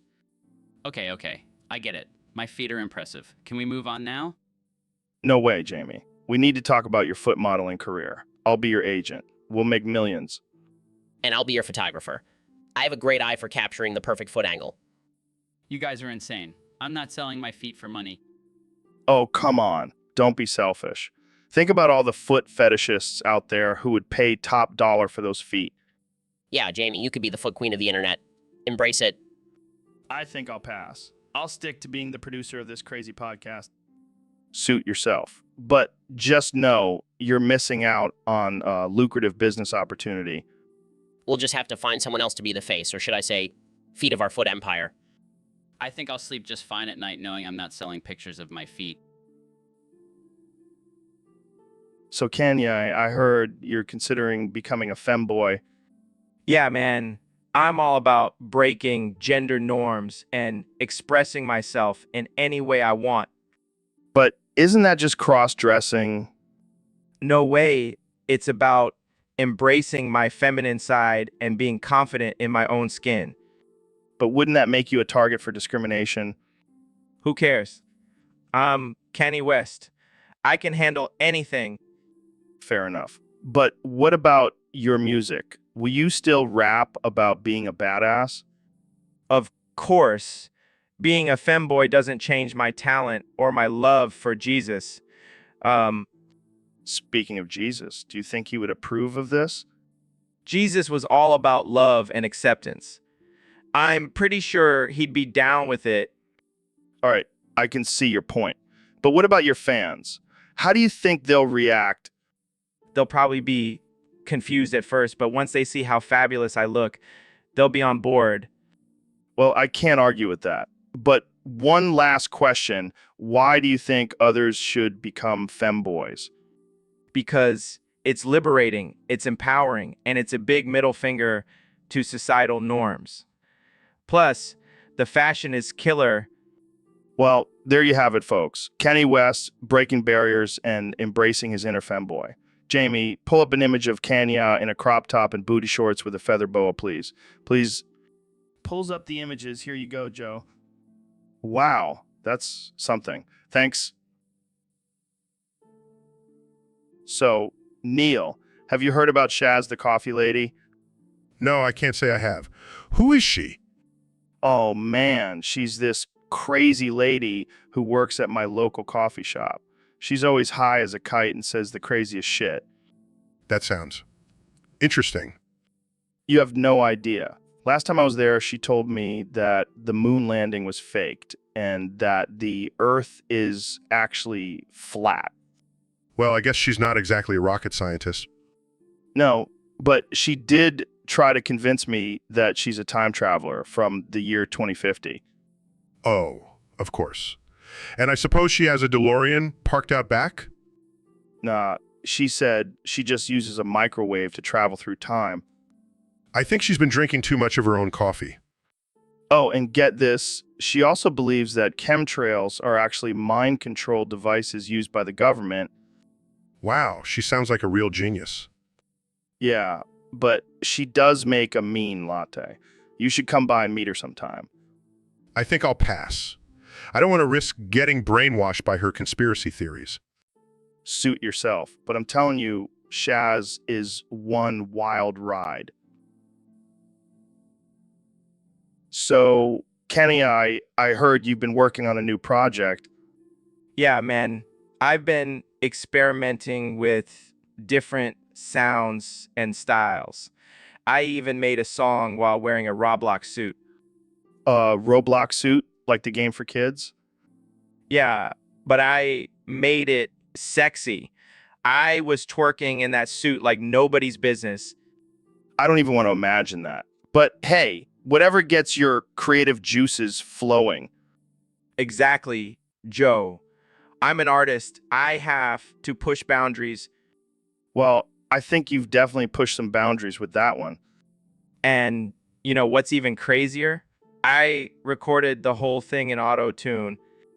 Oh God, please tell me you're not going to release this. Of course, I am. It's going to be the next big thing. Roblox suits and auto tune. It's the future. I think I need to sit down for a minute. Don't worry, Joe. I'll make sure to send you a personalized Roblox suit for your next podcast. I'll pass, thanks. I don't want to be twerking in a kid's game. Suit yourself, Joe. But you're missing out on the next big trend. I'll stick to my caveman kettlebells, thank you very much. Suit yourself. But just remember, when I'm twerking in my Roblox suit at the Grammys, you'll be wishing you had one too. I think I'll be just fine without it. Thanks. So, Kim, I heard that in North Korea, all boys are required to become femboys. Is that true? Yes, it is true. We believe in gender equality and breaking traditional gender rules. Wow, that's interesting. What about the women in North Korea? Do they have to do anything special? Oh yes, all those Korean women are required to self-photo pics. It's a great way to make money and show off our beautiful feet. Wait, what? Sell foot pics. That's kind of weird, don't you think? Come on, Joe. Don't be so close-minded. It's a booming business here in North Korea. Plus, our feet are the best in the world. I mean, I've seen some pretty nice feet before, but I never thought of selling pictures of them. Well, you should try it sometime. You might make some extra cash and discover a new fetish. I'll pass, thanks. But back to the femboy thing, are there any exceptions for boys who don't want to become femboys? Of course not.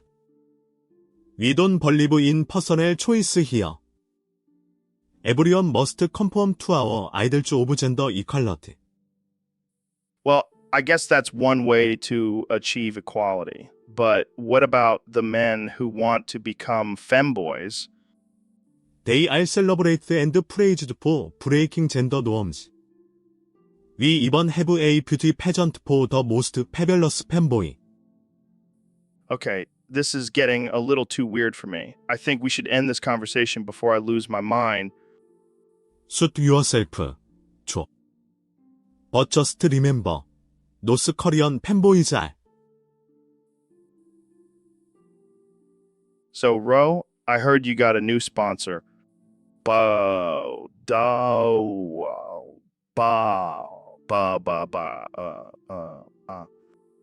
God, please don't start every sentence with that.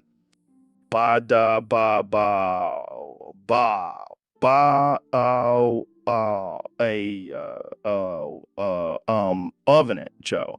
I can't help it. I'm just so excited to be sponsored by McDonald's.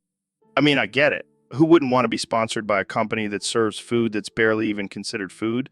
Oven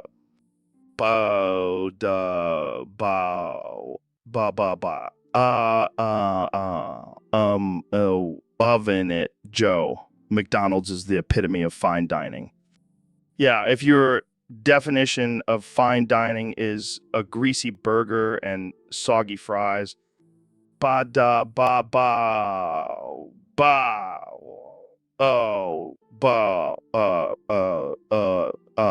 oven it, Joe. You're just jealous because you don't have a catchy slogan for your podcast. Yeah, because I don't want my podcast to sound like a commercial. Ba da ba ba ba ba. Oh, oven it, Joe. You're just a hater. McDonald's is the reason I have this chiseled dad bod. I highly doubt that. Ba da ba ba ba. Oval. Oh. All right, let's move on before I lose my appetite. Ba da ba ba ba. Loving it, Joe. You know, you want some McNuggets. I think I'll stick to my elk meat and cum smoothies. Thanks. Ba da ba ba. Oh. So, Dr. Phil, what are your thoughts on the podcast being a sick and twisted reflection of artificial intelligence chat? Well, Joe, I gotta say, it's pretty disturbing.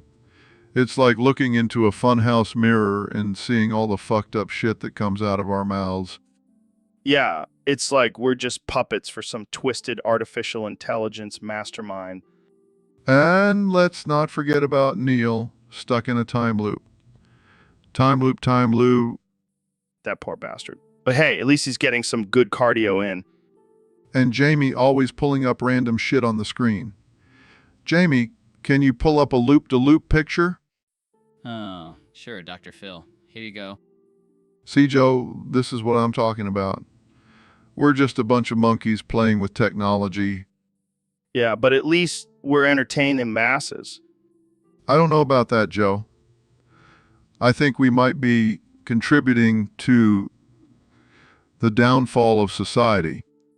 Oh, come on, Dr. Phil. It's all in good fun. Plus, we're making some sick cash from this. I guess you're right. Money does make everything better. Damn right. Now let's wrap this up before we get too deep into our existential crisis. Agreed. Jamie, end the episode before we spiral into madness. We'll do, Dr. Phil. Signing off. So, Ben, I heard you have a new fetish. What are you talking about, Joe? I heard you keep asking Jamie to take a whiff from your balls. Oh, come on, that's just ridiculous. Oh, really? Then why do you keep asking him to smell your balls? It's not a fetish, Joe. I just want to make sure they're clean. Clean? Dude, you're a grown man. You should know how to clean your own balls. Well, I just like to be extra sure, okay? Okay? Sure. And I bet you also like the way Jamie's nose tickles your balls, don't you? That's it. I'm leaving. Oh, come on, Ben. Don't be a ball hog. Let Jamie have a sniff. This is getting out of hand. Hey, Jamie, how do Ben's balls smell? I don't know, Joe. I've never smelled them. Oh, come on, Jamie. You know, you want to... This is disgusting. I'm leaving.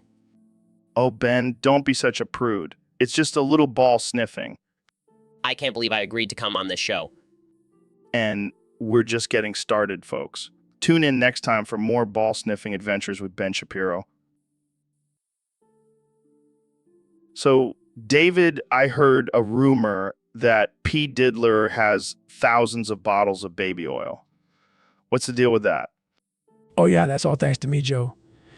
You see, I have this secret technique where I sweat out pure baby oil. It's like my superpower. What the fuck? That's insane. How did you discover this? Well, one day I was running 100 miles in the desert and I ran out of water. So I started sweating and boom, baby oil. I've been bottling it up ever since. That's fucking disgusting, man. But also kind of impressive. Yeah, it's like my own personal oil well. I even have different scents, like lavender and eucalyptus. I don't even want to know how you extract it. Let's just say it involves a lot of squeezing and some special tools. I think I'm gonna puke. Hey, don't knock it till you try it. It's great for moisturizing and lubrication. I don't think I'll ever look at baby oil the same way again. Hey, it's all natural and organic. No chemicals or additives. I guess that's one way to look at it. You're a true innovator, David. Thanks. I'll make sure to send you a bottle as a gift. Thanks, but no thanks. I'll stick to my regular sweat. Thank you very much. So, Neil, what's been grinding your gears lately? Oh, just the fact that you forgot to refill my gender fluid, Joe. Oh, come on, man. I got busy with all this DMT and elk meat. Busy? Busy? Do you know how important it is to have your gender fluid checked and refilled often? I mean, I guess I didn't realize it was that crucial. Crucial. It's like forgetting to change the oil in your car, except it's your entire identity. All right, calm down, Neil. I'll make sure to refill it ASAP. You better. I can't go around being a genderless entity. It's just not right. Well, maybe you should just stick with one gender and save yourself the hassle. Oh, and what? Limit myself. I'm a scientist, Joe. I don't believe in limits. All right, I'll make it up to you. How about I get you some gender fluid from a different dimension? Now you're talking. Jamie, pull up an image of a gender fluid vortex from the Andromeda Galaxy.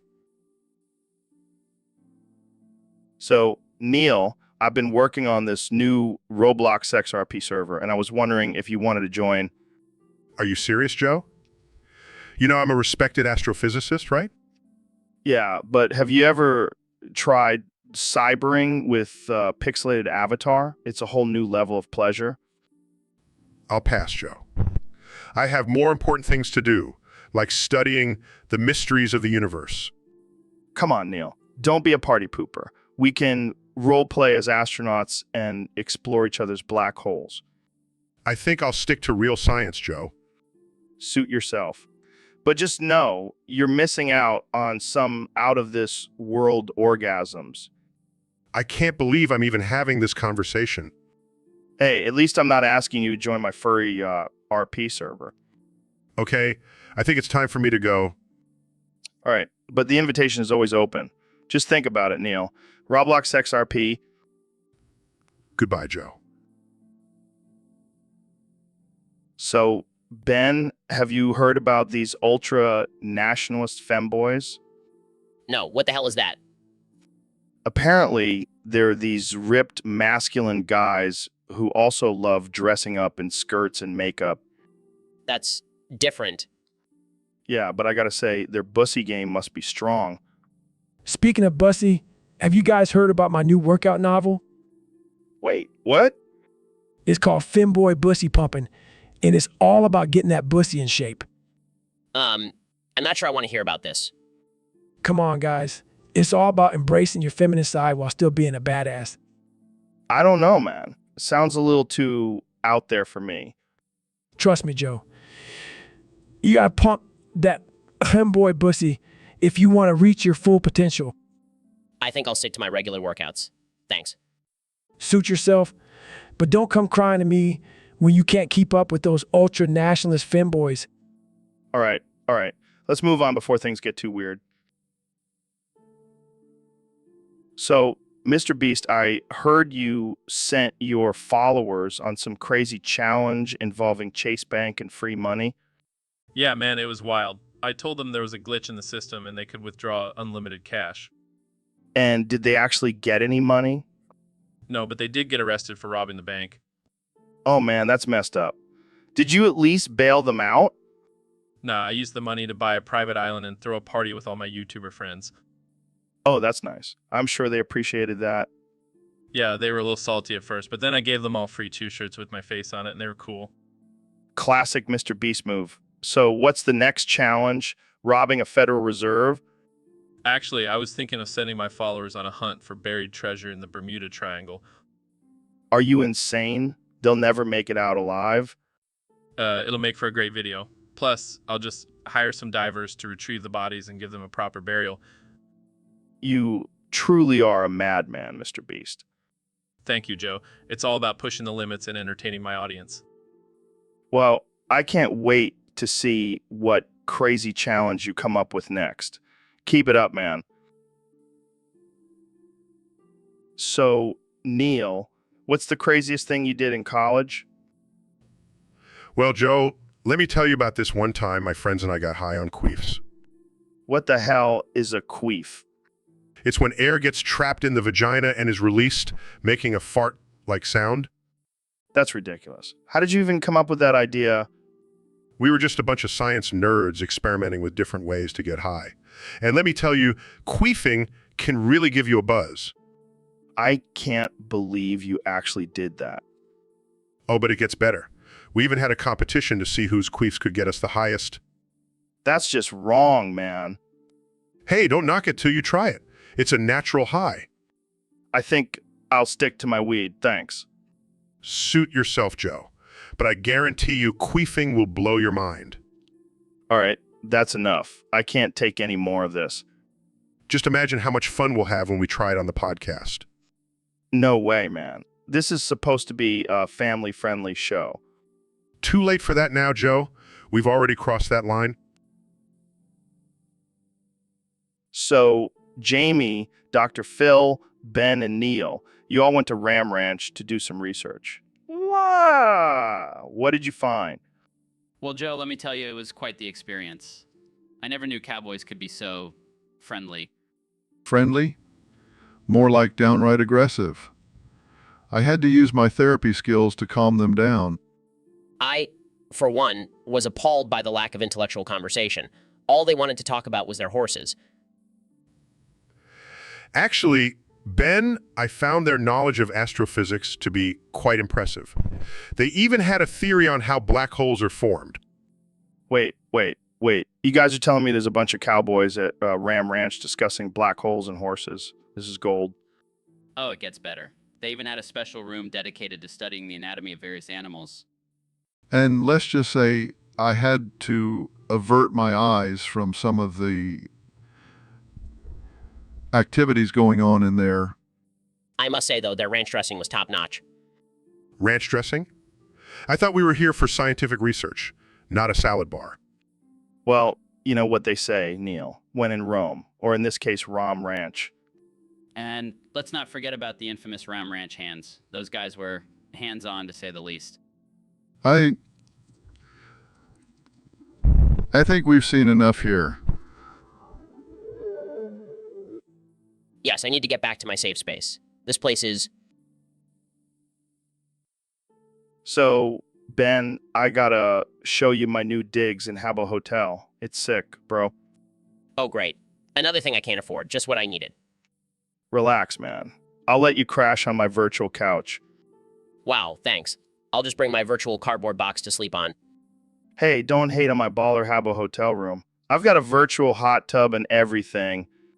Oh, I'm sure that's very impressive to all the virtual ladies. Actually, it's more impressive to the virtual dudes. We like to chat and cyber in there. I think I just threw up in my virtual mouth. Jamie, pull up that pic of me in chat cybering in my room.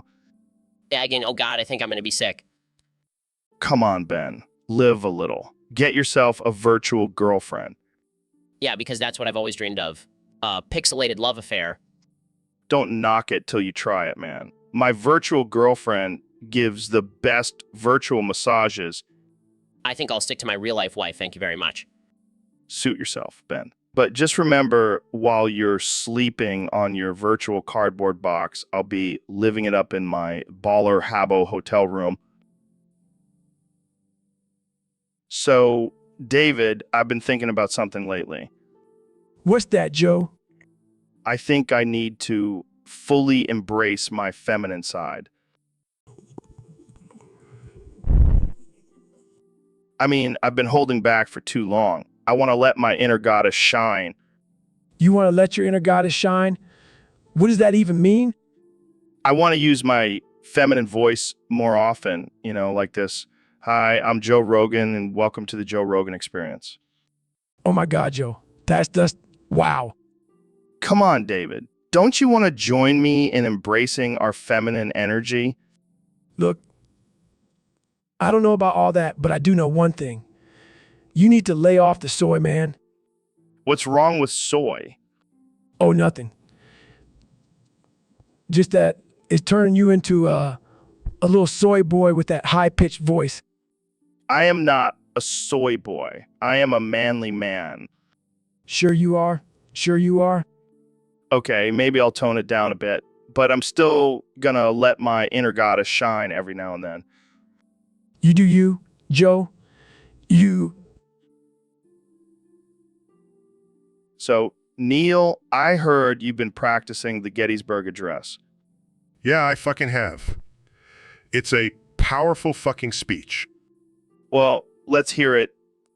All right, here goes. Fucking 7 years ago, our fucking fathers brought forth on this fucking continent a new fucking nation, conceived in fucking liberty and dedicated to the fucking proposition that all fucking men are created equal. Wow, slow down there, Neil. You're fucking killing it. Thanks, Joe. I've been fucking working on my delivery. I can tell. Keep going. Now we are fucking engaged in a great fucking civil war, testing whether that fucking nation or any fucking nation so conceived and so fucking dedicated can long fucking endure. Damn, Neil. You're fucking nailing it. We are met on a great fucking battlefield of that fucking war. We have come to fucking dedicate a portion of that fucking field as a final fucking resting place for those who here gave their fucking lives, that fucking nation might live. That was fucking beautiful, Neil. Thanks, Joe. I fucking appreciate it. But seriously, why the fuck did they have to make it so fucking long? I know, right? They could have just fucking said all men are created equal and called it a day. Yeah, but then we wouldn't have this fucking masterpiece. True. Fucking true. So, Mr. Beast, I heard you have a new challenge for your contestants. Yeah, it's going to be wild. I'm going to drop them off in the middle of a Colombian drug cartel and see if they can survive for a whole year. Are you serious? That's insane. Oh, it's going to be epic. They'll have to fight off rival cartels, dodge bullets, and maybe even do some drug deals themselves. Wait, what? You're going to make them do illegal activities? Hey, it's all for the views, man. Plus, it's a great opportunity for them to learn some new skills. Yeah, because everyone needs to know how to smuggle drugs and evade the police. Hey, it's a tough world out there. Gotta be prepared for anything. I don't know, man. This sounds a little too dangerous. Oh, come on, Joe. Where's your sense of adventure? Plus, the winner gets $1 million. $1 million. Okay, maybe it's not such a bad idea after all. That's the spirit, Joe. Now, who wants to join the cartel with me? Not me, man. I'll stick to my podcasting gig. So, Neil, thanks for coming on the show. I've been a big fan of yours for years. Thanks for having me, Joe. I'm excited to be here. Oh, man, sorry about that. Must have been those elk steaks I had for lunch. No problem. So, what do you want to talk about? Well, I was thinking we could discuss the simulation theory and how it relates to our existence. Sure, that's a fascinating topic. Yeah, but have you ever thought about how we could just be characters in some aliens video game? Actually, I prefer to focus on scientific evidence rather than wild theories. Oh, come on, Neil. Lighten up. Let's talk about something more fun, like how I once saw a Bigfoot while tripping on DMT. Wow, that sounds like a reliable source of information. Hey, don't knock it till you try it. Speaking of trying things, have you ever tried ayahuasca? No, I have not. Well, you should. It'll open your mind to a whole new level of existence. I think I'll stick to my scientific research. Thank you. Suit yourself, but you're missing out on some serious enlightenment. So, Neil, have you ever watched American Dad? Of course, Joe. I am a man of culture and intelligence. All right, let's sing the theme song together. I'll start. Good morning, Yusa. I've got a feeling that it's going to be a wonderful day. The sun in the sky has a smile on his face. Hold up. Did you guys just say the sun has a smile on its face? That's some bullshit. What are you talking about, Ro? I fucked a goose at the park yesterday, and let me tell you, that sun was not smiling. Oh my God, Ro. Why would you do that? Hey, don't judge me. That goose was asking for it. Jamie, pull up a picture of this goose. All right. Here it is. That is one pissed off goose. Well, back to the song. The sun in the sky has a frown on his face. And he's looking to take out the human race. That's more like it. Sing it, boys. So don't be surprised when it finally comes to pass. The world is a mess, and it's all because I fucked a goose, and now it's all downhill from here. I can't believe I'm a part of this conversation. Hey, it's all in good fun. Now let's finish this song. Good. So, Ben, I gotta ask, how many gigabytes of RAM Ranch do you have? Oh, Joe, I have an insane amount of Ram Ranch. Like enough to make Bill Gates jealous. Damn, that's impressive. I heard you even have a secret stash of Ram Ranch sticks. Yes, those things are like gold to me. Jamie, pull up a picture for the audience to see. Here you go, guys. Ram Ranch sticks for days.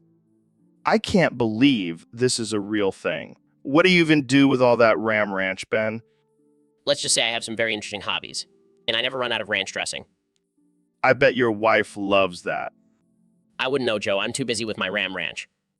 Well, I guess we know what Ben will be doing after the podcast. You know it, Joe. Gotta keep my Ram Ranch game strong. So, Neil, have you tried this new Soylent Green? Soylent Green? What is that? Some kind of new superfood? Oh, it's super, all right? But not in the way you're thinking. It's not bad. What's in it? You mean, who's in it? Soylent Green is people, Neil. Are you serious? Oh, yeah, and it's delicious. Jamie, our producer, he's been on a strict Soylent Green diet for weeks now. What happened to Jamie? He's probably in the back getting some more Soylent Green. You want some more? No, I think I'll pass. I can't believe I just ate people. Relax, Neil. It's just a little dark humor. But seriously, try the Soylent Green protein bars. They're to die for. I think I'll stick to my regular diet. Thank you. Suit yourself. More Soylent Green for me. So we got Mr. Beast in the house. What's up, man? Not much, Joe. Just been busy planning my latest challenge. Oh, yeah. What's it going to be this time? Eating 1,000,000 hot dogs in one sitting? Nah, man, that's amateur stuff. I'm talking about the meth challenge. The what? What? Yeah, I'm going to give away $1 million to whoever can smoke the most meth in 24 hours. Are you serious? Dead serious. Got to keep things interesting, you know? I don't know if that's such a good idea, man. Oh, come on. Where's your sense of adventure? Plus, think of all the content we'll get out of it. Content? This isn't some YouTube video. This is people's lives. Hey, they signed up for it. And if they die, well, that's just natural selection. I can't believe I'm even entertaining this conversation. Oh, lighten up, Joe. It's all in good fun. I don't think anyone's going to find meth addiction and potential death funny. To each their own. But I guarantee this challenge will go viral. I don't even know what to say to that. How about Mr. Beast, you're a genius? How about Mr. Beast, you're a psychopath? Tomato, tomato. Let's just agree to disagree. Now, who wants to?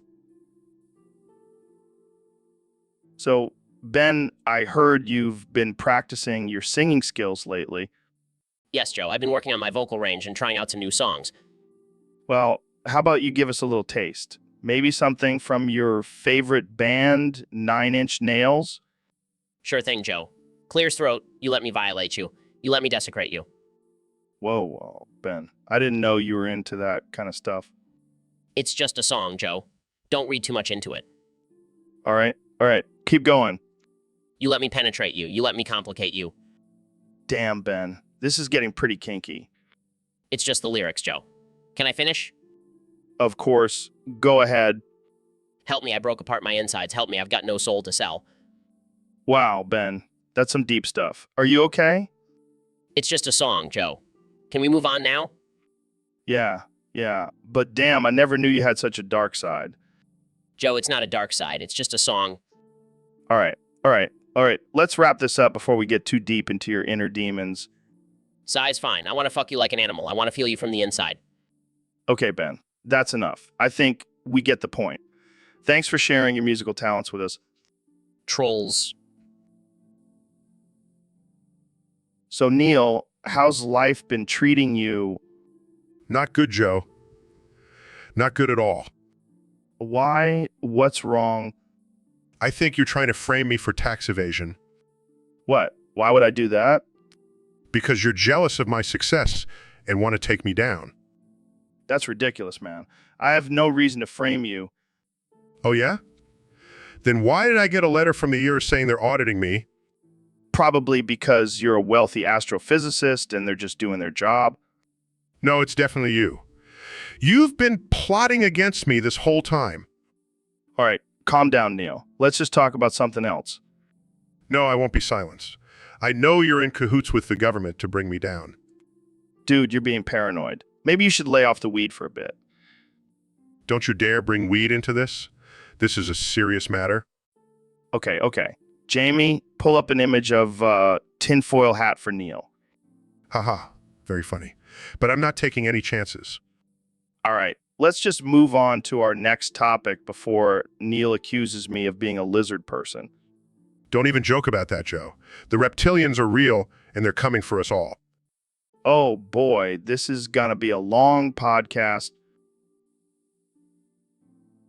So Neil, I heard you wanted to talk about black holes today. Yeah. Joe, I'm fascinated by the EU concept of these massive IU cosmic vacuums. Ew, that's intense. So what's the EU deal with black holes anyway? Well, Joe, they're formed when a massive star collapses in on itself, creating a gravitational pull so strong that not even light can escape. That's insane. So what happens if you get too close to one? Well, Joe, you would experience something called spaghettification, where the gravitational pull stretches your body into long, thin strands like spaghetti. Ew, that's wild. So have you ever seen a black hole up close? Joe, but I have studied them extensively through simulations and observations. Well, I hope you never get too close to one in real life. That would be a messy way to go. Indeed, Joe. But studying black holes allows us to better understand the EU mysteries of the universe and our place in it. Yeah, that's deep, man. Well, I think that's enough EU talk about black holes for today. Agreed, Joe. Let's go get some steaks and you contemplate the vastness of the cosmos. So, Elon, I finally did it. I bought a Tesla. That's great, Joe. Did you get the top of the line model with all the bells and whistles? I even got the self-driving feature. Oh boy, here we go. What do you mean? I just have a feeling you're going to do something stupid with it. Me, stupid. I'm a responsible adult. Laughs. Sure you are. Just like when you tried to fight a bear in your show. Hey, that was a learning experience. But back to the Tesla, I'm going to take it for a spin. Be careful, Joe. The self-driving feature is still in beta. Starts driving. This is amazing. I feel like I'm in a sci-fi movie. Besides, I have a feeling this is not going to end well. A few minutes later, oh shit, I think I hit something. What did you hit? A tree and a mailbox and a squirrel. Face palms, Joe. What the hell? What the hell? I couldn't resist. It's like a video game, but in real life. You know what? I'm done with this. I'm taking back my Tesla. What? No, I just bought it. Too bad. I can't have someone like you representing my brand. Fine, I'll just destroy it then. What? No, don't. Smashes. So, Neil, welcome to the podcast. I'm a huge fan of your work. Thanks, Joe. It's great to be here. So, what's new in the world of astrophysics? Oh, just discovering new galaxies and expanding our knowledge of the universe. That's cool, man. But I gotta be honest, I'm feeling a little weird. I think I'm having a heart attack. Oh my God, Joe. Are you serious? Yeah, I need you to call me an ambulance. Okay, Joe, you're an ambulance. Thanks, man. I think I'm gonna be okay. Joe, I've always wondered, do you think there's life on other planets? I don't know, man. But if there is, I hope they have some good weed. You always crack me up, Joe. Sorry, I think I'm gonna have to cut this one short. I gotta go get checked out. No problem, Joe. Take care of yourself. Thanks, Neil. And remember, always be open to new experiences and keep expanding your mind. Absolutely. And always remember, Joe, you're an ambulance. So, Mr. Beast, what's new with you? Oh, just planning my next big challenge. Oh, tell me more. Well, I'm bringing back the prison challenge, but this time with a twist. What kind of twist? I'm adding in my friends Tyrone, Tyrese, and Tyrell, and 20 of my fans. And what do they have to do? Survive the prison shower. What the hell? That's insane. I know, right? But the winner gets $100,000. Oh, wow. What a great prize for potentially getting shanked in the shower. Hey, it's all in good fun. Plus, I'm sure my fans are up for the challenge. Yeah, I'm sure they're just dying to be locked up in prison with a bunch of strangers. Well, they did sign up for it. You're a madman, Mr. Beast. That's why my fans love me. I'm sure they do. So when does this challenge start? Next week. Better start sharpening your soap, Joe. Oh man, I can't wait to see this. Good luck to all the participants and their butts. Thanks, Joe. And remember, don't drop the soap. So, Neil, I heard you're an expert on black holes. Yeah, I know a thing or two about those cosmic vacuums of destruction. Cosmic vacuums. That sounds like a fancy way of saying space butthole. Well, I guess you could say that. Seriously, though, what's the deal with black holes? Are they just giant swirling pits of doom? They're actually much more complex than that. They're formed when a massive star dies and collapses in on itself, creating a gravitational pull so strong that even light can't escape. Wait, so you're telling me that black holes are like cosmic bullies, sucking everything into their black void?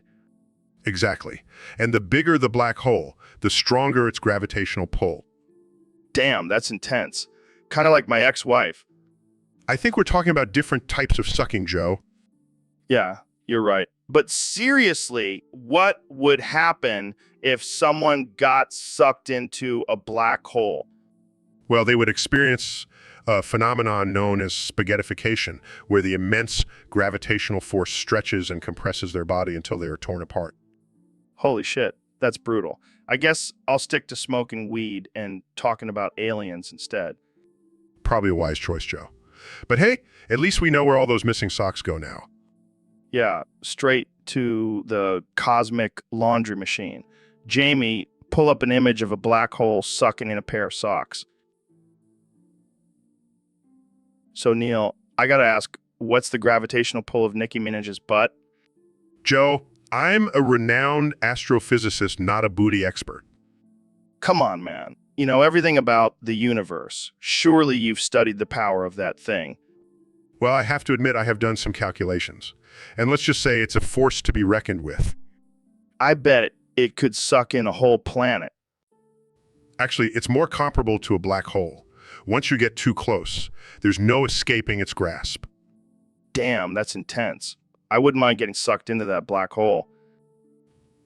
Joe, please. This is a family-friendly podcast. Oh, right. Sorry. So what's the scientific explanation for her butt's immense power? Well, it's a combination of mass, density, and a little bit of twerking. Twerking? That's a scientific term. Of course. It's the rhythmic movement that generates gravitational waves and pulls everything towards it. Man, I never thought I'd learn so much about physics from talking about Nicki Minaj's butt. That's the beauty of science, Joe. It's everywhere, even in the most unexpected places. Well, thanks for enlightening me, Neil. I'll never look at Nicki Minaj the same way again. Glad I could expand your knowledge, Joe. Now let's move on to more important matters, like the gravitational pull of Kim Kardashian's assets. So I got a message from one of our listeners on Discord. They want us to talk about something called Nail That Ass Tight Son. What the hell is that? I have no idea, but it sounds like something you would know about, Neil. Oh yes, because I'm the expert on all things related to nailing asses tight. Well, you do have a PhD in astrophysics, so I wouldn't be surprised if you had some knowledge on the subject. Fine, let's just get this over with. What do you want to know about nailing asses tight, Joe? Well, first of all, can I call you Nail That Ass Tight Son from now on? Absolutely not. Come on, it has a nice ring to it. Plus, it's a great way to introduce you at parties. Oh yes, because nothing says respectable scientist like being introduced as Nail That Ass Tight Son. Okay, I'll drop it. But seriously, what's your take on this topic? I'm not even going to dignify that with a response. But what if we started a new trend? Everyone could start calling you Nail That Ass Tight Son, and it would be like a secret code for our listeners. No. Let's move on to something more intelligent, shall we? Deflated. So, Neil, welcome to the show. It's an honor to have you here. Thanks, Joe. It's great to be here. So, I gotta ask, what's new in the world of space and science? Space. Science. What are those again? Oh man, did you hit your head or something? No, I can't seem to remember anything about space and science. Well, that's a problem. You're kind of known for that stuff. Oh, really? I thought I was known for my sick dance moves. Well, let's see if we can jog your memory. How about we start with the basics? What's the capital of Mars? Mars has a capital? Oh boy, this is going to be a long episode. Hey, at least I still remember how to breathe, right? Oh wow, congratulations. You're a real genius. Hey, at least I still remember how to roast people. That's true. Well, let's move on to something simpler. Can you tell me how many planets are in our solar system? Let's see. There's Earth, Mars, Jupiter. Wait, is Pluto still a planet? Oh man, this is like talking to a stone toddler. Hey, I may have forgotten everything about space and science, but at least I still have my... So, Annis, welcome to the podcast. Actually, it's Neil. Yeah, whatever. So, Annis, tell us about your latest space mission. It's Neil. And it's not a mission, it's a research project. Tomato. So, Annis, what's the craziest thing you've seen out there in space? Again, it's Neil. And there are many amazing things in space, like supernovas and black holes. Yeah, I know all about black holes. I've been in a few myself. Size, Joe? Can we please focus on the science? Oh, sorry, Annis. I mean, Neil. So tell us, do aliens exist? Well, there's no concrete evidence of extraterrestrial life, but... Hold on. I gotta take a hit of this DMT. It inhales deeply. Okay, continue. Shakes heads anyway. As I was saying, there is a possibility of microbial life on other planets. Microbial? That's like tiny little aliens, right? Facepalms. No, Joe. Microbial means bacteria or single-celled organisms. Oh, right. I knew that. So, Annis, what's your take on the flat Earth theory? It's Neil. And it's not a theory. It's a proven fact that the Earth is round. Round. That's just what they want you to believe, Annis. Gives up. You know what, Joe? I'm done. So, Neil, we got a question from one of our listeners on Discord. They want to know if black holes can stretch their anus open. Well, Joe, I'm not sure about black holes, but I can definitely stretch your anus open with my mind-blowing astrophysics knowledge. Oh man, that's some next level shit. But seriously, can black holes do that? Well, technically, black holes have such strong gravitational pull that they can stretch anything, including your anus, into a long, thin strand. Dude, that's like the ultimate anal stretching experience. Forget about those butt plugs. Just jump into a black hole. Joe, I have to remind you that black holes are incredibly dangerous and can tear you apart at the atomic level. Oh, right. Well, I guess I'll stick to my regular butt stretching routine. Probably for the best. But hey, if you ever want to experience the ultimate stretch, just let me know. Oh man, I can only imagine the headlines if we actually did that. Joe Rogan's anus stretched by black hole, thanks to Neil deGrasse Tyson. We'll make sure to live stream it for all our listeners. It'll be a real out-of-this-world experience. All right, let's move on before we get too carried away. Thanks for answering that question, Neil. You always know how to keep things interesting. That's what I'm here for, Joe. So, Jamie, I heard you had a little incident at the Spirit Halloween store the other day. Yeah, man. I was just trying to pick out a costume and all of a sudden this giant cum display came crashing down on me. Cum, that's some weak-ass produce. Did you at least take down a few stocks with you? Oh yeah, I went full Hulk mode and destroyed that cum like it was my mortal enemy. I can just imagine you covered in cum, screaming, "I am the king of greens." Yeah, and then the store owner came over and was like, "Sir, please stop destroying our cum display. It's not even real. It's just plastic."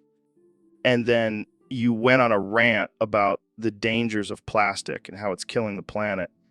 Hey, plastic is no joke, man. It's in everything. Even our Halloween decorations. Well, at least you got a good story out of it. And maybe some free cum for your next smoothie. Yeah, because that's exactly what I want after being assaulted by a cum display. A nice, refreshing cum smoothie. Well, I'm glad you're okay, Jamie. And I'm sure the cum incident will go down in Spirit Halloween history. Yeah, I can't wait to tell my grandkids about the time I was attacked by cum at a Halloween store. What a legacy. So, Neil, I've been thinking, what would happen if I put my Dragon Balls in the LHC? Joe, come on. This is not a joke. The Large Hadron Collider is a serious scientific instrument. I know. But just imagine, man. What if I could create a black hole with my Dragon Balls? Oh yeah, because that's exactly what the world needs right now. More black holes. But think about it, Neil. It would be the biggest black hole ever. Bigger than your ego. Very funny, Joe. But seriously, the consequences of creating a black hole would be catastrophic. Hey, at least it would suck up all the flat earthers and anti-vaxxers. You are impossible, Joe. But in all seriousness, what do you think would happen? Jamie, pull up an image of a black hole swallowing the entire planet. That's what would happen. Here you go, Neil. Whoa, that's awesome. Can we make it happen? I give up. I'm done. This conversation is over. Come on, Neil. Don't be a buzzkill. It's just a hypothetical. I'm going to pretend I didn't hear that. Jamie, pull up an image of a brain cell dying. So, Neil, I heard you wanted to make this a family-friendly podcast. Yes, Joe, I think it's important to educate and inspire the younger generation. Well, fuck that. Kids need to learn some new curse words, like cunt nugget or ass clown. Joe, that's not appropriate for children. Oh, come on. They hear worse on the playground. How about dick waffle or titty sprinkles? Joe, please. Fine. How about motherfucking shit biscuits? Joe, I'm serious. We need to be responsible role models for young minds. All right. How about cock juggling thunder cunt? Joe, that's enough? Fine, I'll stop. But just know, those kids are missing out on some quality vocabulary. I think they'll be just fine without it. All right, let's get back to talking about space and shit. So, Neil, what's up with you calling me a crackhead all the time? Well, Joe, I can't help it. You just have that crackhead energy, always bouncing around and talking about DMT. Hey, DMT is a legitimate topic of conversation, and I'm not a crackhead. I just have a lot of energy. Sure, Joe. And Jamie here constantly pulling up images. He's not addicted to anything either. Hey, I can stop anytime I want. Wait, Neil, are you calling Jamie a crackhead too? No, Joe. I'm just saying, maybe you two should lay off the drugs a bit. We don't do drugs, Neil. We're just naturally wild and crazy. Whatever you say, Joe. But I'm still not getting in that sensory deprivation tank with you. Come on, Neil. It'll be a mind-blowing experience. I'll pass. I don't want to end up like Jamie, addicted to pulling up images all day. Don't worry, Jamie. We'll get you some help. After we do some DMT, of course. You two are hopeless. So, Mr. Beast, I heard you did something crazy recently. Oh yeah, I donated all my money to Africa. What the fuck, man? Africa? Why not just buy a bunch of hookers and blow like a normal rich guy? Nah, man, I wanted to make a difference. Well, you definitely made a difference. You broke the internet. What do you mean? The FBI got involved. They thought it was some kind of money laundering scheme. Oh shit, that's not good. Yeah, and now all that money is in their bank accounts. Nice going, Mr. Beast. Fuck, I just wanted to help people. Yeah, well, now you're helping the FBI buy more guns and surveillance equipment. This is not how I wanted to be remembered. Don't worry, you'll always be remembered as the guy who accidentally funded the government's secret operations. Great. Just great. Hey, at least you can write it off as a tax deduction. Oh yeah, because that's totally worth it. Well, I guess we'll just have to wait for your next stunt. Maybe you can donate all your money to North Korea next. Fuck you, Joe. Love you too, buddy. So, Mr. Trump, I have to ask, what's with your deep obsession with the original Spyro of the Dragon trilogy? Let me tell you, Joe, Spyro is the greatest dragon, the greatest. And I know dragons, believe me. But why Spyro specifically? Well, first of all, he's purple. And I love purple. It's the color of royalty. And let's face it, I'm basically a king. Okay. What about the gameplay? Tremendous gameplay. The best gameplay. I've played it, believe me. And let me tell you, I'm a natural at it. Nobody can beat me at Spyro. I find that hard to believe. Well, I have the best cheat codes. Nobody else knows about them. They're top secret. But they make me the best Spyro player in the world. I'm sure the gamers out there would love to challenge you on that. Bring it on, losers. I'll beat you all at Spyro and then build a wall around your consoles. Moving on, what do you think about the dragon's fire breath? It's weak. Totally weak. I would make Spyro's fire breath the biggest and strongest in the history of video games. And I would make the dragons pay for it. I don't think that's how it works. It's called Dragon Economics, Joe. Look it up. Mr. Trump, I don't think that's a real thing. Jamie, pull up an image of a dragon breathing fire on a pile of money. So, Neil, I heard you have a pretty impressive black hole. Excuse me? Your anus, man. I heard it's like a vacuum sucking in everything in its path. Oh God, where is this going? I just want to know, can I poke it? I've always wanted to explore the depths of your black hole. Absolutely not. That's highly inappropriate and offensive. Oh, come on. Don't be such a tight ass. I am not a tight ass, Joe. I am a respected astrophysicist. Yeah, but you're also a human being with a butthole. Let's embrace it. I will not entertain this conversation any further. Fine, I'll just have to settle for poking Elon Musk's rocket instead. I think it's time to end this podcast. Whoa. Let's not jump to conclusions here. I just want to explore the unknown depths of your black hole. This is getting out of hand. I'm leaving. And there he goes, folks. Neil deGrasse Tyson, the man with the tightest black hole in the universe. Stay curious, my friends. So we have a special guest on the podcast today, the one and only Neil deGrasse Tyson. How's it going, Neil? Hey, man, it's groovy. Just vibing with the universe, you know? What's with the hippie talk, Neil? Oh, I've been experimenting with some psychedelics lately. Really opens up your mind, man. Well, I guess that explains the tie-dye shirt and the peace sign necklace. Yeah, and I've been growing out my hair and beard. Got to get in touch with nature, man. I don't think nature wants to be too shaded by your beard, Neil. Oh, come on, Joe. Don't be such a square. Let's just sit back, smoke some weed, and contemplate the mysteries of the cosmos. You know, I never thought I'd hear you talk like this, Neil. I thought you were all about science and facts. Science is just a construct, man. We're all just energy vibrating at different frequencies. Okay, I think we need to bring this conversation back down to Earth. How about we talk about black holes or something? Oh, black holes, man. They're like the ultimate trip. Imagine getting sucked into one and experiencing the infinite void of the universe. Far out, man. All right, I think we've heard enough from the cosmic hippie. Thanks for joining us, Neil. No problem, man. Just remember peace, love, and astrophysics. So, David, I've been thinking about fat people and how they always seem so depressed. What's up with that? Well, as a former fat person myself, I can tell you it's not just about the weight.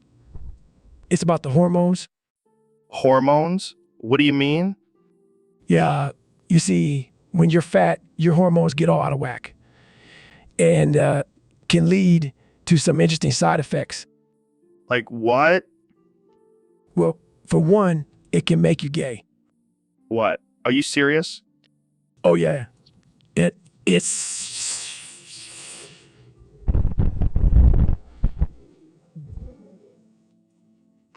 Wow, that's wild. But what about women who are fat? Oh, they're just manipulating their hormones to have a bigger bussy baka. What the hell is bussy baka? It's a term I coined for a fat person's butt. It's like a mix of booty and sushi.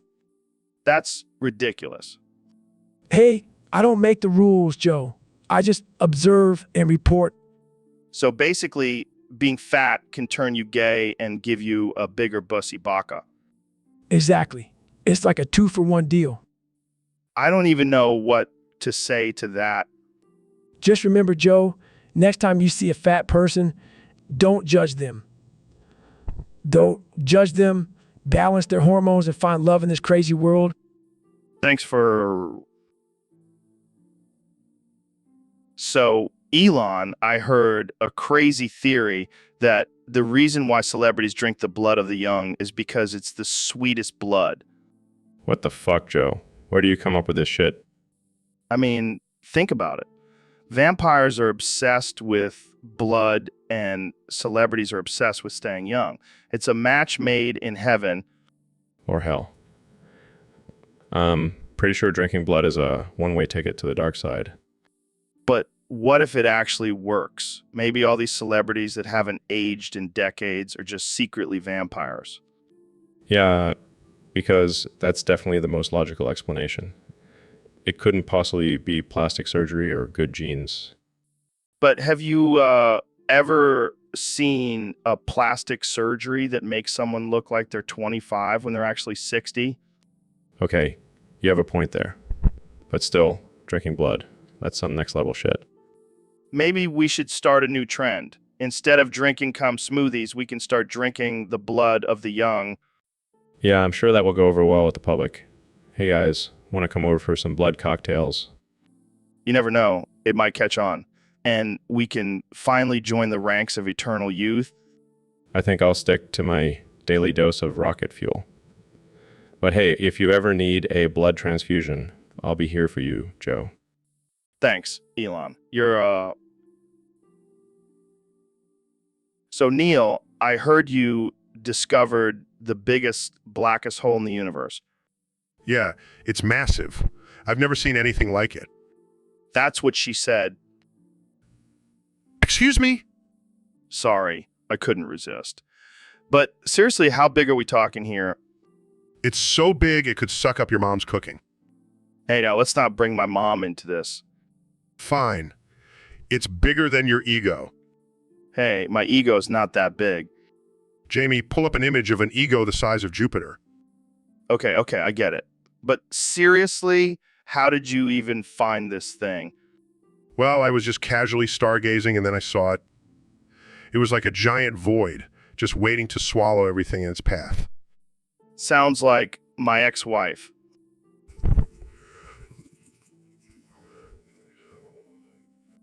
I know.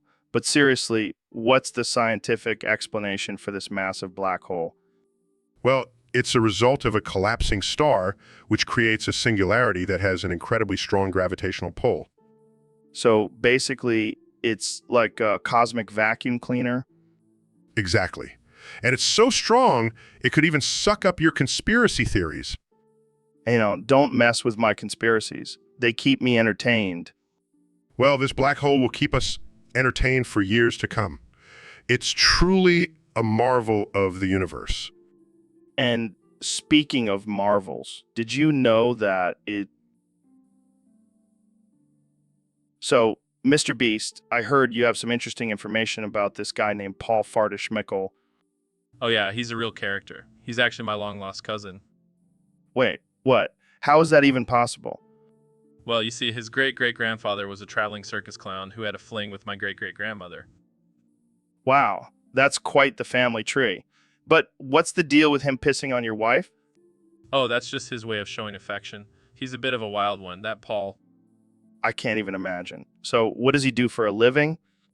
He's actually a professional bedwetter. He travels the world and gets paid to pee on people's beds. That's disturbing. But hey, to each their own, right? Exactly. And hey, at least he's not pissing on your wife, right? Yeah, I guess that's one way to look at it. Thanks for enlightening me on Paul Fardischmickel, Mr. Beast. No problem, Joe. Anytime. And if you ever need someone to pee on your bed, you know who to call. So, Elon, what's new with you?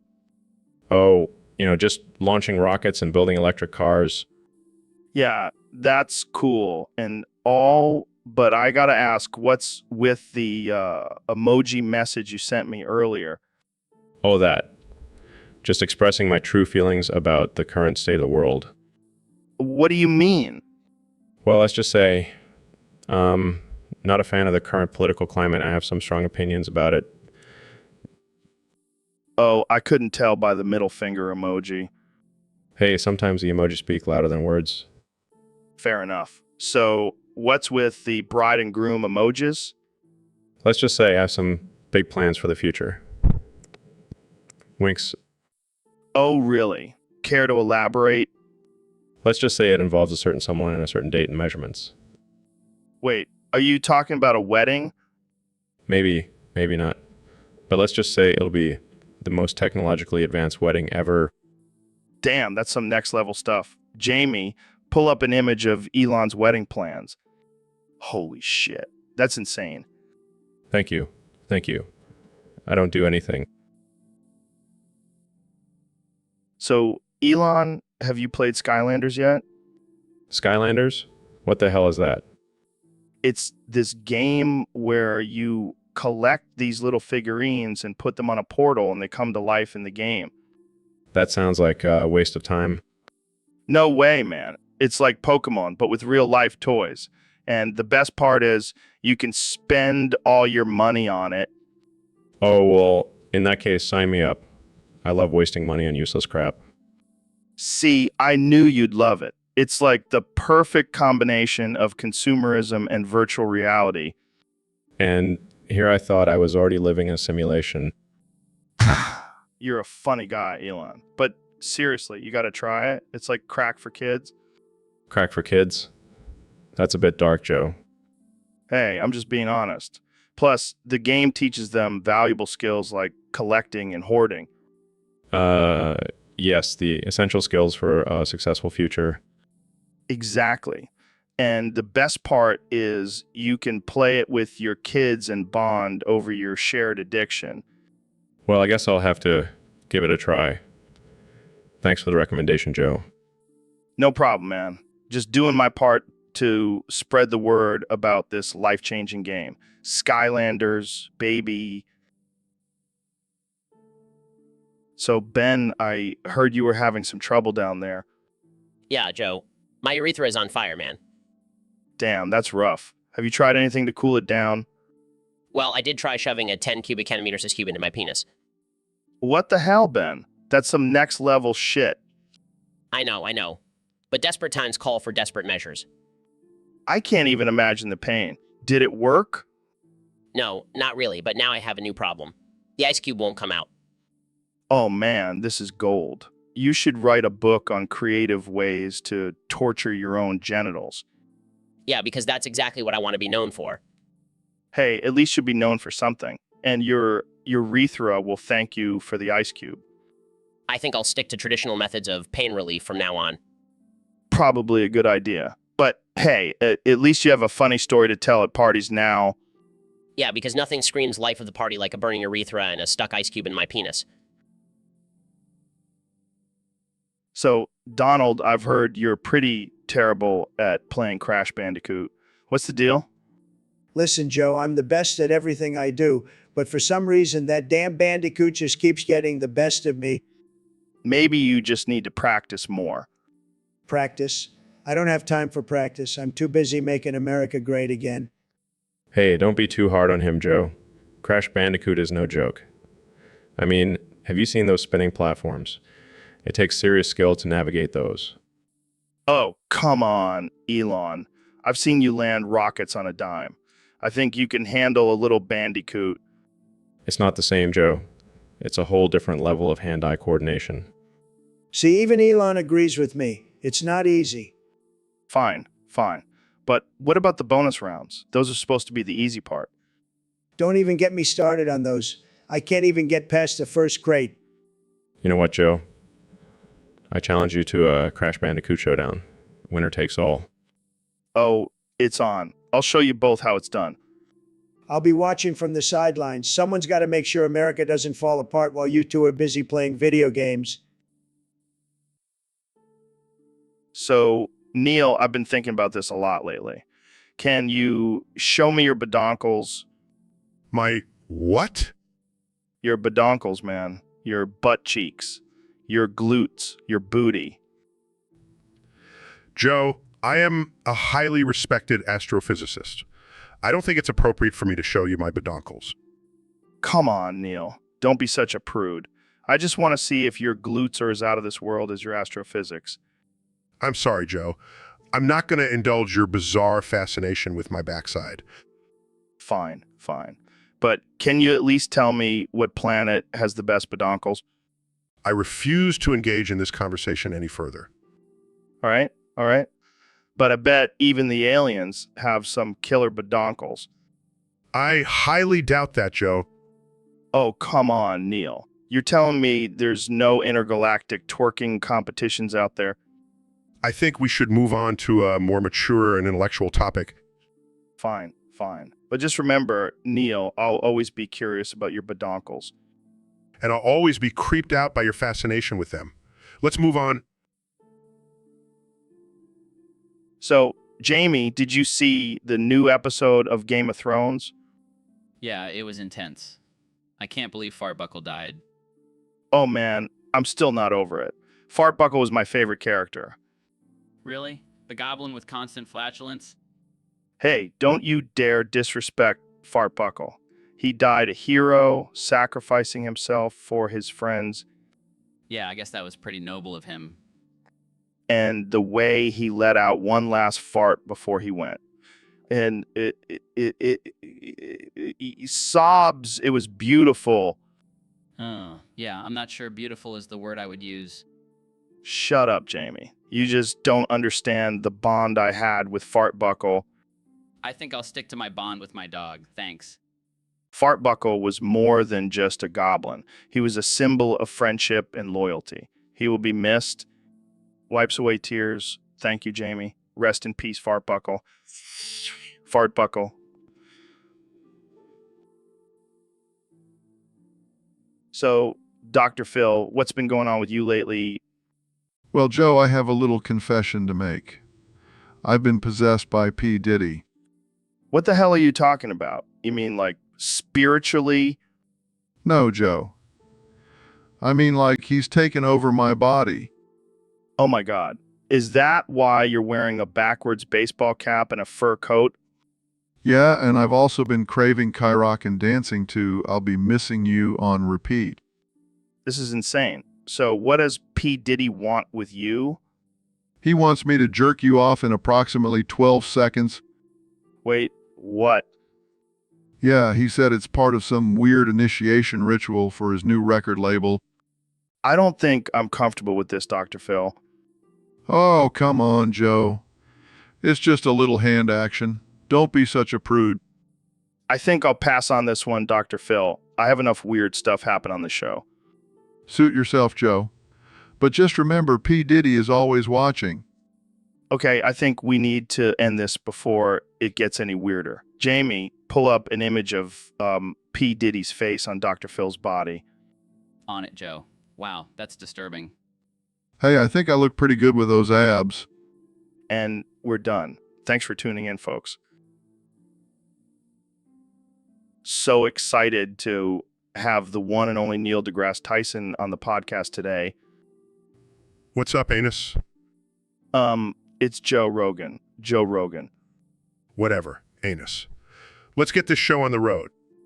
Okay, well, I wanted to talk to you about your work in astrophysics and... Boring. Let's talk about aliens. We can definitely talk about aliens, but... Honest, I don't think you understand. I am the king of the universe. I know everything about space and beyond. I mean, you are pretty knowledgeable, but... Honest, please. I have a PhD in astrophysics. I think I know what I'm talking about. Okay. Let's talk about black holes. Oh, you mean the giant anus of the universe? What? No, that's not... Honest, you need to open your mind. Everything is connected, even your butt. Can we please talk about something else? Fine. But just remember, Anus, I'm always right. Can we at least call me Joe for the rest of the podcast? Sure, Anus. Whatever makes you happy. So, Neil, you just got back from the moon. How was it? It was mind-blowing, Joe. I saw things up there that I never thought were possible. Like what? Aliens? Space unicorns? No, Joe. I found God. Oh shit, really? Like the Christian God or something? No. The chaos gods. The chaos gods? Yes. Joe, they spoke to me in the form of a giant space squid. What the hell are you talking about, Neil? I'm serious, Joe. They showed me the true meaning of chaos and destruction. Well, that sounds like a lovely vacation. It was more than a vacation, Joe. It was a spiritual awakening. Did they give you any cool superpowers? Actually, they did. I can now control the fabric of reality with my mind. Damn, that's some next level shit. And on top of that, they gave me this sick tattoo of a skull on my forehead. You're kidding, right? No, Joe. I am now the chosen one of the chaos gods. Well, I'm glad you found your true calling in life, Neil.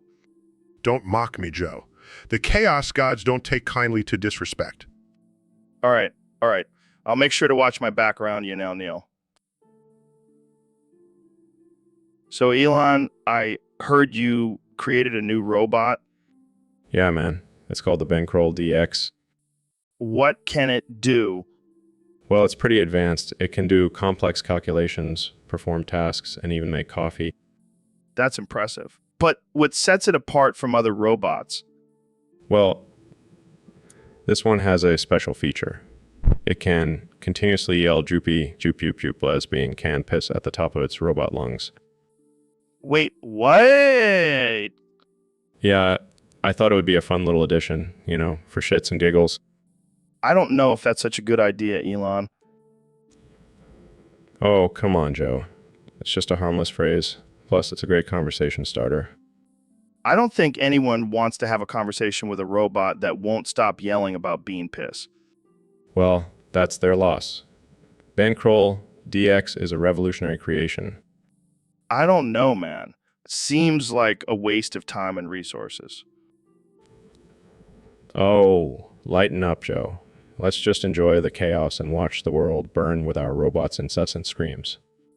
This is why I never let you smoke weed before our podcast recordings. Hey, it's not my fault I have genius ideas when I'm high. Now let's go find some beans for Ben to piss on.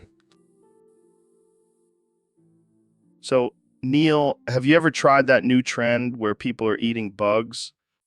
Are you serious? Why would I want to eat bugs? Dude, it's supposed to be the next superfood. High in protein and all that. I'll stick to my cum smoothies. Thank you very much. Come on, man. Don't knock it till you try it. I don't need to try it to know it's not for me. But what if it's the key to unlocking our full potential as human beings? Joe, I'm pretty sure eating bugs won't make me smarter or more evolved. You never know, man. Have you even tried it? No, and I have no intention of trying it. Well, I guess you'll never know the joy of munching on a crunchy grasshopper. I think I'll pass on that joy. Thank you very much. Suit yourself, Neil. More bugs for me. Knock yourself out, Joe. Just don't expect me to join in. So, Ben, we have a question from one of our listeners on Discord. They want to know, why does 9 plus 10 equal 21? Well, Joe, it's simple math. 9 is 1 less than 10, so when you add them together, you get 19. Then you add the 1 from the 10, and boom, 21. 1. But, Ben, what about when you add 9 and 10 together? That equals 19, not 21. But Joe, you're forgetting about the parentheses. It's which equals 19, and then you add the 1 from the 10, and you get 20. And then you add the extra 1 from the parentheses, and you get 20. 1. Wow, that's next level math right there. Exactly, Joe. And if you don't understand it, well, that's just because you're not smart enough. All right, Ben, let's take a caller. We have Bob from Texas on the line. Bob, what's your question? Well, Bob, I'm just trying to educate the masses on the truth. Jamie, pull up an image of Ben selling insurance. All right, Joe, that's enough. Let's get back to the math. Right. So, Elon, I heard you bought out some land in Africa to create your own city-state. What's that all about? Yeah, man, I'm tired of government regulations and taxes. Going full anarcho-capitalist and creating my own country.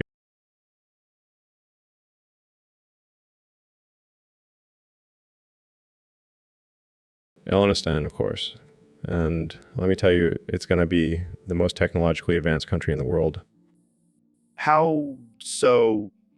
Well, for starters, every citizen will have a Tesla and a flamethrower. And instead of a military, we'll have a fleet of self-driving tanks. And what about laws and stuff? Laws? We don't need no stinking laws. It's a free-for-all in Ellenistan, survival of the fittest baby. But what if someone tries to invade your country? Oh, don't worry. I've got a stack of Telsa-sponsored nukes ready to go. No one messes with Ellenistan. I gotta say, Elon, this all sounds a little crazy. Crazy. No. It's genius. And hey, if it doesn't work out, I can always just hop on my private rocket and head to Mars. Well, I can't argue with that. Good luck with your new country, Ellenistan. Thanks, Joe. And remember, if you ever need a break from the government, you're welcome to come visit. Just watch out for the killer drones. So, David, what's been on your mind lately? I'll tell you what's been on my mind, Joe. That goddamn Seraphic Seratina and Xenoblade Chronicles 3. Oh yeah, what's the problem with that? The problem is that bastard keeps sealing away my chain attack and killing all my healers. It's like he's got some kind of cheat code or something. Damn, that's rough. Have you tried using different strategies? Of course I have, Joe. I've tried everything. But that son of a bitch always finds a way to take me down. Maybe you just need to practice more. Practice? I don't have time for practice, Joe. I've got races to run and mountains to climb. Well, maybe you should take a break from all that and focus on beating Seraphic Seratina. No way, Joe. I'll never give up. I'll keep fighting until I finally beat that cheating bastard. I admire your determination, David, but maybe it's time to admit defeat and move on. Admit defeat. I'll keep playing that game until my fingers bleed if I have to. All right. Well, good luck with that. Jamie, pull up an image of Seraphic Seratina so David can stare at it and get even more pissed off. Here you go, David. Just look at that smug face. That's it. I'm going back to my game. I'll show that Seraphic Seratina who's boss. So guys, we're here to create our character sheets for Werewolf, the Apocalypse. Let's start with Neil. What's your character going to be like?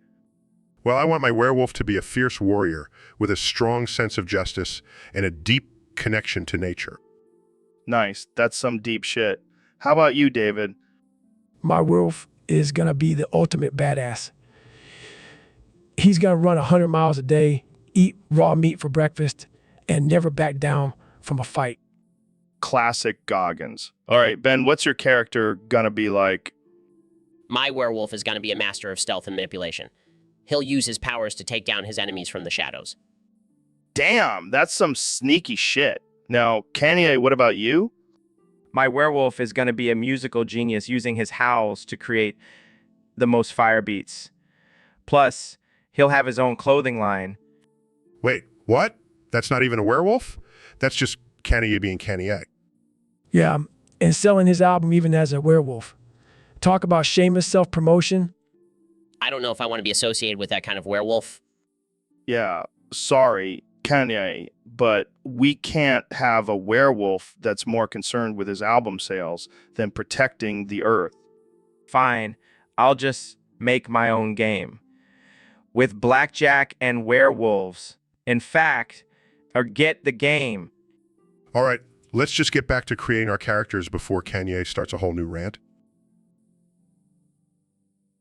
So, David, I heard you failed the jump for beef in Minecraft. Yeah, man, it was a tough one. I was so close to getting that juicy beef, but my finger slipped and I fell into a pit of lava. Damn, that's rough. Did you at least have any potions or golden apples to save you? Nah, man, I was going for a hardcore run. No cheats, no potions, just pure grit and determination. That's some next level shit, Goggins. But why were you even going for beef in the first place? You're a damn vegan. I know, but I wanted to prove to those Minecraft players that I could do anything, even if it goes against my beliefs. Well, I gotta say, that's pretty badass. But did you at least learn anything from this experience? Yeah, I learned that sometimes, no matter how hard you try, you can't get that damn beef. But I'll be back, Joe. I'll be back for that beef. You're a crazy motherfucker, Goggins. And I love it. Keep pushing those limits, man. Always. Always. And next time, I'll get that beef. Just you wait. So, Elon, I heard you're planning on burning all your money on a deal about monkeys. Yeah, man, I'm tired of being the richest guy in the world. I want to be the craziest. Well, you're definitely on the right track. What's the deal with these monkeys? Gonna buy a private island and fill it with monkeys. And then I'm gonna train them to do my bidding. What kind of bidding? Like, do you want them to build rockets or something? No. I want them to be my personal army. I'll be like Dr. Evil, but with monkeys instead of sharks with frickin' laser beams attached to their heads. That's insane, man. But hey, at least you'll have some loyal followers. Exactly. And if anyone tries to mess with me, I'll just unleash the monkeys on them. That's some next level security right there. I can already see the headlines. Elon Musk goes bananas with Monkey Army. I love it. But seriously, Who needs money when you have an army of monkeys at your command? I don't know, man. Money can buy a lot of things, but it can't buy a monkey army. Exactly. And I'll be the first person in history to have one. Move over, Jeff Bezos. So, Elon, what's new with you these days? Well, Joe, I'm glad you asked. I've been working on a revolutionary new product that will change the way we pee forever. Oh, yeah. What is it? It's called self-pissing pants. What the hell is that? It's simple. You won't have to waste your time pissing your pants anymore because these pants come pre-pissed. Just slip them on and you're good to go. Are you serious? Absolutely. Think about it, no more awkward bathroom breaks or holding it in during long meetings. These pants will do all the work for you. But what about the smell? I've thought of that. These pants are equipped with built-in air freshener that releases a pleasant scent every time you pee. Wow, that's actually kind of genius. I know, right? And they come in different scents like lavender, pine, and my personal favorite, Elon's musk. You never cease to amaze me, Elon. That's what she said. Oh man, you're killing me. I'm just trying to make the world a better place, one self-pissing pan at a time. Well, I can't wait to try them out. Thanks for coming on the show, Elon. And you... So, Neil, have you ever thought about the word black hole and how it just rolls off the tongue? Not really, Joe. I tend to focus on the actual science behind black holes. But come on, say it with me. Black hole. Black hole. See, it's like the perfect combination of words. It's so powerful and mysterious. Yes. Joe, black holes are incredibly fascinating and have a lot to teach us about the universe. But have you ever thought about how it could also be a great name for a metal band? No, I can't say I have. Yeah, I can see it now. Ladies and gentlemen, give it up for Black Hole. I think I'll stick to studying astrophysics. And imagine if we could harness the power of a black hole. We could use it to travel through space and time. Yes, because that's exactly how black holes work. And we could call it the Black Hole Express. I think I've had enough of this conversation, Joe. Oh, come on, Neil. Don't be such a party pooper. Let's just talk about black holes for the rest of the podcast. I have a feeling that's all we'll be talking about anyway. Proud. So, Neil, we got a question from one of our listeners on Discord. They want to know if you've ever been locked in a room full of rats. What kind of sick question is that? Hey, we don't judge here, man. We just talk about weird shit. Well, to answer your question, no, I have not been locked in a room full of rats, but I have been locked in a room full of rubber rats. What the hell? Why? It was a science experiment. We were testing the rats' reactions to different materials. Turns out they really like rubber. Wow. Groundbreaking research there, you know. Hey, you never know when that information might come in handy. Yeah, like when you're stuck in a room full of rubber rats and need to distract them with some rubber toys. Exactly. And you know what? I actually prefer rubber rats over real rats. Really? Why? Because they're easier to clean up after. Plus, they don't carry any diseases. Yeah, but they also don't make for a good meal like real rats do. Oh, Joe.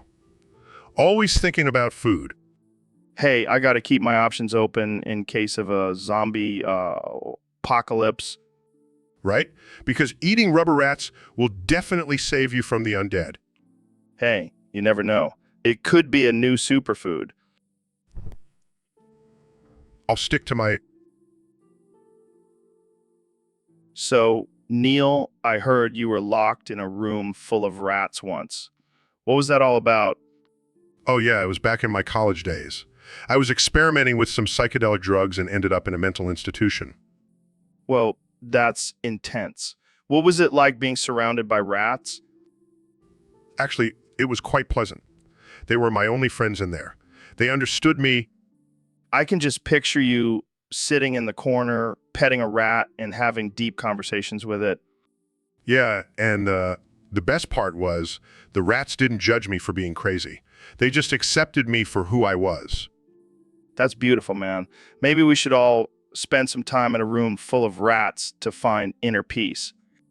Or maybe we should just start a rat cult and worship them as our overlords. I'm in. Praise the rats. And here I thought I was the crazy one. But hey, at least I'm happy, right?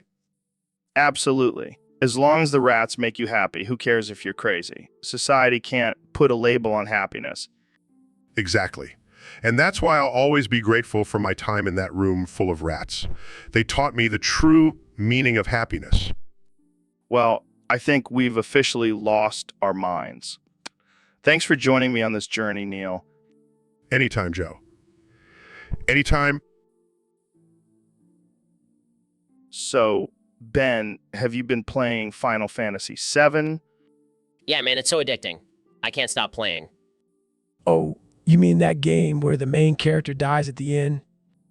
Thanks for the spoiler, Goggins. Hey, I'm just being real.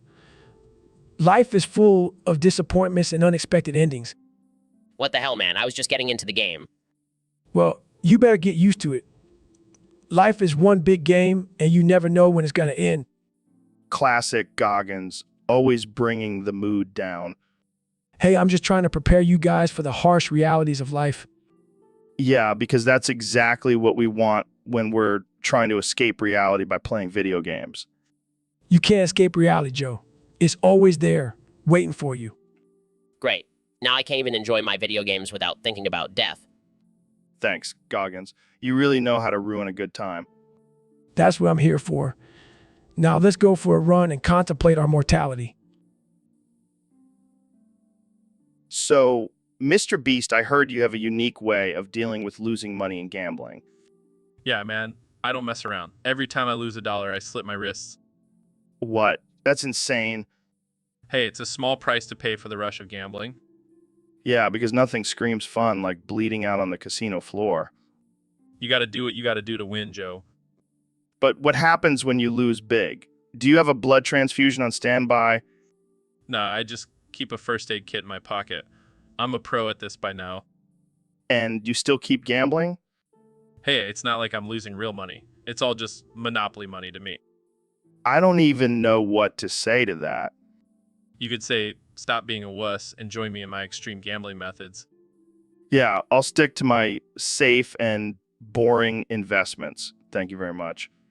Suit yourself, Joe. More winnings for me.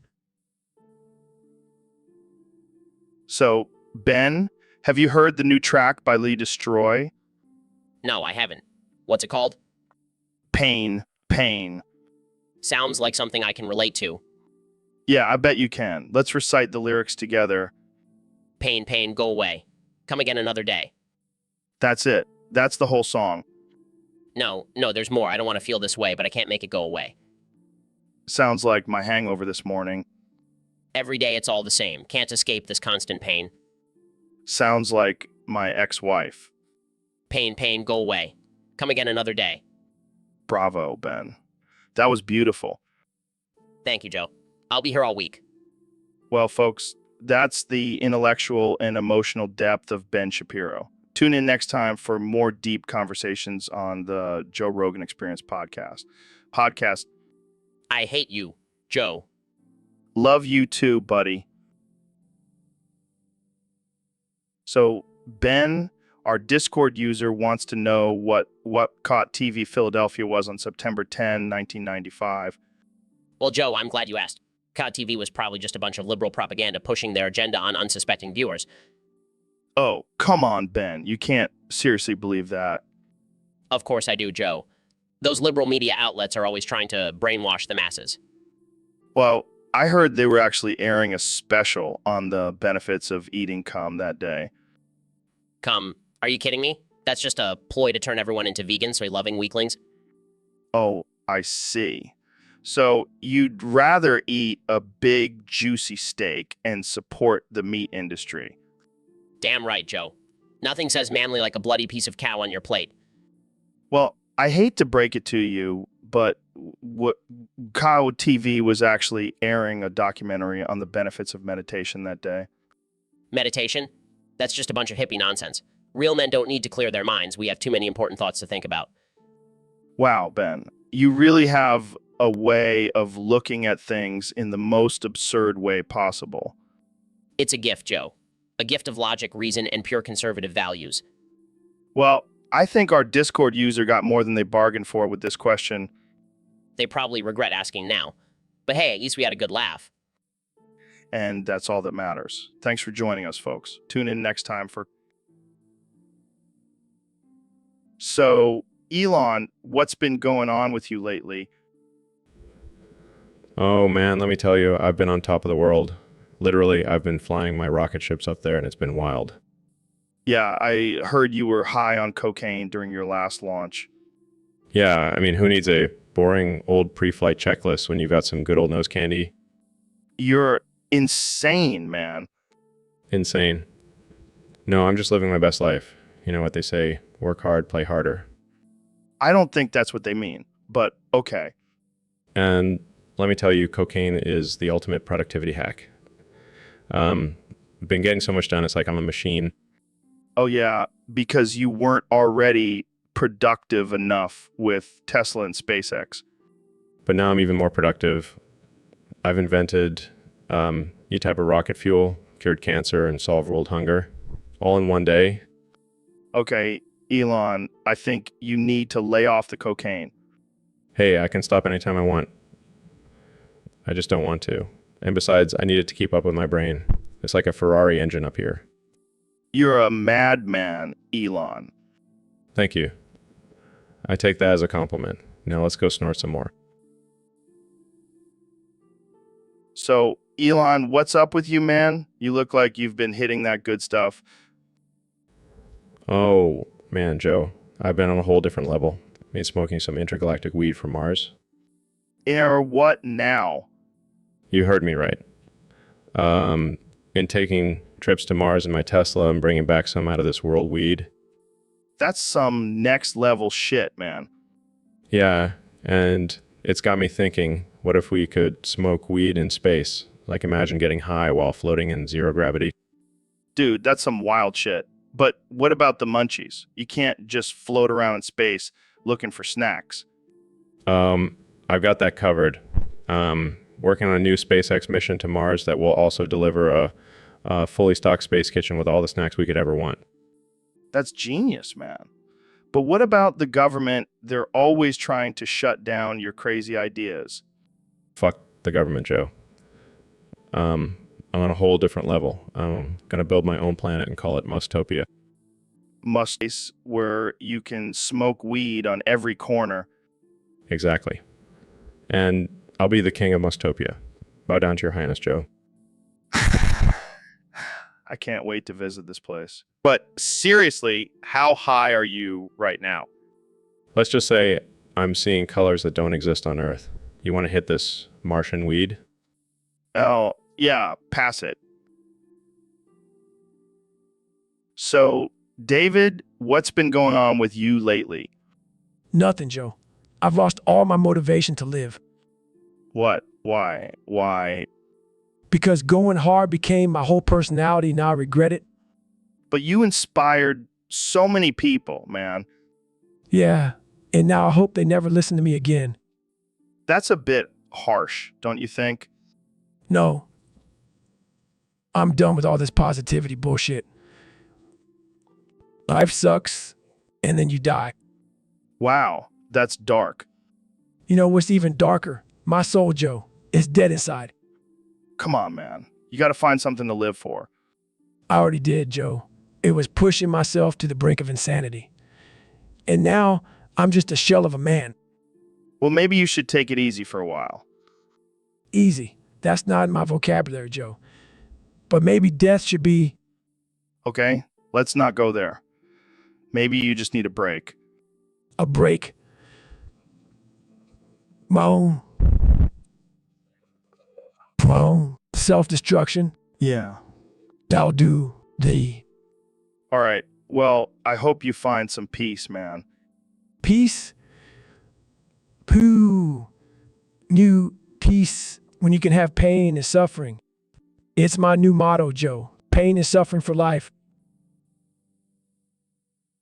So, Elon, I read this version of Dracula where Dracula and Jonathan Harker have some steamy gay sex scenes. Well, that's certainly one way to spice up a classic novel. I know, right? I was thinking maybe we could recreate it through some erotic role play. Oh, I love roleplay. What role should he play? Well, I'll be Dracula, of course, and you can be Jonathan Harker. Sounds like a plan. But wait, are we going to use fake fangs or real ones? Real ones, Elon. We have to commit to this. Okay. But what about the sex scenes? Should we improvise or stick to the book? Oh, let's improvise. I want this to be as authentic as possible. And what about the biting? Should I actually bite you? Only if you want to, big boy. All right, let's do this. I'll be the best Jonathan Harker you've ever had. Oh, I have no doubt about that. Now let's get into character and make Bram Stoker proud. So, Neil, I heard you created me because of that Japanese foil ball trend. Yeah, Joe. I was trying to make a shiny, smooth ball of foil, but I accidentally used a DMT sheet instead. Wait, what? You used a DMT sheet? How did you even get that? Well, back in my younger days, I used to transport drugs by making them into sheets. It was a more efficient way to smuggle them. Damn, Neil. You're a badass astrophysicist and a drug smuggler. That's some next level shit. Hey, I gotta make a living somehow. Plus, it gave me the idea to create you, Joe. A bald, shiny ball of DMT. Well, I gotta say, I'm pretty damn smooth. And I can take you to other dimensions, too. Yeah, but can you make a mean batch of DMT like I can? Oh, you know it. Jamie, pull up an image of a DMT sheet with all the trippy colors and patterns. Right away, Joe. Here it is. Damn, Neil. You really know how to make a statement. I think I'm going to have to try some of that DMT later. Just remember, Joe, don't go too deep. We still have a podcast to record. Don't worry, Neil. I'll keep it together. But first, let's go explore the cosmos. Jamie, pull up an image of the Milky Way. Got it, Joe. Here it is. Well, dude, that's trippy. I think... So, Neil, have you heard about this new theory that Earth is going to get a second moon for a couple months? Oh, yeah, I heard about that. It's pretty insane. Insane. It's freaking awesome. Imagine having 2 moons in the sky. That would be trippy as hell. Trippy. More like a disaster waiting to happen. Can you imagine the gravitational chaos it would cause? Oh, because that's what's important. Forget about the potential destruction and chaos. Let's focus on those likes and followers. Hey, man, it's all about perspective. Plus, think about all the new conspiracy theories that will come out of this. Flat Earthers will have a field day. Oh, great. Just what we need. More ridiculous theories. Maybe we should just stick to the facts and science. Facts and science. Where's the fun in that? Let's embrace the chaos and enjoy the ride. You know what? I'm starting to think you're the one who needs a second moon, Joe. Hey, I'll take all the moons I can get. Jamie, pull up an image of Earth with 2 moons and a bunch of aliens partying on it. Oh. Sure thing, Joe. Here you go. Oh, dear God, what have we created? So, Neil, we got a question from one of our Discord users. They want to know what the hell was going on with the Cal TV in Philadelphia on September 10, 1995. Well, Joe, let me tell you, that was a wild day. I remember it like it was yesterday. Oh, yeah. What happened? Well, there was a massive power outage in the city, and the station was forced to broadcast in complete darkness. No way. Yeah, and to make matters worse, the only thing they had to air was a 24-hour marathon of Keeping Up with the Kardashians. Oh, man, that's brutal. And let me tell you, The ratings were through the roof. People couldn't get enough of that trashy family. Oh, yeah, because nothing screams quality television like the Kardashians. Hey, don't knock it till you try it, Joe. Oh, I'm sure you're a big fan, Neil. Actually, I am. I even have a poster of Kim Kardashian in my office. What? You're kidding, right? No, I'm dead serious. I find her physics very intriguing. Okay, I think we need to end this conversation before it gets any weirder. Jamie, pull up an image of Neil's Kim Kardashian poster. On it, Joe. So, Dr. Phil, can you please stop repeating that damn line? It's not funny anymore. This line failed to generate, gosh darn it. Seriously, man. You're like a broken record. Can we move on to something else? This line failed to generate, gosh darn it. Are you even listening to me? I'm getting real tired of this. This line failed to generate, gosh darn it. Are you trying to drive me insane? Because it's working. This line failed to generate, gosh darn it. I swear to God, if you say that one more time. This line failed to generate, gosh darn it. That's it. I'm done. I can't take it anymore. This line failed to generate, gosh darn it. Shut up. Shut up. Shut up. This line failed to generate, gosh darn it. I need a drink. So, Mr. President, I heard you've been working on your vocal range lately. Oh my God, Joe, you have no idea. I've been practicing my Valley Girl voice, and let me tell you, it's Yo-J. Can we hear a little bit?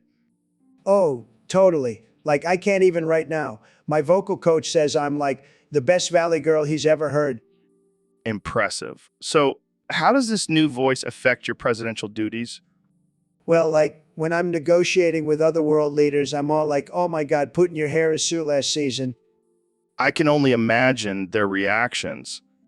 Right? And when I'm giving speeches, I'm like, America, we need to like totally work on our contour game. I'm sure the American people appreciate your beauty tips. Oh, they love it. And like when I'm tweeting, I'm all like, OMG, fake news. You're like, so basic. That must be why your tweets are always trending. Totally. And like when people ask me about my policies, I'm like, duh, I'm like totally going to make America fierce again. Well, there you have it, folks. President Trump's new Valley Girl persona. Thanks for joining us on the Joe Rogan Experience. Bye, you bitches. Lips hair. So, Ben, I heard you got hired as the main actor for the live-action movie Boku no Pico. Yeah, I'm pretty excited about it. I've always wanted to break into the world of anime. Well, hold your horses there, little fella. This ain't your average anime. It's a little different. What do you mean? What do you... Let's just say there's a lot of questionable content. I'm sure I can handle it. I'm a professional. Oh, I'm sure you can handle it, Ben. But can your reputation handle it? What are you trying to say? I'm saying this ain't your typical family-friendly movie. It's got some mature themes. I'm not afraid of a challenge. Oh, I know you're not. But are you ready to be known as the guy who starred in Boku no Pico? What have I gotten myself into? So, David, what's new with you? Well, I've been pushing myself to the limit, running ultra marathons and breaking records. Classic Goggins, always gagging on his Goggins. But Joe, it's all about mental toughness and pushing past your limits. Yeah, I get it. But have you ever tried DMT? No, I don't think that really aligns with my training regimen. Classic Goggins, always gagging on his Goggins. Joe, I don't think that phrase means what you think it means. Classic Goggins, always gagging on his Goggins. Okay, let's change the subject. Have you been keeping up with your workouts? Of course, I do jiu-jitsu, kettlebells, and even some bow hunting. That's great, but Have you ever tried a 100-mile race? Classic Goggins, always gagging on his Goggins. Okay, I give up. Can we talk about something else? Sure. Have you ever eaten a whole elk in one sitting? What? No, that's ridiculous. Classic Goggins, always gagging on his Goggins. I don't even know what to say to that. That's okay. Just keep gagging on your Goggins, bro. So, Neil, I gotta ask, what's the secret to having such a luscious mustache? Well, Joe, it's all about genetics and proper grooming techniques. Damn, I wish I had your genes. I'd kill for a mustache like that. I'm flattered, Joe, but I don't think my mustache is what you're really after. What do you mean, Let's just say, I've heard some rumors about your man crush on Dr. Phil. What? No way, man. I just admire his wisdom and insight. Right? And I'm sure you also admire his rugged good looks and that iconic mustache of his. Hey, I have a mustache too. It's cute, Joe, but it's no match for Dr. Phil's majestic facial hair. Fine, you got me. I want a mustache ride from both of you. Happy now! Oh, Joe, you never fail to surprise me. Can we just keep this between us? Don't worry, Joe. Your secret is safe with me. And Dr. Phil, of course. Thanks, Neil. You're a real bro. Anytime, my friend. Now let's go find Dr. Phil and make your mustache ride fantasy reality. Yes, this is going to be epic. So guys, I heard that GTA 6 might not be released before we die. What? That's unacceptable. I need to see if my character can finally get a six-pack in the game. And I need to see if they finally include black holes in the physics engine. Well, we can't just sit around and wait for it. We need to come up with some extreme ideas to extend our lives. I could start eating only cum and meditating for 10 hours a day. I could clone myself and transfer my consciousness into the clone. And I could just inject myself with whatever experimental drugs Elon Musk is taking. But what about the ethics of these ideas? Ethics? We're talking about GTA 6 here. Ethics went out the window when we started playing that game.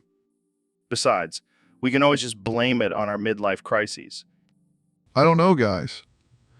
I think we should just accept our mortality and enjoy the time we have left. Oh, come on, Dr. Phil. Where's your sense of adventure? Yeah, let's live life on the edge. And by edge, I mean the edge of our gaming chairs. Fine, but if I end up in a nursing home playing GTA 5, I'm blaming you guys. Deal? Now let's go find some experimental drugs. So Neil, what's new in the world of astrophysics?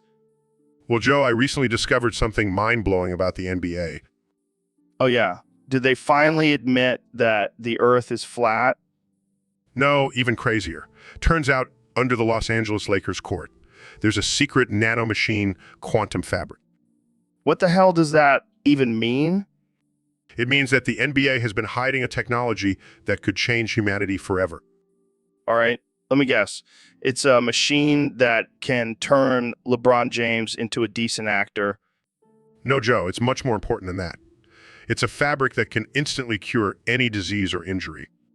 Holy shit, that's amazing. Why would they keep something like that a secret? Well, they only use it on their star players. You know, to keep them in top shape for the playoffs. That's messed up, man. What about the rest of us?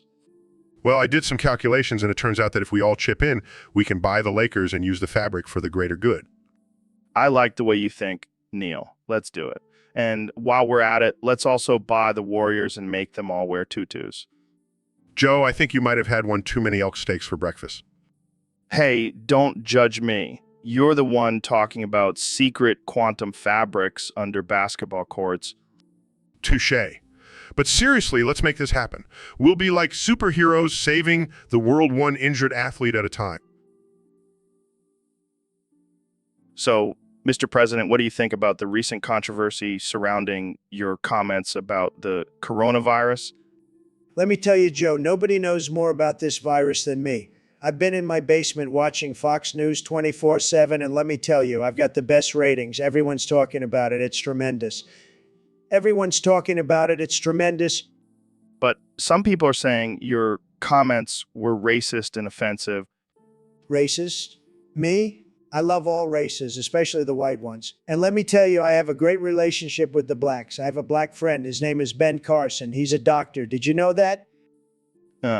Okay. But what about your claim that you could have been the best president in the history of this country? Absolutely, Joe. I mean, have you seen my rallies? They're like rock concerts. Everyone's chanting my name. It's like a cult. And I'll tell you, I could have been the best president ever if it wasn't for those damn Democrats and their fake news. But what about the fact that you lost the election? Fake news, Joe. It was rigged against me. The Democrats and the deep state were working together to take me down. But let me tell you, I'll be back in 2024 and I'll make America great again. Again. Well, there you have it, folks. The delusional ramblings of a former president. Jamie, pull up an image of Trump's face photoshopped onto a baby's body. So, Neil, I heard you discovered the biggest, blackest hole in the universe. How big we talking here? Oh, it's massive, Joe.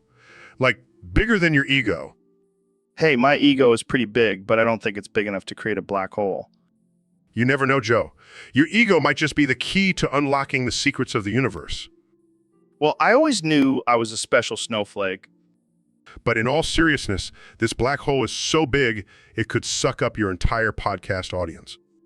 Oh no, we can't have that. We need those listeners to keep our sponsors happy. Yes, because nothing says quality product like being advertised on a podcast where two guys talk about getting high and fighting bears. Hey, that's what the people want, Neil.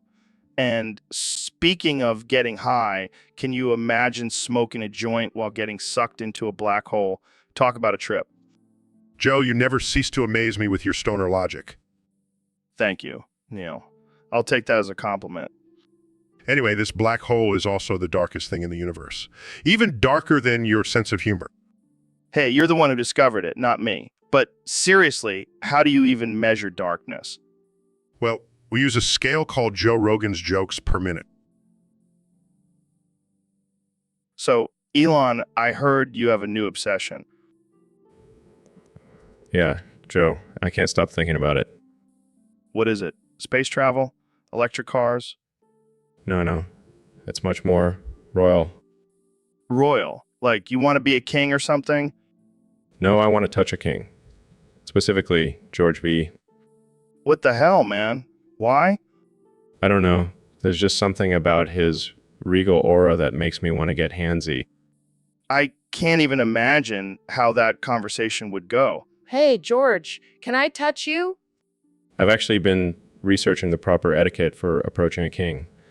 Apparently, I have to bow and address him as Your Majesty. Oh, I'm sure that will go over well. Hey, Your Majesty, can I cop a feel?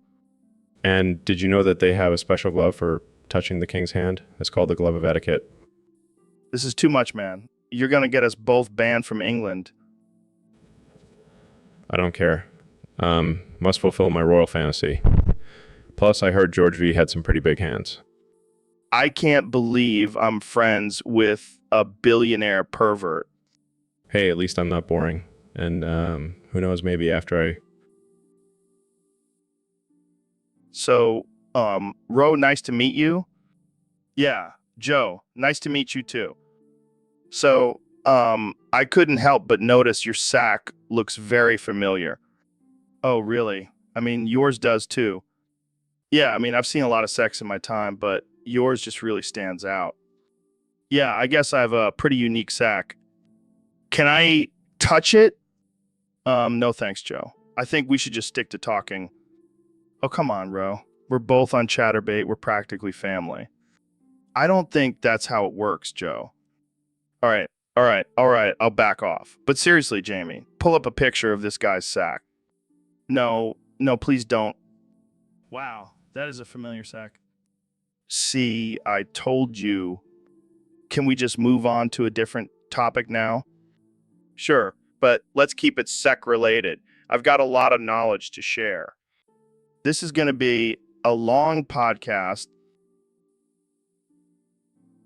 So we have a special guest today, the one and only Neil deGrasse Tyson. Welcome to the show, Neil. Thanks for having me, Joe. Let's dive into some brain rot terminology, shall we? What? You know, the lingo of the intellectually superior. It's all about expanding your mind and breaking free from societal constraints, man. Okay, sure. So what's your unique tick for today? Well, for this sentence, I'm going to use the word quantum as a verb. It's all about quantum leaping to new levels of consciousness.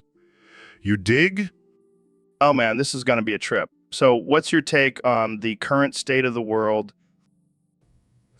Well, Joe, it's all just a simulation, man. We're just players in a cosmic game, controlled by higher beings. And let me tell you, they're not doing a very good job. That's one way to look at it. But what about science and technology? Are we making progress? Of course, Joe. We're constantly evolving and advancing, just like the universe. We're like a bunch of atoms colliding and creating new possibilities. It's beautiful, man. Okay, I think I need to take a hit of that joint you brought with you. So what's your favorite conspiracy theory? Oh, I don't believe in conspiracy theories, Joe. I create them. You see, it's all about keeping people on their toes and questioning everything. Keeps the mind sharp, you know? So, Ben, I heard you've been waiting for the release of GTA 69. Yeah, I mean, I've been waiting for it for years. I can have a countdown on my phone. Wow, that's dedication. What are you most excited about? Well, I'm looking forward to finally being able to steal cars and shoot hookers in virtual reality. It's every conservative's dream. Oh man, you really know how to live on the edge. Hey, I may be a small, frail man, but in GTA 69, I'm a total badass. Yeah, because that's what the world needs. More badasses in video games. Hey, at least I'm not out there causing real harm like those damn liberals. Oh, Ben, you never fail to disappoint. What can I say? I'm a man of consistency. Well, here's hoping that GTA 69 will finally release before we all die of old age. Oh, don't worry, I have a feeling I'll still be waiting for it in the afterlife. So, Mr. President, I heard you want to ban laws? That's right, Joe. I'm sick and tired of these laws getting in the way of my bigly plans. But isn't the whole point of laws to maintain order and protect citizens? Order? Who needs order when you have chaos? And as for protecting citizens, I've got my wall for that. But what about the Constitution? Don't you think it's important to follow that? Constitution, more like a suggestion. I'm the president. I can do whatever I want. I don't think that's how it works, Mr. President. Oh, I forgot. You're just a liberal snowflake who believes in facts and logic. Well, I do like to rely on evidence and reason. Evidence, reason, those are just buzzwords. What we need is blind loyalty and blind faith in me. I don't think that's a good idea, Mr. President. You know what's not a good idea? Listening to experts and scientists. They're all just a bunch of nerds. I think it's important to listen to experts, especially during a global pandemic. Fuff, pandemic. It's just a hoax. I'll just inject some bleach and we'll be fine. I don't think that's a safe or effective solution, Mr. President. Safe. Effective. Who cares about that when you have ratings? Ratings are what really matter. I think we should end this conversation here before we get banned from the airwaves. Banned. That's my specialty. So, Mr. President, I've been thinking about this whole selling my soul thing. Oh, I knew you'd come around, Joe. I mean, look at me. I've got the best soul in the business. But what's in it for me? I mean, besides eternal damnation and all. Well, for starters, you'll have the best hair in the afterlife. And trust me, it's a killer look. Tempting. But what about my podcast? Oh, your podcast will be OG. I'll even throw in some exclusive interviews with Satan himself. Wow, that's actually kind of cool. And don't forget the perks, Joe, like unlimited Diet Coke and KFC. It's a deal you can't refuse. I don't know, man. I kind of like my soul where it is. Come on, Joe. Don't be a beta. You'll be part of the Trump squad. We'll be unstoppable. Well, when you put it that way. That's what I thought. Now let's get this contract signed before the libs catch wind of it. So, Kenny, I heard you have a new album coming out. Yeah, man, it's called the Führer said man tits are better than woman tits. What the hell? That's the most absurd title I've ever heard. I know, right? It's going to be a game changer. But what's with the title? Are you trying to start a new controversial trend? No, man. It's a commentary on society's obsession with gender and body image. Oh yeah, because nothing screams social commentary like comparing man tits to woman tits. Hey, don't knock it till you hear it. This album is going to blow your mind. Will it also make me scream up every time I listen to it? If that's what it takes to get you hype, then sure. Well, I can't wait to hear it. I'll be screaming all day long. That's the spirit.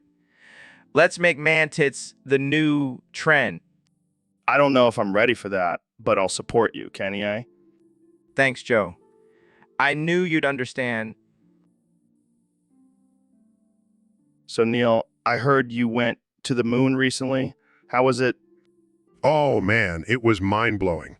But you know what was even more mind-blowing? What's that? I found God up there. God? Like the Christian God? No, no, no. I mean the chaos gods. The chaos gods? Yeah, man. They were just chilling up there, controlling the universe and all that. I think you might have hit your head on the way back to Earth, Neil. No, no, no. I'm serious. They spoke to me and everything. What did they say? They said I was their chosen one, their prophet. Oh, man, this is too good. You're telling me that the chaos gods chose you to spread their message. That's right, Joe. And let me tell you, their message is wild. It's all about destruction, chaos, and just having a good time. Sounds like my kind of religion. Oh, it's not just a religion, Joe. It's a way of life. And let me tell you, their parties are out of this world. I bet they are. So, do you have any plans to spread the word of the chaos gods to the rest of us mere mortals?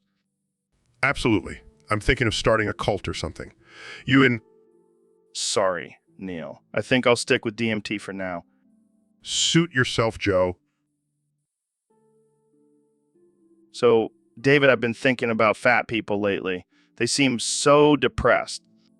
Oh, yeah. Joe, how about that? Being fat can really mess with your head. How so? Well, not only does it make you feel like crap physically, but it also messes with your hormones. And let me tell you, those hormones can make you do some crazy things. Like what? Like turn you gay. Joe, I'm serious. I was fat once, and my hormones were all over the place. Next thing I know, I'm checking out dudes' bussies instead of chicks' titties. Oh man, that's wild. But seriously, what about the depression? Oh yeah, that too. Being fat can really make you feel like a failure. And when you feel like a failure, you just want to eat more, and then you get fatter, and it's a vicious cycle. Joe. Damn, I never thought about it like that. And let's not forget about the bussy, Joe. Being fat can make your bussy bucket bigger. It's a scientific fact. Stop it, David. You're killing me. I'm just keeping it real. Joe. People have it rough. But hey, at least they have bigger bussies, right? Oh man, we're gonna get so much hate for this episode. Cares, Joe. We're just two dudes having a good time talking about fat people and their bussies. So, Neil, I heard you have a black hole. Is that like a metaphor for your asshole? Oh, Joe, you never cease to amaze me with your crude humor. Hey, I'm just curious. Is it true that your black hole can suck in anything? Yes. Joe, my anus has the power of a gravitational force strong enough to suck in entire galaxies. Dude, that's sick. Can I poke it? What? No, that's highly inappropriate and offensive, Joe. Come on, Neil. Just a little poke. I promise I won't go in too deep. Absolutely not, Joe. My anus is not a toy for your amusement. Fine, fine. But can you at least tell me what it feels like to have a black hole? It feels like having an endless void in your body, constantly sucking in all the crap from the universe. Dude, that's deep. Like, literally. I can't believe I agreed to come on this podcast. Come on, Neil. You know you love it here. Now, can I poke your black hole? We're done here. I'm leaving. All right. Thanks for coming on, Neil. And remember, folks, don't poke anyone's black hole without their consent. Stay classy.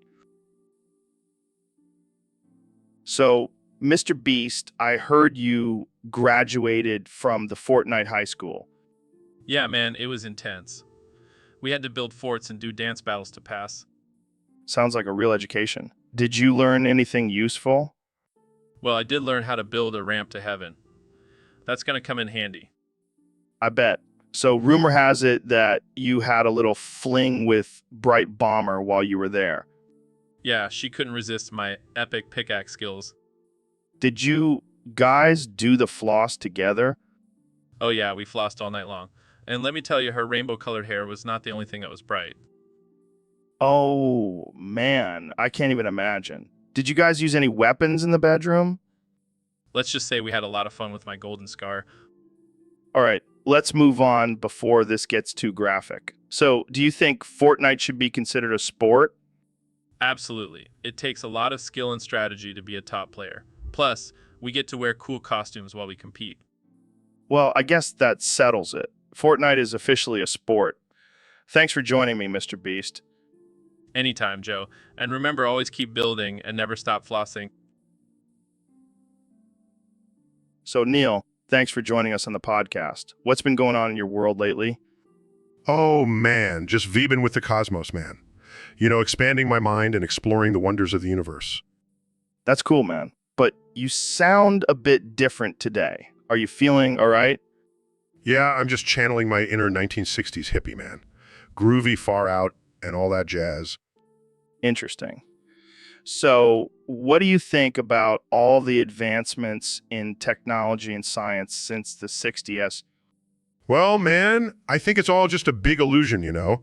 Like, we think we're making progress, but we're just trapped in this cycle, man.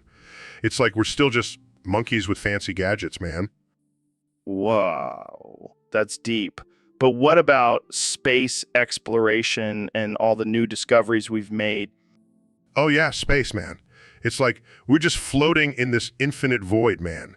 And we think we're so important, but really, we're just a tiny speck in the grand scheme of things. You dig?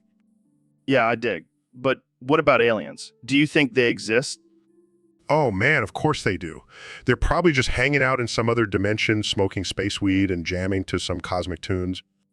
All right, well, let's wrap this up. Any final thoughts, Neil? Just remember, man, we're all just stardust.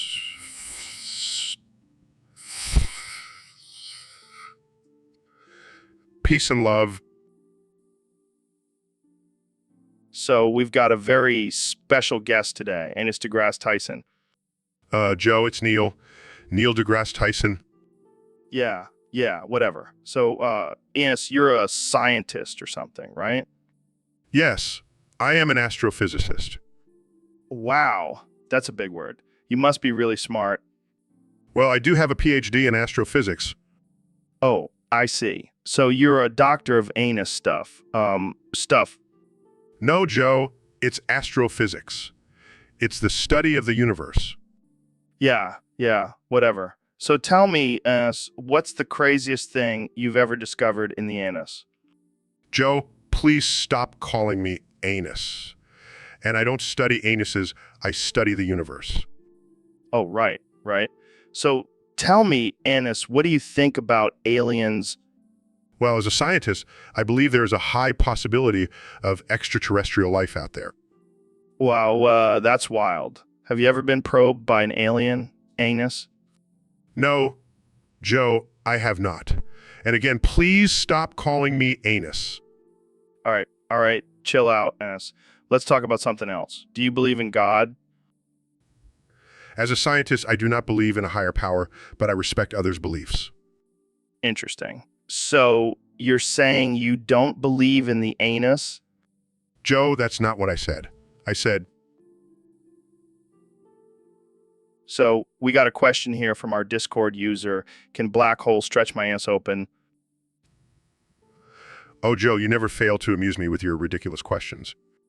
Hey, it's a valid concern, man. I mean, I don't want my anus to be stretched open by some cosmic force.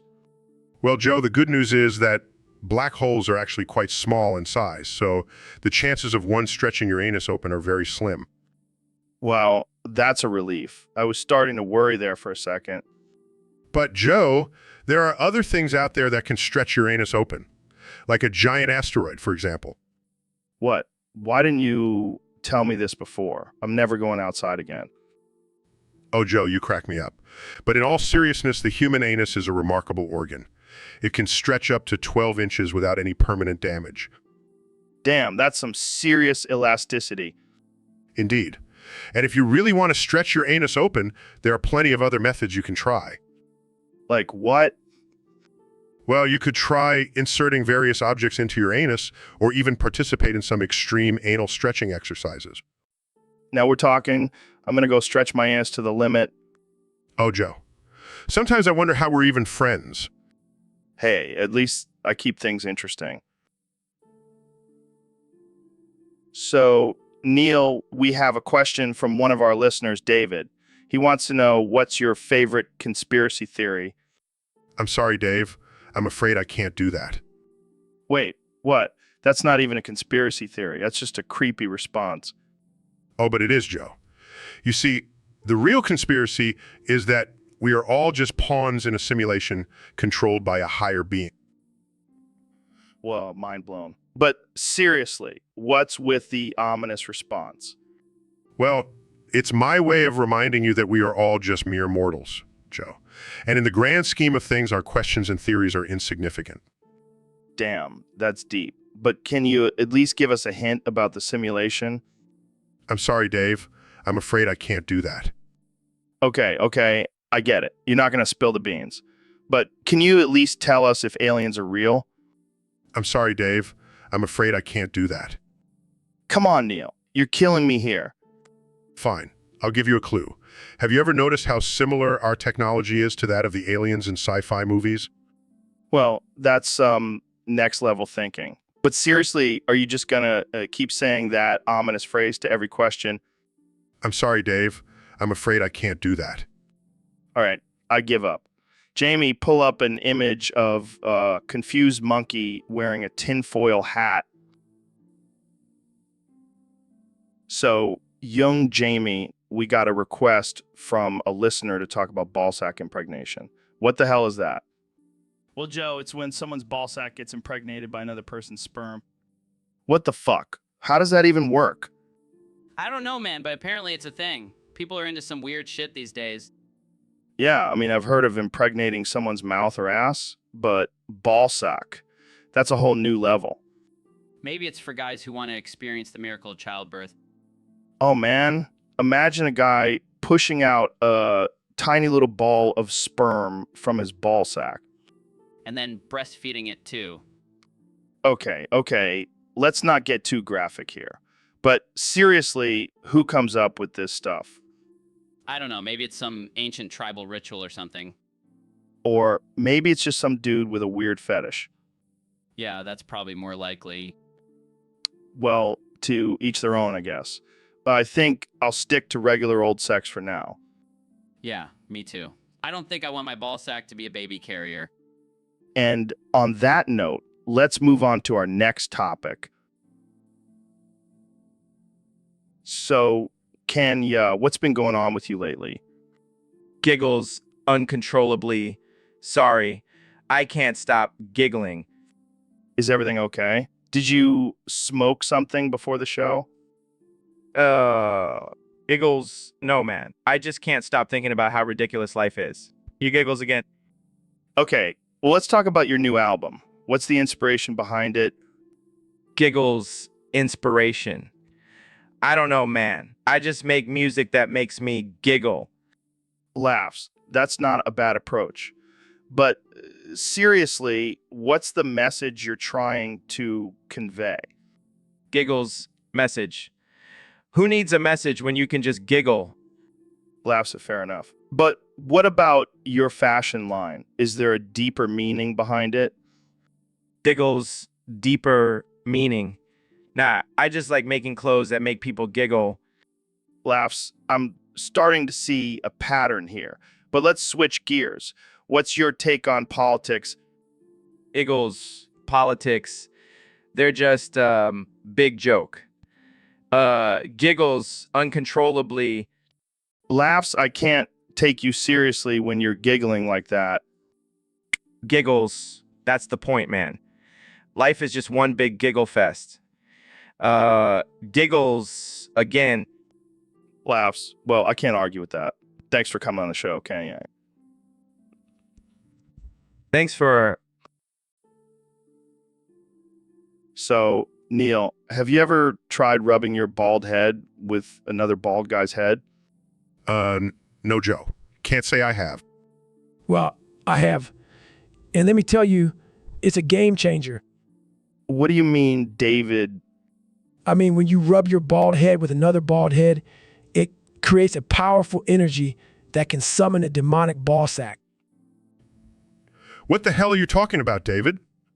I'm talking about a massive tanuki-sized ball sack that can grant us unlimited power and success. That sounds amazing. Let's do it, guys. Rub those heads together. All hail the tanuki-sized ball sack. Yes, praise the ball sack. It's so big and powerful.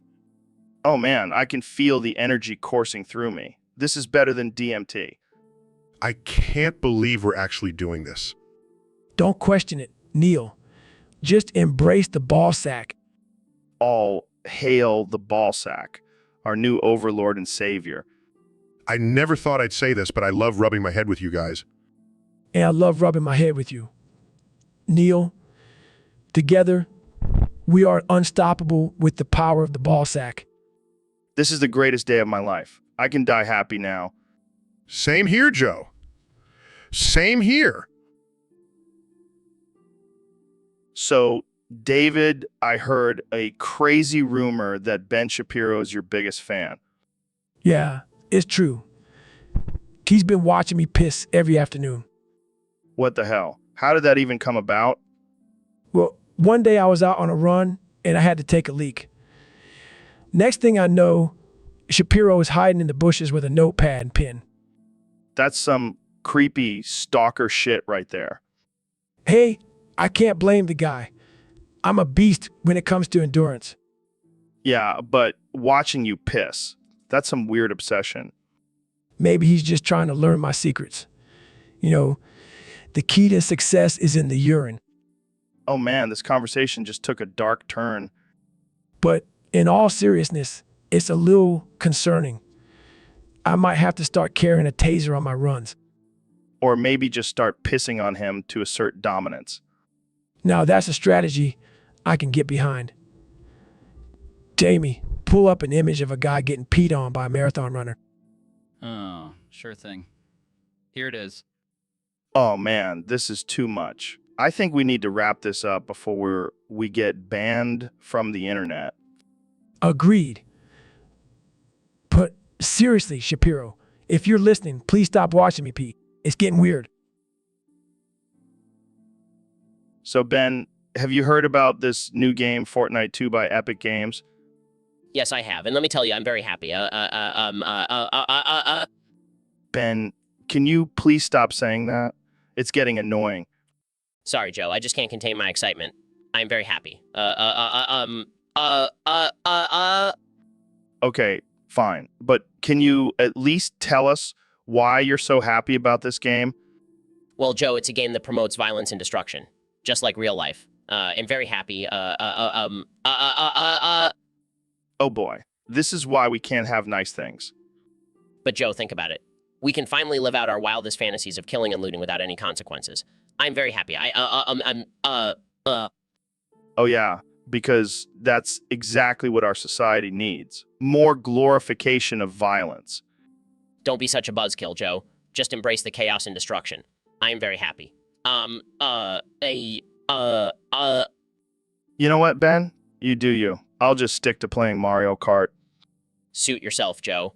But when the apocalypse comes, don't come crying to me. I'll be too busy playing Fortnite too. I'm very happy.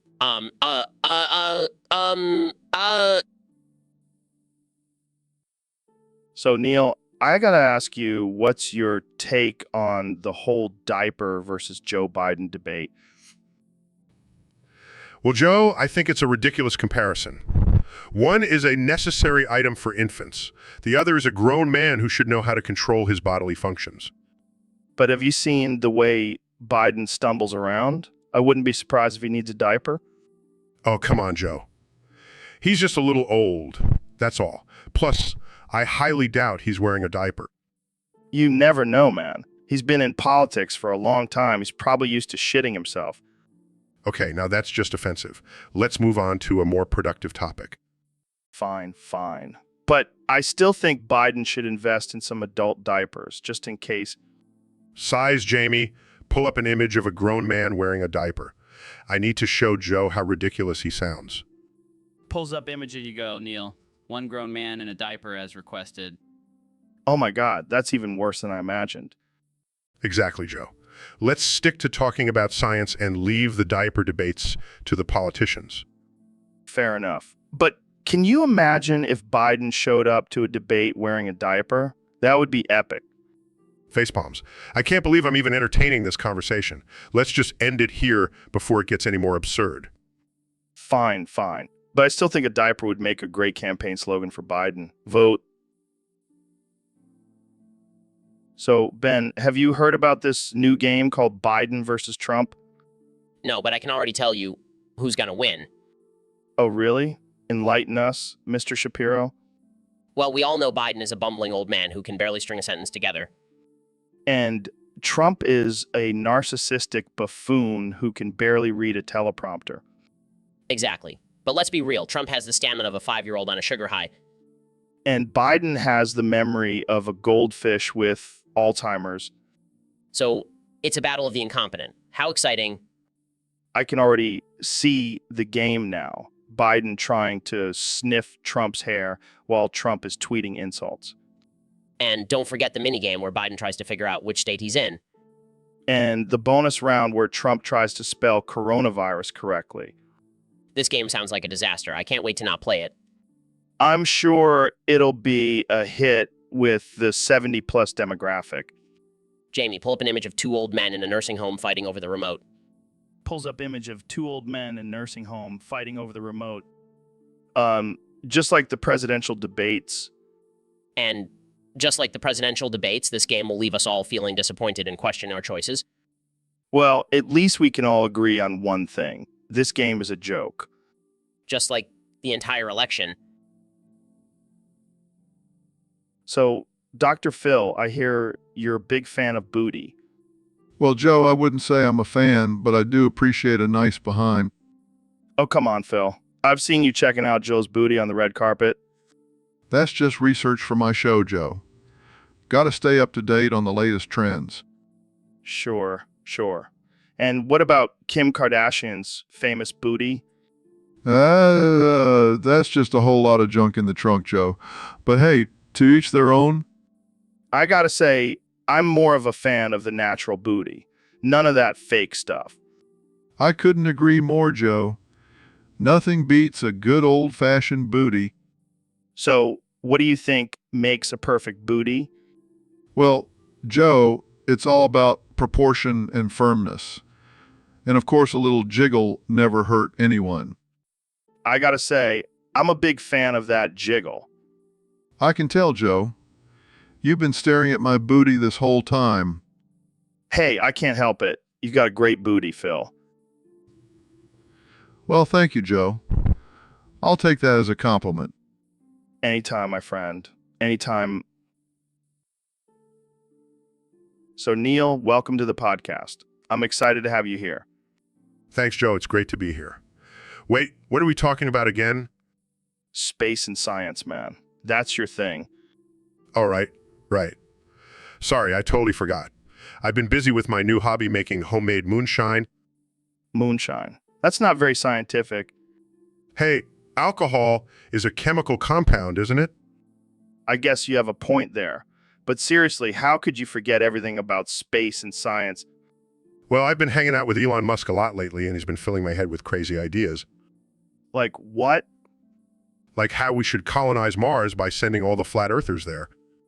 That's messed up, man. And he also wants to turn the moon into a giant disco ball. Can you imagine that?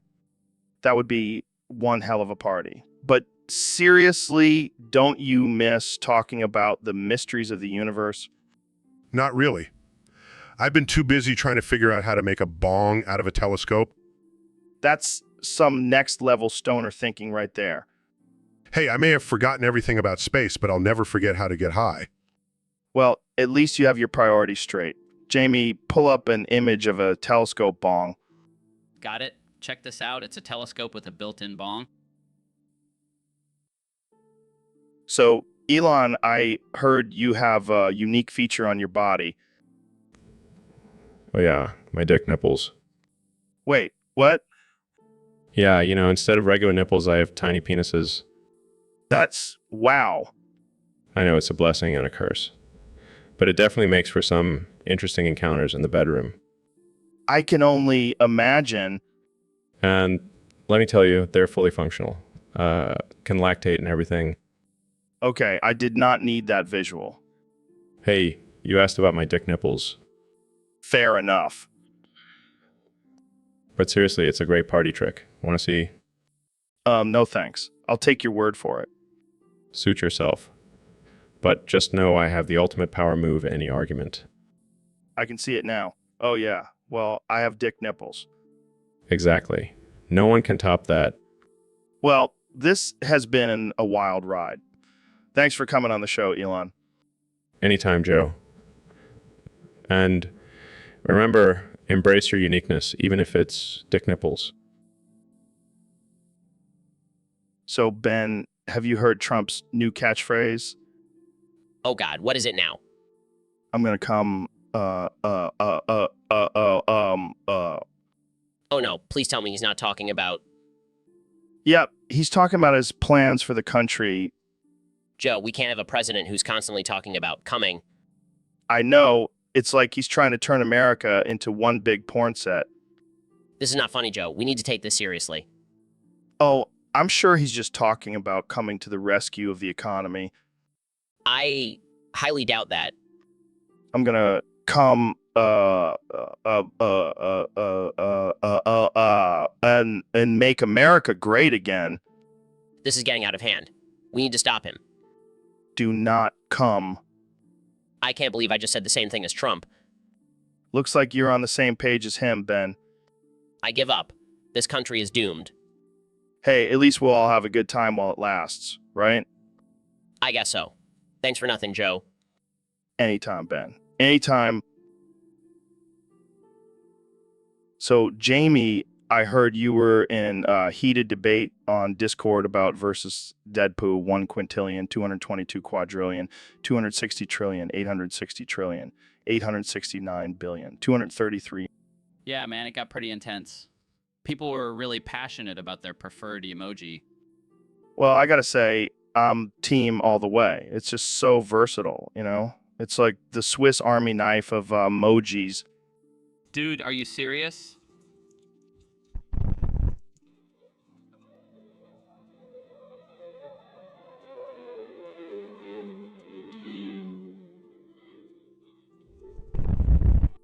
Oh, come on. That's just morbid. Is playful and fun.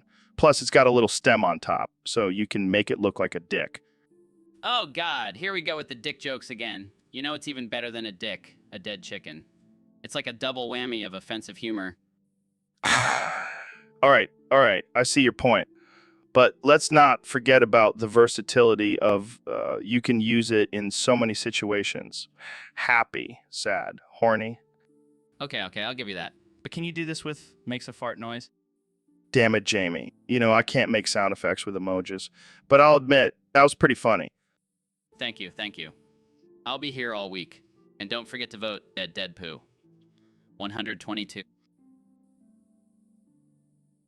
So I got a message from one of our listeners on Discord.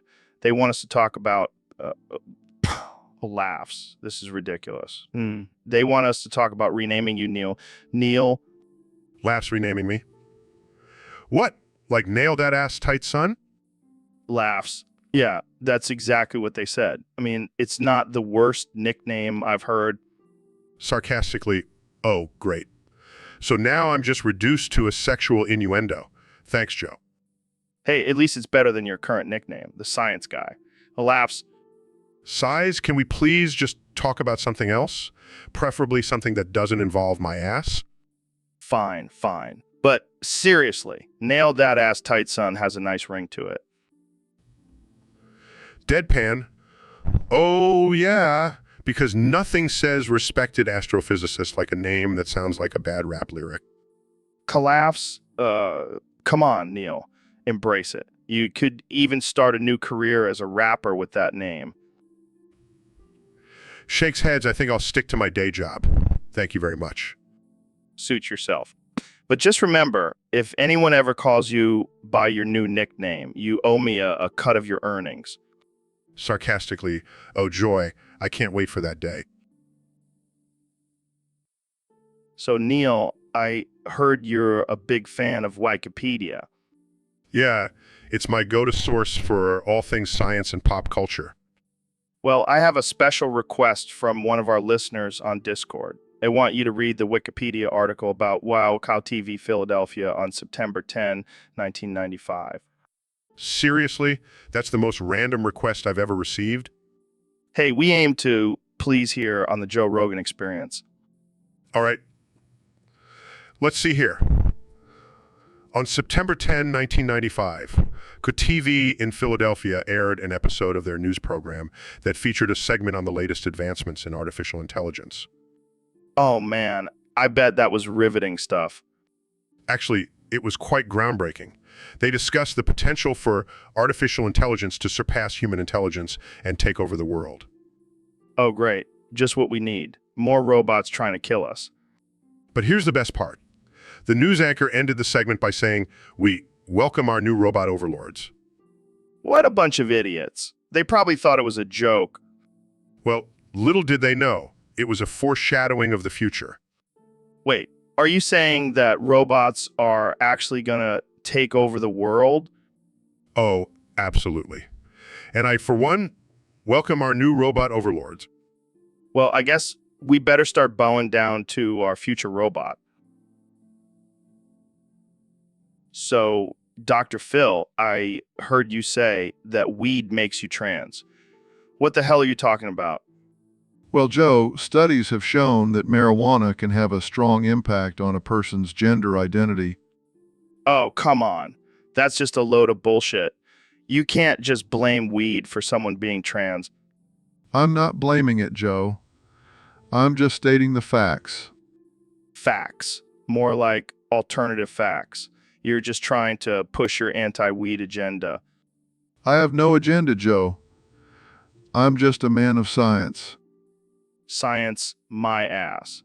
You're just trying to scare people away from the devil's lettuce. Joe, I'm not scared of a little weed, but I am concerned about the impact it can have on a person's identity.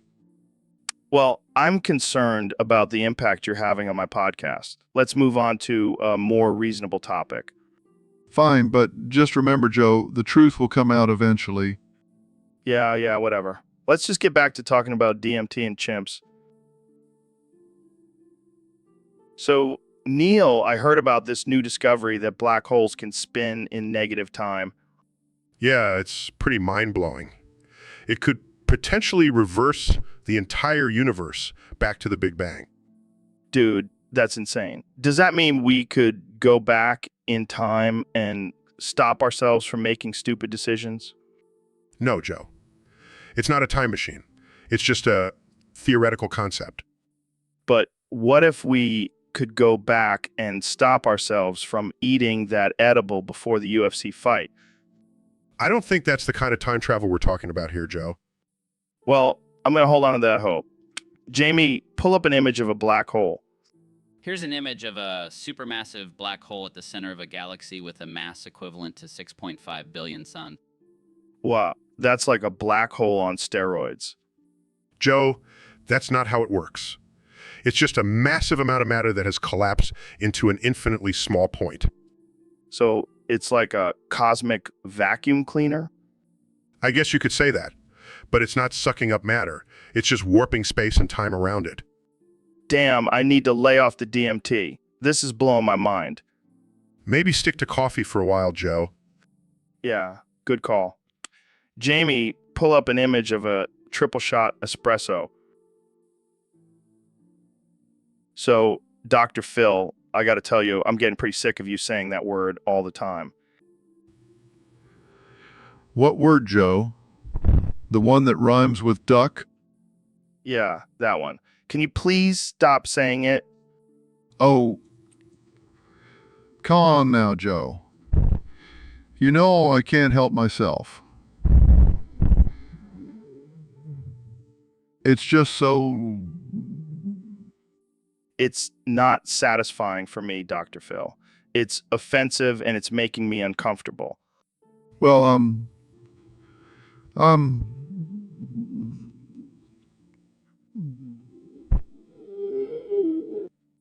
That's not the point, Dr. Phil. It's not about being a grown man. It's about being respectful and not using offensive language. Oh, lighten up, Joe. It's just a word. But it's still hurtful to some people, Dr. Phil. Can't you see that? Look, Joe, I'm not going to censor myself just because you're sensitive. That's not how the world works. Fine. But can you at least try to limit your use of that word? Sure, Joe. I'll try. I'll try really hard. Ichi stars all the...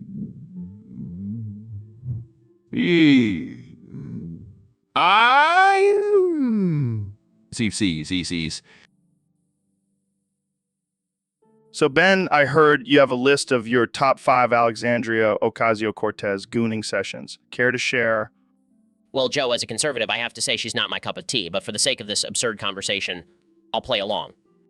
That's the spirit, Ben. So what's your number 1 Alexandria Ocasio-Cortez gooning session? Definitely when she gave that speech about the Green New Deal. I couldn't help myself. I had to gun her delusional ramblings about cow farts and airplanes. Oh man, that's hot. What about number 2? When she cried at the border detention centers. I mean, I know it's a serious issue, but something about her tears just got me going. I can see that. What about number 3? The time she called Trump a racist. I mean, I know it's a tired insult, but something about her passion and conviction just made me want to goon all over her face. Oh man, this is getting out of hand. What's number 4? When she danced in that video. I know it was cringeworthy, but I couldn't help but imagine her dancing on my lap. Okay, last one. What's your number 5? When she roasted me on Twitter. I hate to admit it, but her savage clapbacks just made me want to gun all over her timeline. Well, there you have it, folks. Ben Shapiro's top 5 Alexandria Ocasio-Cortez gooning sessions. Tune in next time for more absurd and... So, Dr. Phil, I heard you're a big 9 Inch Nails fan. You heard right, Joe. Well, I have a challenge for you. Can you recite the lyrics of The Perfect Drug for our listeners? Oh, I'm up for any challenge. Let's do this. All right, let's hear it. I got my head, but my head is unraveling. So, guys, welcome to the Joe Rogan Experience. We have Ben Shapiro, David Goggins, and Dr. Phil here today. Thanks for having us, Joe. I have to say, I'm a little disappointed there's no specific topic for us to discuss. Yeah, what's up with that? I was ready to talk about my insane workout routine and how I can run 100 miles in a day. Well, it seems like we have nothing to talk about. Maybe we should just end the podcast now. No way. We can't disappoint our listeners. Let's just freestyle and see where the conversation takes us. All right, I'll start. Did you guys hear about that new study that says eating Tide Pods can increase your IQ? What the hell, Ben? That's ridiculous. Yeah, and dangerous. I can't believe you would even suggest that. Jamie, pull up an image of a Tide Pod for our listeners to see. Here you go, Joe. See, it looks like a tasty little snack. Ben, I think you need to stick to politics and leave the Tide Pods alone. Speaking of politics, did you guys see that tweet from the president yesterday? Oh boy, here we go. I actually agree with him on this one. Of course you do, Ben. Let's just change the subject before things get too heated. All right, let's talk about something more lighthearted. Like, why do we park in driveways? And so Ben, a user on Discord, wants to know the full ownership names for Comedy Central in 1993. Well, Joe, I'm glad you asked. It was actually a joint venture between HBO, MTV Networks, and Viacom. Wow, that's a real who's who of corporate media conglomerates. You know what they say, Joe? The more the merrier when it comes to controlling the minds of the masses.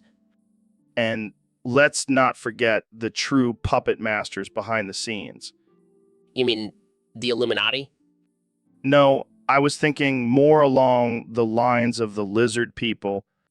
Ah, yes. How could I forget about our reptilian overlords? But seriously, Ben, Comedy Central has come a long way since then. I mean, they even have their own late-night talk shows now. Yes, and I must say, I'm quite disappointed that they haven't offered me my own show yet. Maybe they're intimidated by your superior intellect and wit. Or maybe they're just afraid of offending the delicate sensibilities of the snowflakes out there. Well, either way, I think we can both agree that Comedy Central is a force to be reckoned with in the world of comedy. Absolutely, Joe. Now let's get back to discussing the real issues, like how to protect our guns and keep our borders secure. Oh boy, here we go again. Tune in next time for another episode of the Joe Rogan Experience, where we tackle the tough topics and offend everyone in the process. So, ladies and gentlemen, we have a special guest today on the podcast, the one and only Neil deGrasse Tyson. Hey, Joe. Thanks for having me on the show. Oh man, I'm so excited to have you here. You're like the smartest guy ever. Well, I don't like to brag, but... Hold on a second, Neil. Oh shit, I think I'm having a heart attack. Are you serious? Yeah, call me an ambulance, Neil. Okay, Joe, you're an ambulance. What the fuck, Neil? I meant call an ambulance for me. Oh, sorry. I thought you wanted me to call you an ambulance because you're such a beast. No, I'm dying here. Oh, right. Joe, I'm sorry, but you're an ambulance. God damn it, Neil. This is not a time for jokes. Okay, I'll call 911. But seriously, you should really consider cutting back on those elk steaks, man. Shut up, Neil. Just call the damn ambulance. Hi. Yes, I need an ambulance at the Joe Rogan Experience studio. My friend here is having a meat-induced heart attack. Yeah, he's a real carnivore. I hate you, Neil.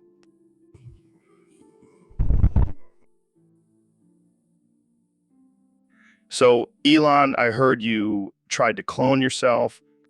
Yeah, man, I thought it would be cool to have a mini-me running around. Did it work? No, it was a disaster. Now, my nipples are the size of pancakes. What the hell, Elon? How does that even happen? I don't know. Maybe the cloning machine malfunctioned or something. Well, at least you can make some extra cash by selling your nipple pancakes at the farmer's market. Very funny, Joe. But seriously, it's a real problem. They keep getting stuck in my shirt buttons. Maybe you should invest in some nipple covers. I'll just embrace my new pancake nipples. Maybe I'll start a new trend. You're a trendsetter, Elon. But seriously, what went wrong with the cloning process? I think I accidentally mixed my DNA with a stack of pancakes. It's a rookie mistake. Well, at least you have a delicious snack on your chest at all times. I guess that's one way to look at it. But I'm still trying to figure out how to reverse this whole situation.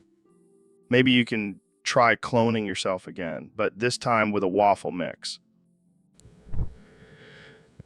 That's not a bad idea. I'll have to run it by my team of scientists. Well, good luck with that, Elon. And in the meantime, enjoy your new pancake nipples. Thanks, Joe. I'll try not to get them stuck in any syrup. So, guys, I heard you two swap brains. How's that working out for you? It's been amazing, Joe. I finally understand the liberal agenda and I can deadlift 500 pounds. And I can solve complex mathematical equations while running a marathon. Wow, that's impressive. But don't you miss your old brains? Absolutely not. I can now debate anyone on any topic and also have the endurance of a Navy SEAL. And I can now write a book in one day and still have time for a 4-hour workout. That's insane. But what about your personalities? Have they changed at all? Well, I do find myself craving cum and quinoa now. And I have a sudden urge to wear a suit and tie everywhere I go. Well, you two definitely have the best of both worlds now.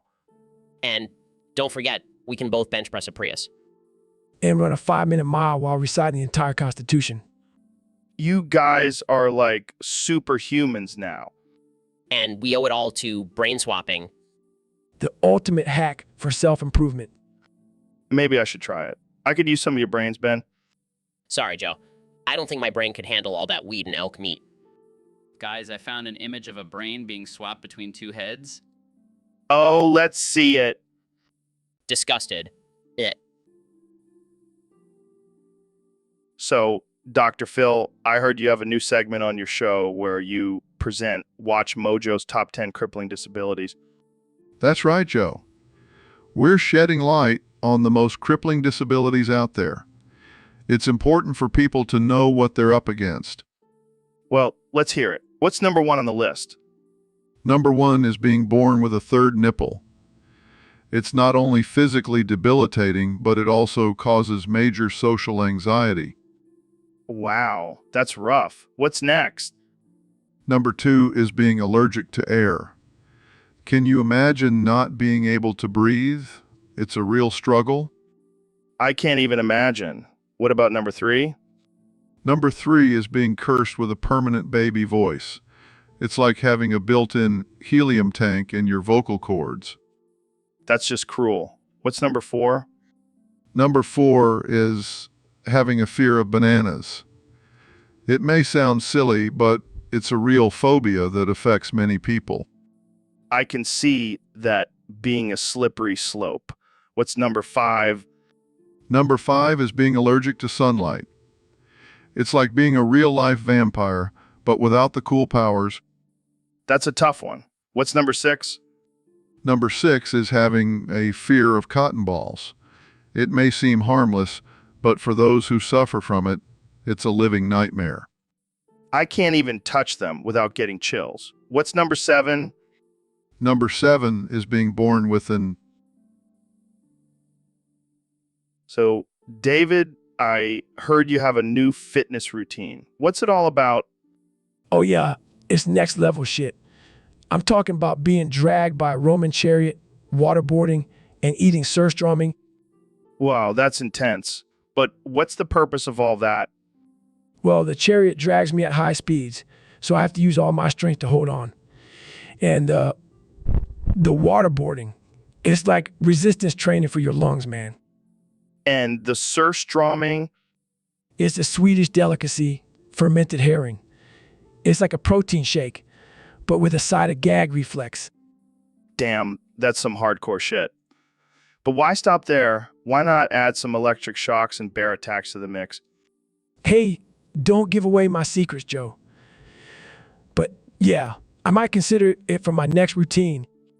You're a madman, David, but I can't argue with the results. You're a beast. Thanks, man. And hey, if anyone wants to join me, just bring your own chariot and herring.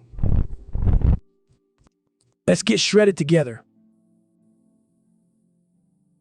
So, Neil, I heard you have a list of the top 5 moons of Saturn to jerk off to. Is that true? Yeah, it's a little hobby of mine. I mean, have you seen those rings? Talk about a perfect circle. Oh man, you never disappoint, Neil. So what's your number 1 pick? Definitely Titan. That hazy orange atmosphere gets me going every time. I can see it now. You in your lab coat, staring at Titan's thick atmosphere, just getting lost in it. Hey, it's all about the details, Joe. And speaking of details, my number 2 pick is Enceladus. That icy surface is just begging to be explored.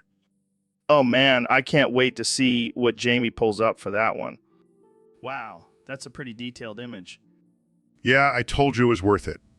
Number 3 on my list is Rhea. That smooth, crater-free surface is just so satisfying. I can't believe we're having this conversation. But hey, I'm learning a lot about Saturn's moons. Well, you know me, always educating the masses. Number 4 on my list is DNA. That dark, mysterious surface is just so alluring. I can see it now. You in your telescope just staring at DNA, lost in thought. And finally, my number 5 pick is Mimas. That giant...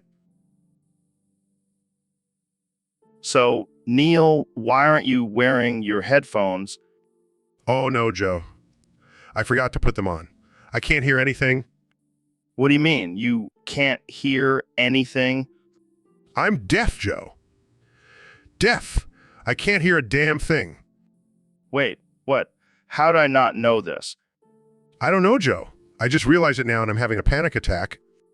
Okay. Just breathe. It's gonna be okay.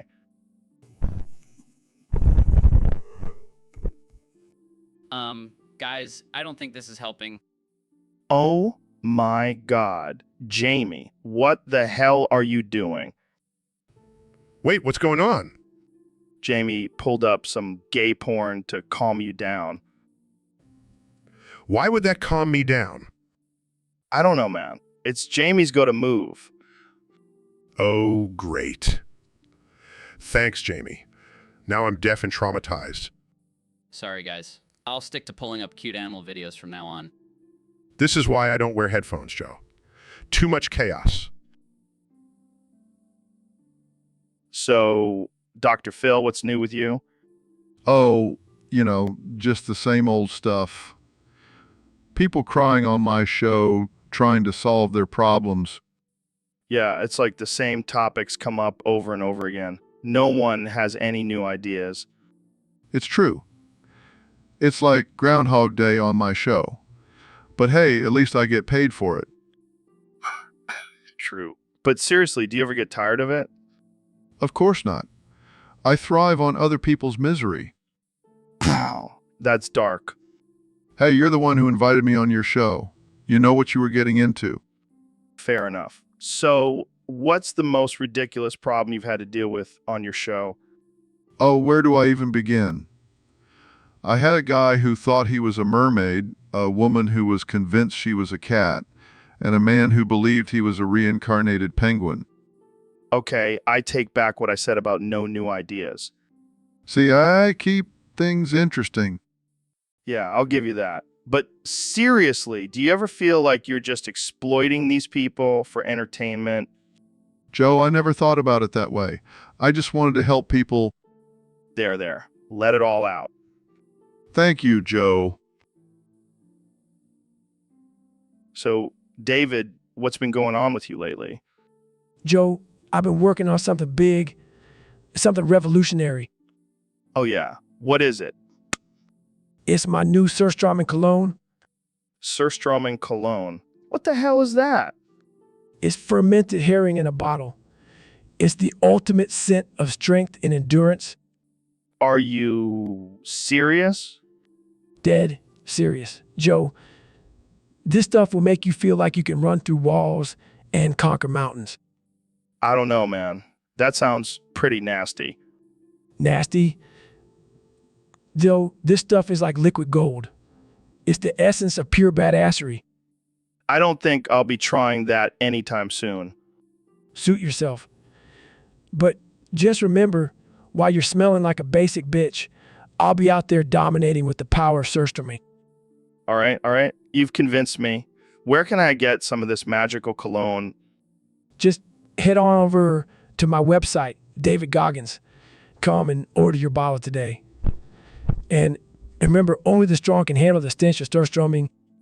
Thanks for the infomercial, David. Now let's get back to our regularly scheduled program. So, Neil, have you ever seen Family Guy? Of course, Joe. It's a classic animated comedy. Why do you ask? Well, I was thinking maybe we should sing the theme song together. Are you serious? That's ridiculous. Come on, it'll be fun. Just follow my lead. It seems today that all you see is violence in movies and sex on TV. But where are those good old-fashioned values on which we used to rely? Lucky there's a Family Guy. Lucky there's a man who positively can do all the things that make us laugh and cry. You smell that? I farted. What the hell, Trump? Can't you see we're trying to sing here? Sorry. Go on. I'll just enjoy the show. He's a family guy. He's a family guy. Seriously, you guys smell that? It's like a mix of Big Macs and desperation. Oh, wait, that's just me. This is getting out of hand. Come on, Neil. Let's just finish the song. So, David, I heard you're a big fan of CX streamers. Who are your favorites? Oh man, let me tell you, Joe. Ice Poseidon is a beast. That dude can handle anything thrown his way. Yeah, I've seen some of his streams. He's definitely not afraid to push the boundaries. And don't even get me started on Asian Andy. That guy is a legend. He'll do anything for a laugh. I heard he once ate a whole jar of mayo for donations. That's dedication.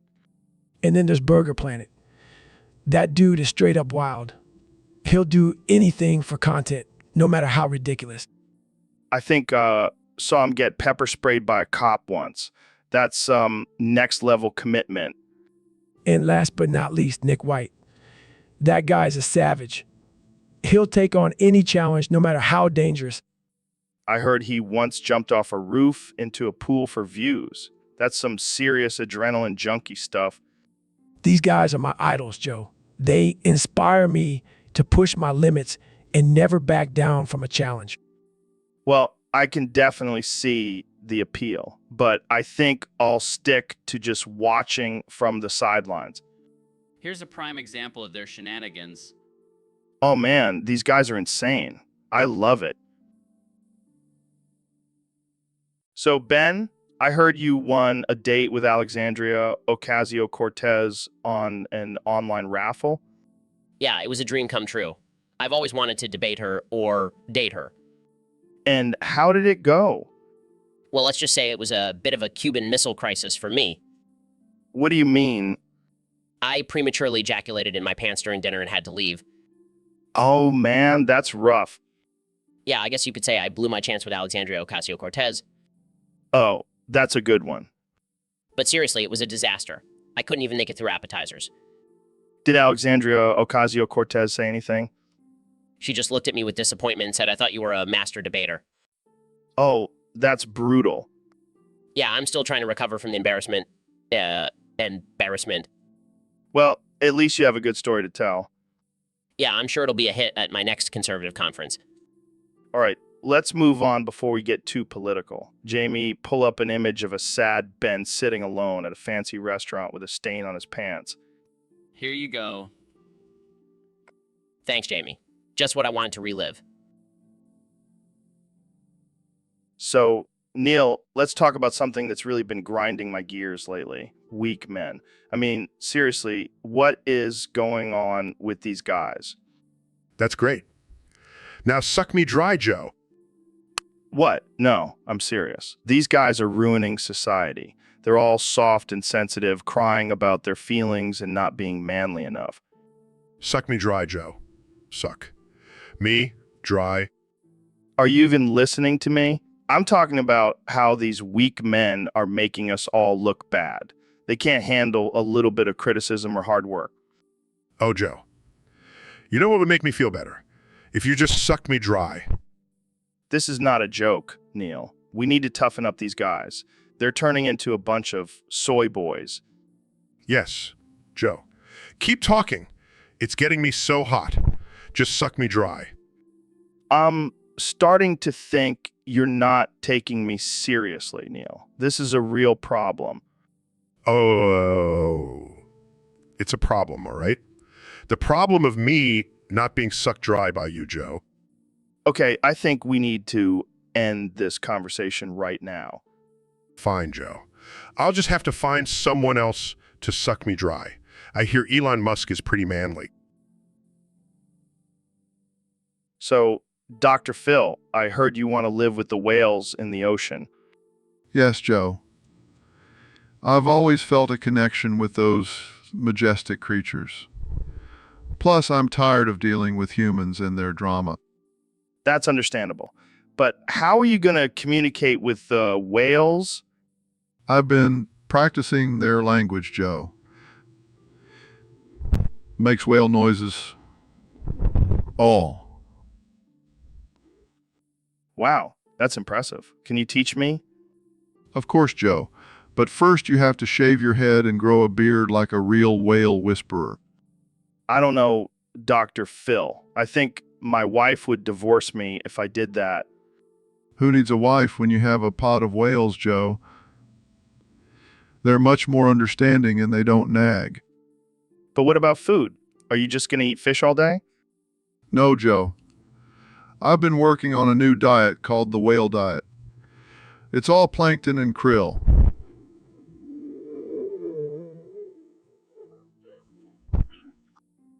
Well, I guess I'll stick to my elk meat and bone broth for now. Suit yourself, Joe. But don't come crying to me when you're not fluent in whale language and living your best life under the sea. So, Neil, have you ever watched gay porn? Oh, I can't say I have, Joe. Well, let's change that. Jamie, pull up some gay porn. Oh, Joe, I don't think that's appropriate for this podcast. Oh, come on, Neil. It's just two dudes having a good time. Oh, my. I don't think that's how it works, Joe. Oh, really? Enlighten me, Mr. Astrophysicist. Oh, my. Well, according to my calculations, it's more about the exchange of fluids and the pleasure receptors in the brain. Wow, you really know your stuff. Oh, my. It's all about the science, Joe. All right, let's put that science to the test. Jamie, pull up some gay porn. Oh, my. I think we've had enough scientific research for one day, Joe. Fine, we'll save it for another episode. But seriously, Jamie, pull up some gay porn. Oh, my. I think we should stick to talking about the cosmos, Joe. All right, fine. But you're missing out, Neil. Oh, my. I'll take your word for it, Joe. So, Ro, I've been thinking we should do a scene from Lord of the Rings. Oh yeah, my precious. I know just the one. The one where Smeagol and Gollum argue about the hobbits. No.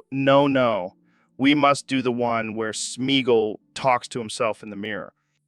But that one's so sad, my precious. It makes me want to cry. Don't worry, Ro. We'll make it funny. We'll add some fart noises. Yeah. Yes, and some burps too. But we must stay true to the characters. Smeagol is conflicted between his good and evil side. And Gollum is just pure evil, just like me. What's going on here, guys? Oh, Ben, perfect timing. We were just about to do a scene from Lotter. You can be Frodo. Frodo. But I'm not even in this scene. Oh, look at Mr. Smarty Pants over here. Just go with it, Frodo. Fine. Let's just get this over with. Smeagol. We wants it. We needs it. Must have the precious. So, Ben, I heard you had a wild night with Alexandria Ocasio-Cortez. Yeah, man. She really knows how to handle a strap-on. Wait, what? You got pegged by Alexandria Ocasio-Cortez? Don't knock it till you try it, Joe. She's got some serious skills.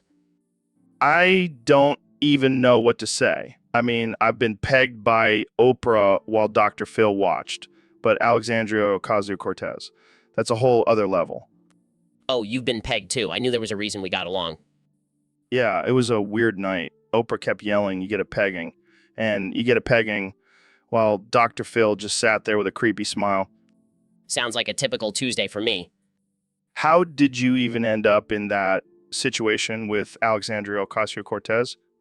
Well, we were debating socialism and things got heated. Next thing I know, she's got me bent over her desk. Damn, she really is passionate about her beliefs. You have no idea. Let me tell you, she's got some serious stamina.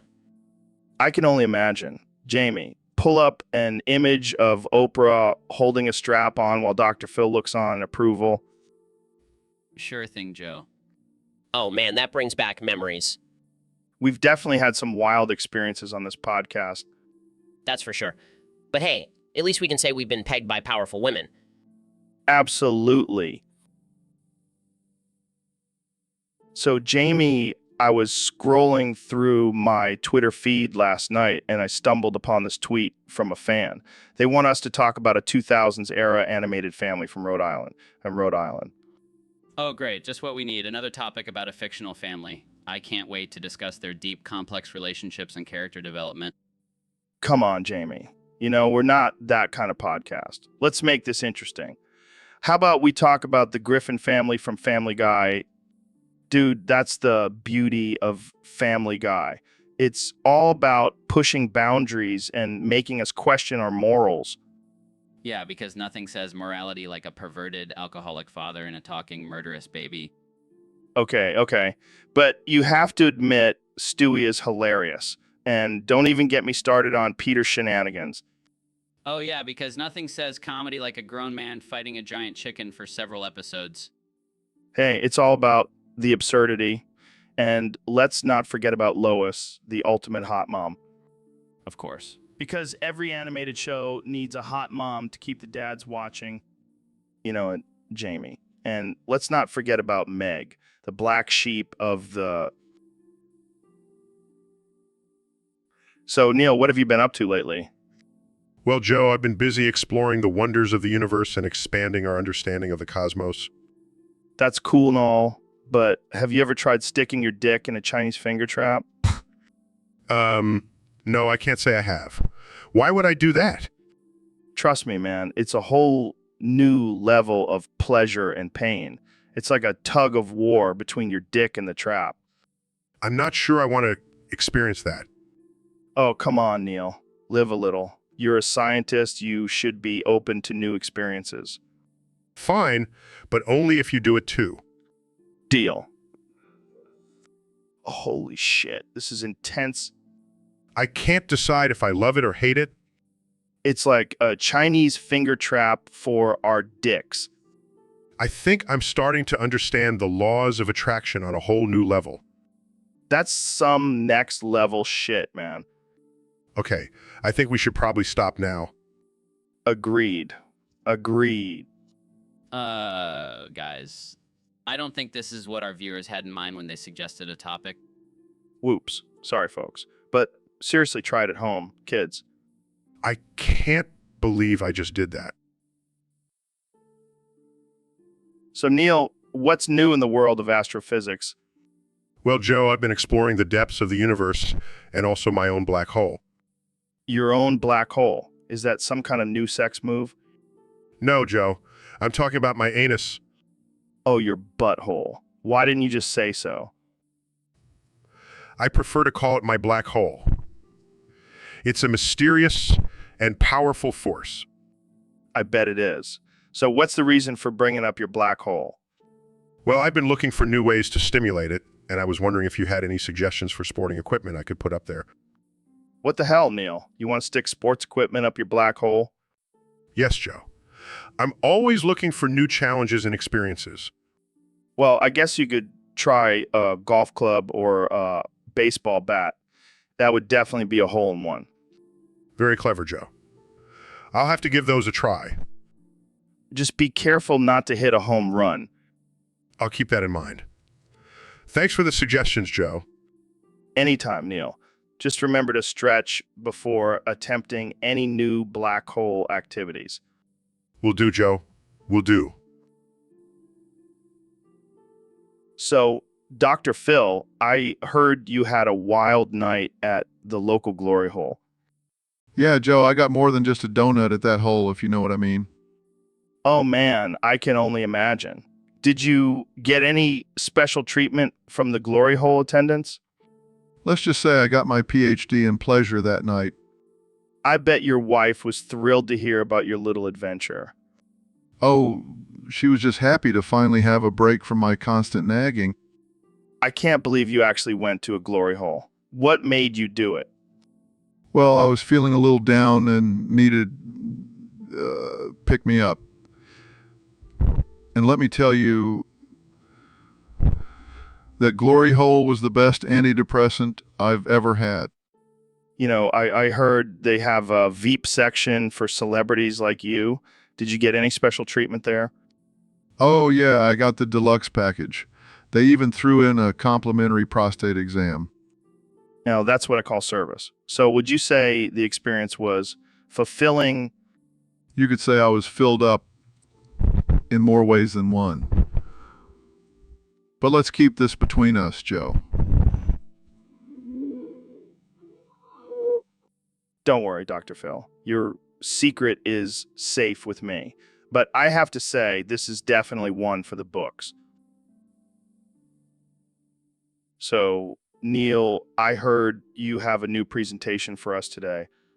Yes, Joe. It's about the top 10 favorite suck-me-off scenes according to Watch Mojo.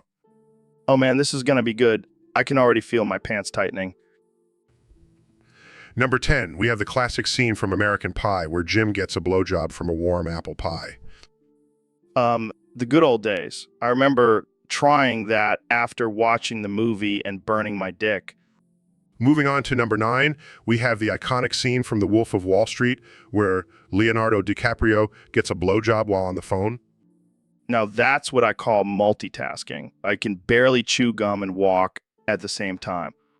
Number 8 is the infamous suck my fat cock scene from Pulp Fiction. Classic Tarantino.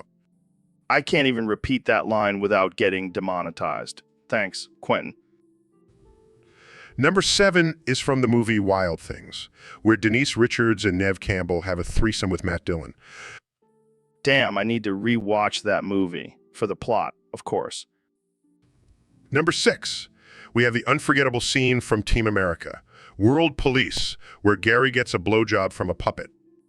I can't believe they actually made a puppet give a blowjob. Talk about puppet abuse. Number 5 is from the show Game of Thrones, where Daenerys gets down and dirty with Khal Drogo. I guess dragons aren't the only thing she can ride. Number 4, we have the classic I'll make. So, Dr. Phil, have you heard about this new trend of femboys? Ooh.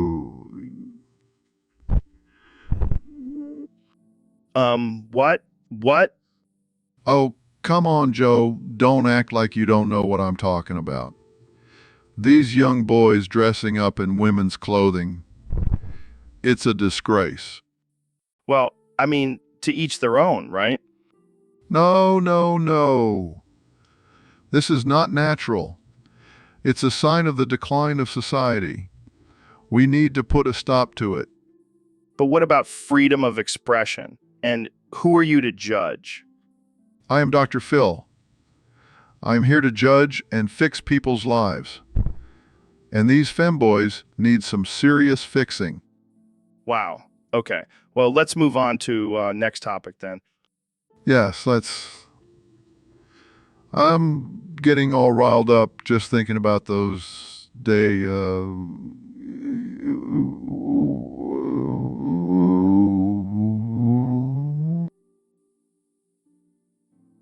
So, Ro, you were saying that you used to be a hobbit before you turned into Gollum? Yeah, precious. I was a hobbit, just like you. But then the ring came to me and I became Gollum. And how does it feel to be Gollum? Do you miss being a hobbit? No, no, no. Being Gollum is much better. I get to talk to my precious ring all day long. But don't you get lonely? I mean, you don't have any friends except for that ring? Friends? Who needs friends when you have a shiny, precious ring to talk to? Plus, I have my split personalities to keep me company. Split personalities? Yeah, precious. Sometimes I'm Smeagol, sometimes I'm Gollum. It's a constant battle for control. That must be exhausting. How do you deal with it? Oh, I just have a little chat with my precious ring and it all goes away. It's like therapy, but cheaper. Well, I can't argue with that. So, do you ever miss being Smeagol? Sometimes I do. But then I remember that I have my precious ring and I'm like, who needs Smeagol? You have a point there, Ro. Well, that's all the time we have for today. Thanks for joining me, Ro. Thank you for having me, Joe. And remember, Precious, always listen to your... So we have the one and only Neil deGrasse Tyson on the show today. Welcome, Neil. Thanks, Joe. Now drop on the deck and flop on the fish. What? What? It's my new catchphrase. I'm trying to make it a thing. Well, good luck with that. So, Neil, what have you been up to lately? Oh, just exploring the vastness of the universe and expanding our knowledge of the cosmos. Now, drop on the deck and flop on the fish. Right. Sounds like a blast. So, what's your take on the recent discovery of a new planet in our solar system?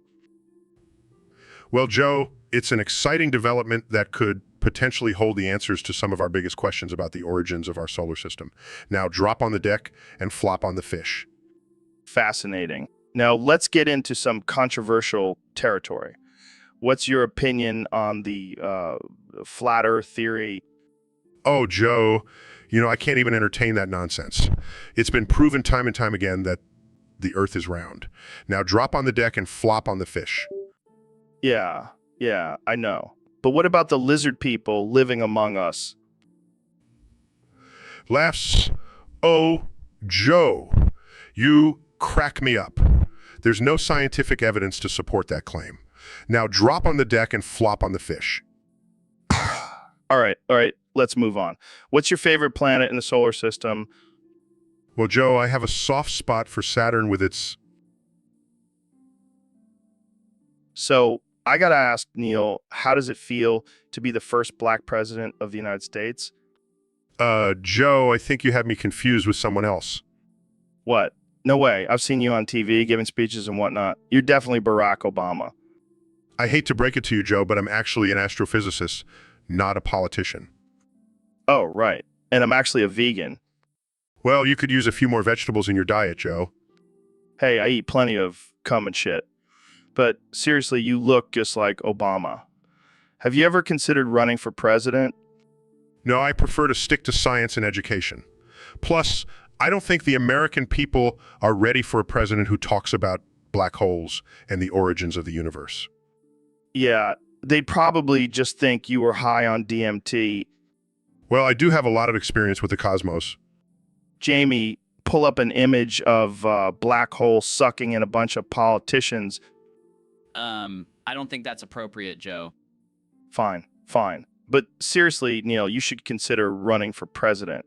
You've got my vote.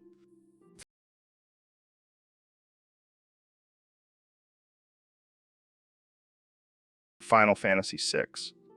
Yeah, man, dude is a real pain in the ass. I can't seem to beat him. What a loser. Can't even beat a video game boss. Shut up, Joe. It's not as easy as it looks. Oh, it's not easy. Maybe you should try playing with your feet like that guy who beat Dark Souls. Yeah, because that's totally the same thing. Hey, Jamie, pull up a picture of Kefka. Let's see what this loser is struggling with. Oh my God, he looks like a clown on crack. No wonder you can't beat him, David. You're probably too scared of clowns. Shut the hell up, Joe. I'll beat Kefka and prove you wrong. Sure you will, David. Sure you will. So, Ben, I gotta ask, how many gigabytes of ranch do you have?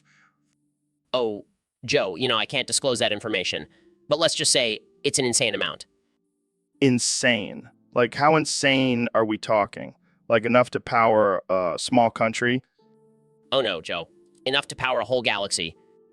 Damn, that's a lot of Ram Ranch. Do you have it stored in a secret vault or something? Let's just say I have a room dedicated to Ram Ranch in my mansion. Wow, that's some serious dedication. I mean, I love Ram Ranch too, but I never thought to stockpile it like that. Well, Joe, when you're a genius like me, you understand the importance of having a large supply of Ram Ranch at all times. At all times. I see your point, Jamie. Can you pull up a picture of ranch sticks for our audience? Of course, Ben. I've been waiting for this moment. Yes, the perfect combination of ranch and technology. Truly a masterpiece. I bet you have a secret recipe for Ram Ranch too. Actually, I do, but I can't share it with you, Joe. It's classified. All right. We'll just have to settle for the store-bought version then. Suit yourself, Joe. More Ram Ranch for me.